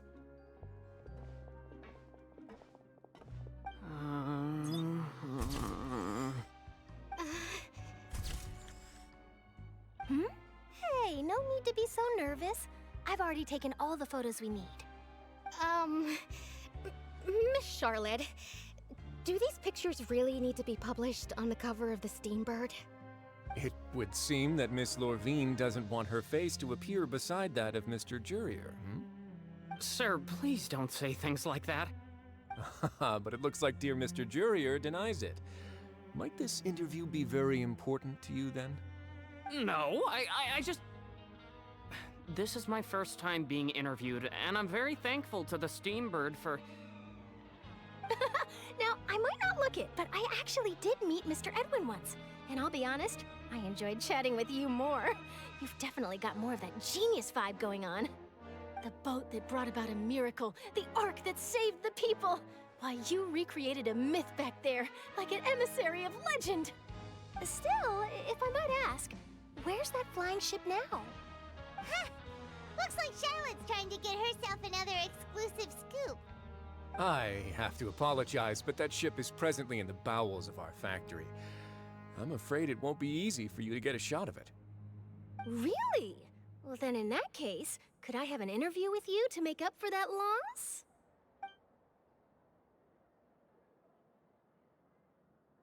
You already know my answer, I'm afraid. Best you interview our head nurse instead.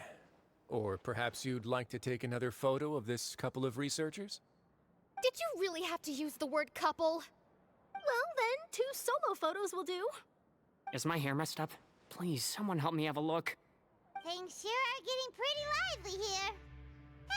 We've seen this kind of thing before. Oh, seems like everyone's here. Would any of you like to try this new drink I came up with?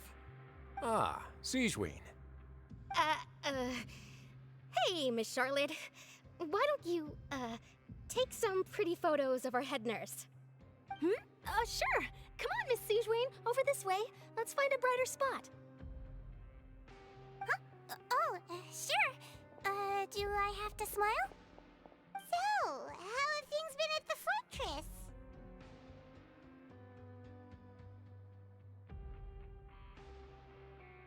Same old, as you can see. Fontaine's undergone some changes, but this place is still more or less the same. Other than that flying ship, it got a tad too much attention, I think. That's why I decided to let the interview go through. We should direct more public opinions toward the behind-the-scenes heroes. Am I right, Mr. Jurier? Miss Lorvine? You're too kind, sir. I believe that you too should have your day in the sun. Not that you would want that, which is a pity. I'll just leave the spotlight to you two.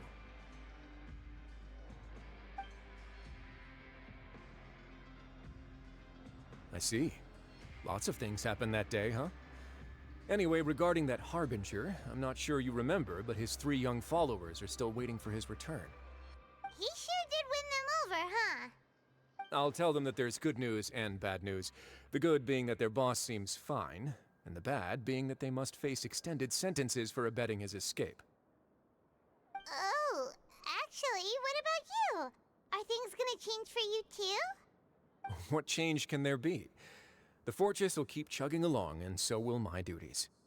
As to what Miss Farina's departure will mean for the nation, and if our laws and governance will be transformed, we'll leave those to the folks in the overworld. Hey everyone, the photo shoot's done. Good. In that case, let's call it a day here. Thanks for your cooperation. Come on, Traveler, let's go. Till next time, everyone. There'll be a next time? Maybe. Who knows? I might write a story about the underwater factory next time. Until then. All right, last stop, the docks.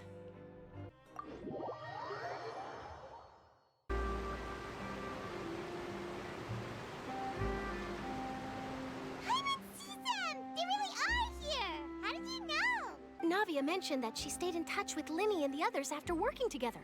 Apparently, they've been at the docks distributing these strange pockets the whole time since. Traveler, Paimon. Ah, and Miss Scarlet, too. Would you like a magic pocket? What sort of gadget is it? It's a wondrous bag that can be used to carry many things. The water level has returned to normal, but if you see any of your things floating around, you can use this to carry them. Or you could trick a friend into doing it for you. Trick a friend? I wonder which of my friends would fall for that.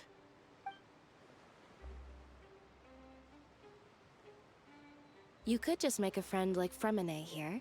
Isn't that right, Fremine? Is this what you meant by, I'll help you make some more friends? To be honest, that sounds pretty sweet. Could I have your contact, please? Sure. Please, write down my address. You sure are working hard to help Fremine socialize. He was the one who proposed doing this. He even wants to assist in our magic shows. Yes, I was planning to first introduce Pear as an assistant, and later Fremine himself. In the future, I think we can leave underwater escape magic to him too. That said, would anyone want to see a diver escape underwater? Oh, it'll work out. Every journey begins with the first step. He'll become a part of our show eventually. Lynette, could you come over? Miss Scarlet says she wants to take a picture of us. Got it. My, that Scarlet is rather perceptive. She got rid of everyone the moment she realized I had something to say to you. So, how have things been, Traveler? Father says that you did a great deal during the latest events. She's very grateful for your contributions to Fontaine. That's all right. We were more than happy to help. So, what's she doing now? Oh, I guess you haven't heard. Well, after Lady Farina left, Father and Monsieur Neuvillette opened negotiations, during which he gave Fontaine's gnosis to her as a diplomatic gift. A diplomatic gift? A gnosis? Yes, I was quite surprised at first myself. But when I thought it over, there were actually a number of things going for it. It could have been done as an apology for the incident with Lord Child, or as thanks for his help in tying the all-devouring narwhal down. Furthermore, Father did also lend significant aid to Fontaine and Poisson. Well, that's true, but this is a gnosis we're talking about. Doesn't this seem a bit irresponsible? I would agree, but I've also heard that it seems that Monsieur Neuvillette has had a significant change of heart regarding the matter. So there's some reason for this that only Neuvillette knows about? I suspect you'll have to ask him about that yourself.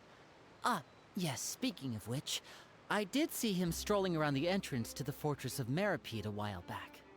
Isn't he real busy and stuff? Paimon didn't think he'd have the time for that. But back to topic. The Gnosis was given to the knave, right? What about Child? They say that he's returned to Snezhnaya to recover from his wounds. I hear that the recent disaster really did a number on his health. That's true.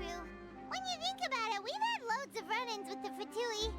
To think we'd be allied with them this time. So shocked by such a simple switching of sides?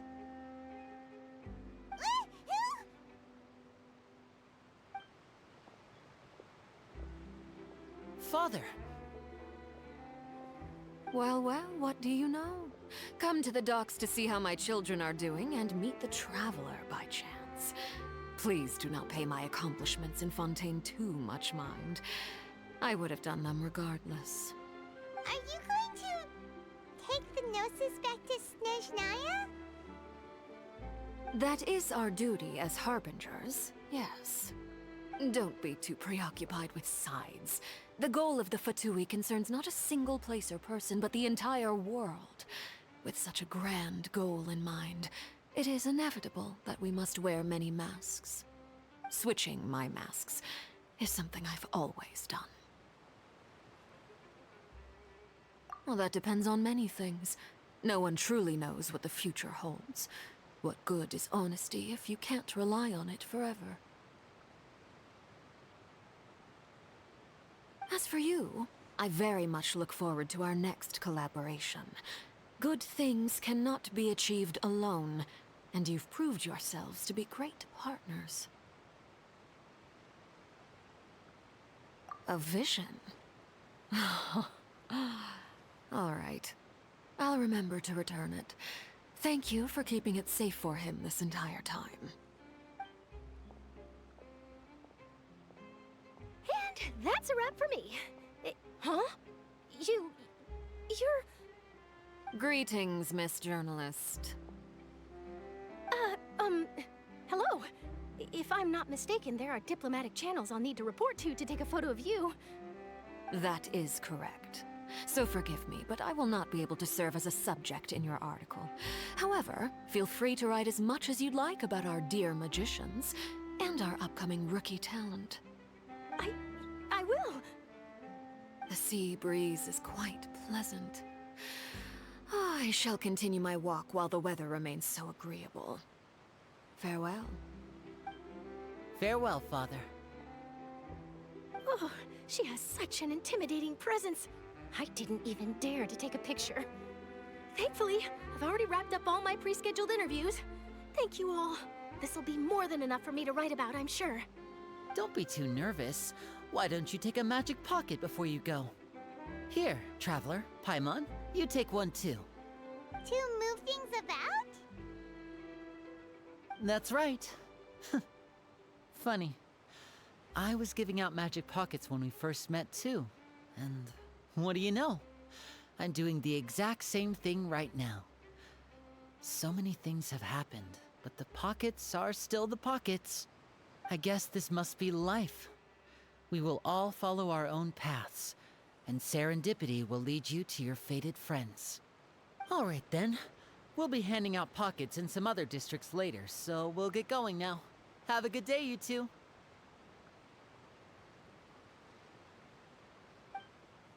Well, guess we sent Charlotte off. Shall we go see how Neverlette's doing?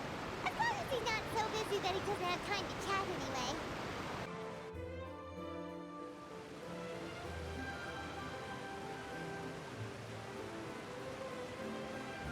So, you really are here, Neverlette. Paimon didn't think you were going to have free time this hour of the day. Really? Oh, I suppose you must have met Mr. Linney. He took the time to greet me earlier when he passed this way. In any case, you came at a good time. I was just considering reaching out to you to set up a meeting, so I may explain some things that I haven't had the time to before.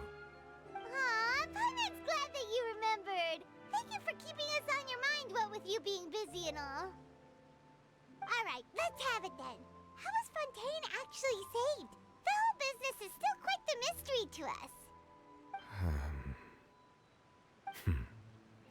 It is strange how words can often leave a bitter taste in the mouth when it finally comes time to say them out loud.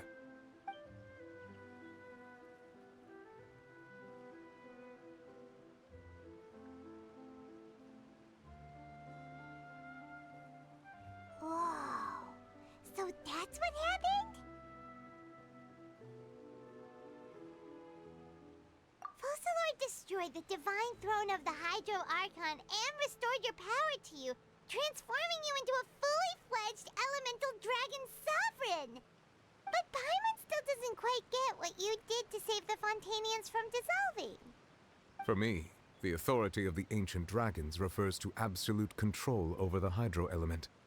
Fontainians were incomplete humans born of Egeria's use of the power of the primordial sea, with constitutions similar to that of mimics.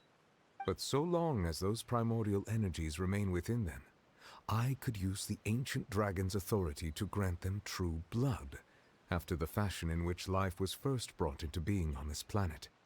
In other words, when I gave my verdict, Fontainians became true humans, and thus would naturally no longer be dissolved by water from the primordial sea. Focalor must have counted on you to make that decision as well. Your verdict was the key to making the prophecy appear to have come true while saving everyone. Yeah, and in a manner of speaking, Focalor finally managed to fulfill the original Hydro Archon's wish to turn Oceanids into real people too! It seems from your expressions that you still have more things you wish to ask. Ask away. I will tell you the truth as I know it. I have investigated his case along many avenues, and I have learned that he once fell into an unknown chasm when he was young.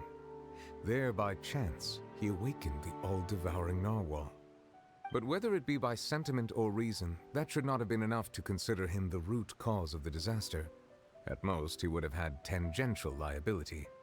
As for the judgment passed by the Oratrice during the trial, whether it was due to that liability by association, or Focalor deliberately using him to buy time for us on the assumption that he would be able to hold the creature off, I cannot say. Guess Focalor had Fontainians in mind the whole time. In the end, it was thanks to her that they finally became real humans. Hang on a second. Paimon suddenly got another question.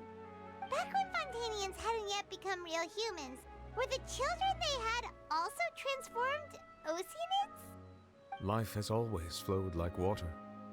Do you recall how Fontainians would often come to the Fountain of Lucine to pray for children? Yeah, Lynette said the fountain is where all the waters in Fontaine converge. In truth, even those couples did not know that such prayers were no mere custom, but instead a form of ritual. Those Oceanids who were blessed within the spring water would later descend as new humans in the coming months. Paimon sorta gets it now. Either way, seems like this ritual won't be of any further use, but it'll probably live on as a local custom. Ask away. I will tell you the truth as I know it. Yeah, about that. Risley said Farina has already left. What's that all about? Ah, Lady Farina. The people are only aware that her death sentence has not been carried out. She abdicated the post of Hydro Archon and left affairs related to that title to me, before leaving the Opera House. I related Focalor's words to her faithfully and completely. After hearing them, she seemed neither saddened nor comforted. She simply said that she was tired and needed to rest. Having said that, she then packed her things and moved out of the Opera House, not unlike how an ordinary person might. But she's still got a place to stay, right? You need not worry. I will make arrangements to ensure that she will not want for food, clothing, board, or travel. In truth, I am somewhat happy for her. The wear and tear on her spirit will, of course, take time to heal. But now that she no longer has to play the role of Focalor the Hydro Archon, she can finally lay down her burdens and lead a normal life. What about you then? What are your plans now that you've regained your full powers as the Hydro Dragon? After Focalor passed on, the Oratrice also ceased to function. This matter will directly affect our trials. After much careful consideration, I've decided to take over its role in our courts. From now on, I shall hear cases and pass verdicts by myself. Looks like you're still considering stuff from the perspective of the Eudex, huh? As an elemental dragon, there are indeed many things that I must do. But this power and this duty, in a manner of speaking, you could say that both were granted to me. As such, before I attend to my other responsibilities, I must first and foremost continue to serve Fontaine as its highest judge. The duty of the Hydro Sovereign and the duty of the Eudex shall coexist within my person. Additionally, the Hydro Archon's departure has brought about another problem, which is that the Opera House shall no longer produce indemnitium. That's true. That power was derived from the people's faith in the Hydro Archon, wasn't it? Wait, but the various mechs and machines in the city are all still okay. Where are they getting their energy from? As I am now, I have full command over New Musia, and it can serve as a complete substitute. Another reason why I cannot quite leave Fontaine immediately. Wow. This ancient dragon's authority stuff is really quite useful, huh? Ask away. I will tell you the truth as I know it. Oh, that's right! They say you've given it to the knave as a diplomatic gift or something! Leaving aside their intentionality, the two Fatui Harbingers have indeed done much for us during this crisis. Their sole remaining goal in Fontaine, at least at this point, would seem to be the Gnosis. The Oratrice has ceased to function. The Hydro Archon's divine throne is now no more, and I do not need the Gnosis's power. As such, it has lost all meaning for Fontaine. If the Fatui have impure designs, then we might as well accede to their request now, and avoid unnecessary conflict.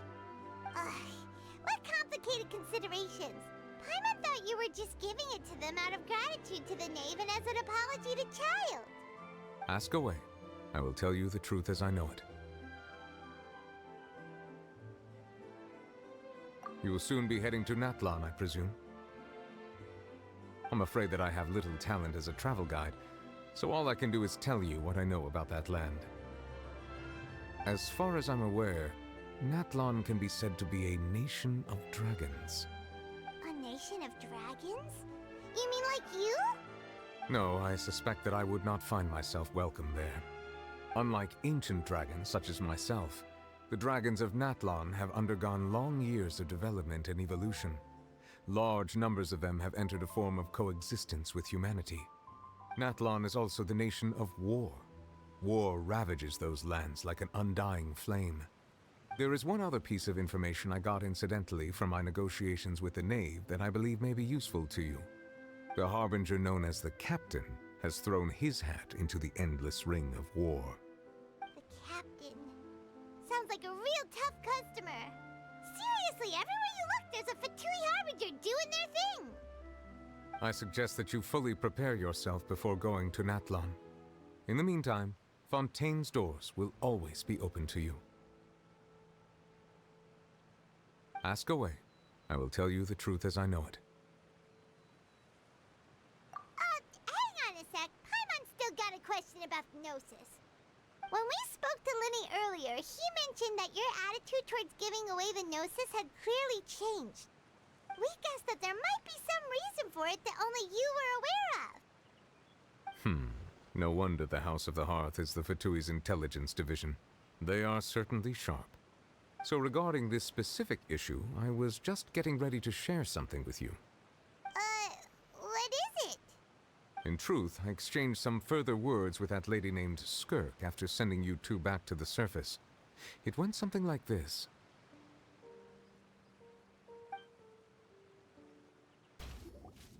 Well, we're going to head topside to see what's going on. You hurry over soon as well, all right, Nervalet?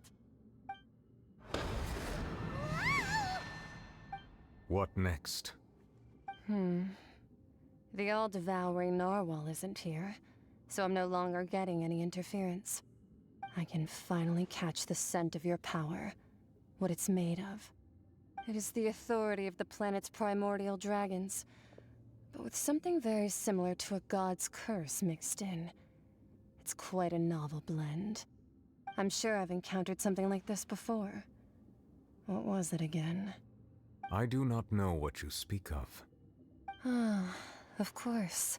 How could I forget? You should have the remains of the third Descender on your person, yes? Remains? I've never heard of any such thing. Huh. According to your parlance, I believe it may be called a gnosis. Well, that much is true. After Focalor's divinity faded, she handed her gnosis to me. but I fear I have never heard of it described in the manner that you just did. I've been training with my master, the Foul, ever since I was young, and I have never returned to the surface since. So most of the information I possess, I got from him. It is only natural for those who are greater than humanity to possess a different sort of common sense, which is why there are so many problems in our attempts to communicate with humans. Regardless, you should probably get rid of objects of misfortune to prevent any disasters from befalling you. To live in itself is a blessing. But once a person dies, the bonds he once had with this world shall all turn to curses. What do you mean by that? No need to fret. These are just my personal thoughts, and my reason for no longer wishing to return to the surface. This third descender you refer to, who are they? And when did they die? Master never mentioned them to me. Perhaps it just wasn't that important for me to know. If you're interested, though, I could ask him. I'll be sure to pass the answer on to you next time. Next time? You believe we will meet again? I do. Wait. I have a disciple of my own, don't I? He can be the messenger then.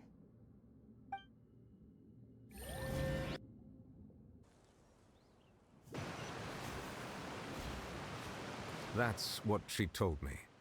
Whether it would prove useful or not, I wanted to pass that information on to you. The remains of the third descender?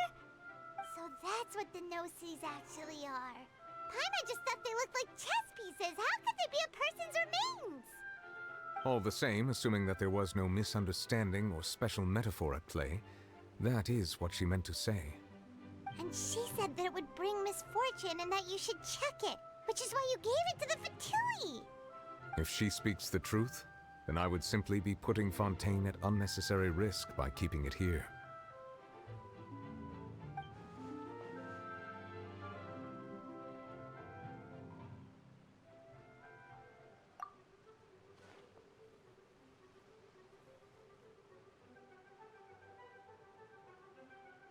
I had guessed that you might already be familiar with this concept, but I did not expect you to be one of them. That means that the Gnosis, which are exceedingly element-compatible and can even enhance elemental abilities, do indeed come from the third descender. I wonder, does your body also possess similar properties? Like being able to use elemental powers without a vision. That does sort of count as special compatibility, right? No, let's not think about this stuff right now. It just feels creepy. Comparing the Traveler to the dead third descender and all. That's what you say, but this topic still feels like bad luck. Once Child recovers, let's get some more answers out of him. Or go look for his master and get the answers that way.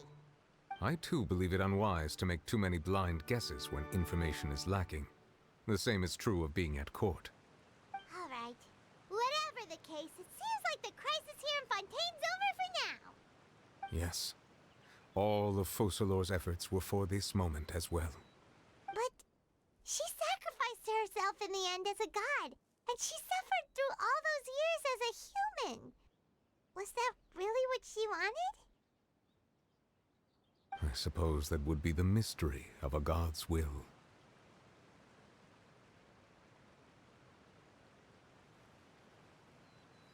I suspect not. But once in a while, I too would guess that if wishes were like the clouds in the sky, they will one day return to the earth as raindrops. Life flows like water, and rain is the final answer. The water levels may sometimes tilt one way or another, but the rain falls fairly upon all. And what, ultimately, is the difference between the rains that fall upon all of us?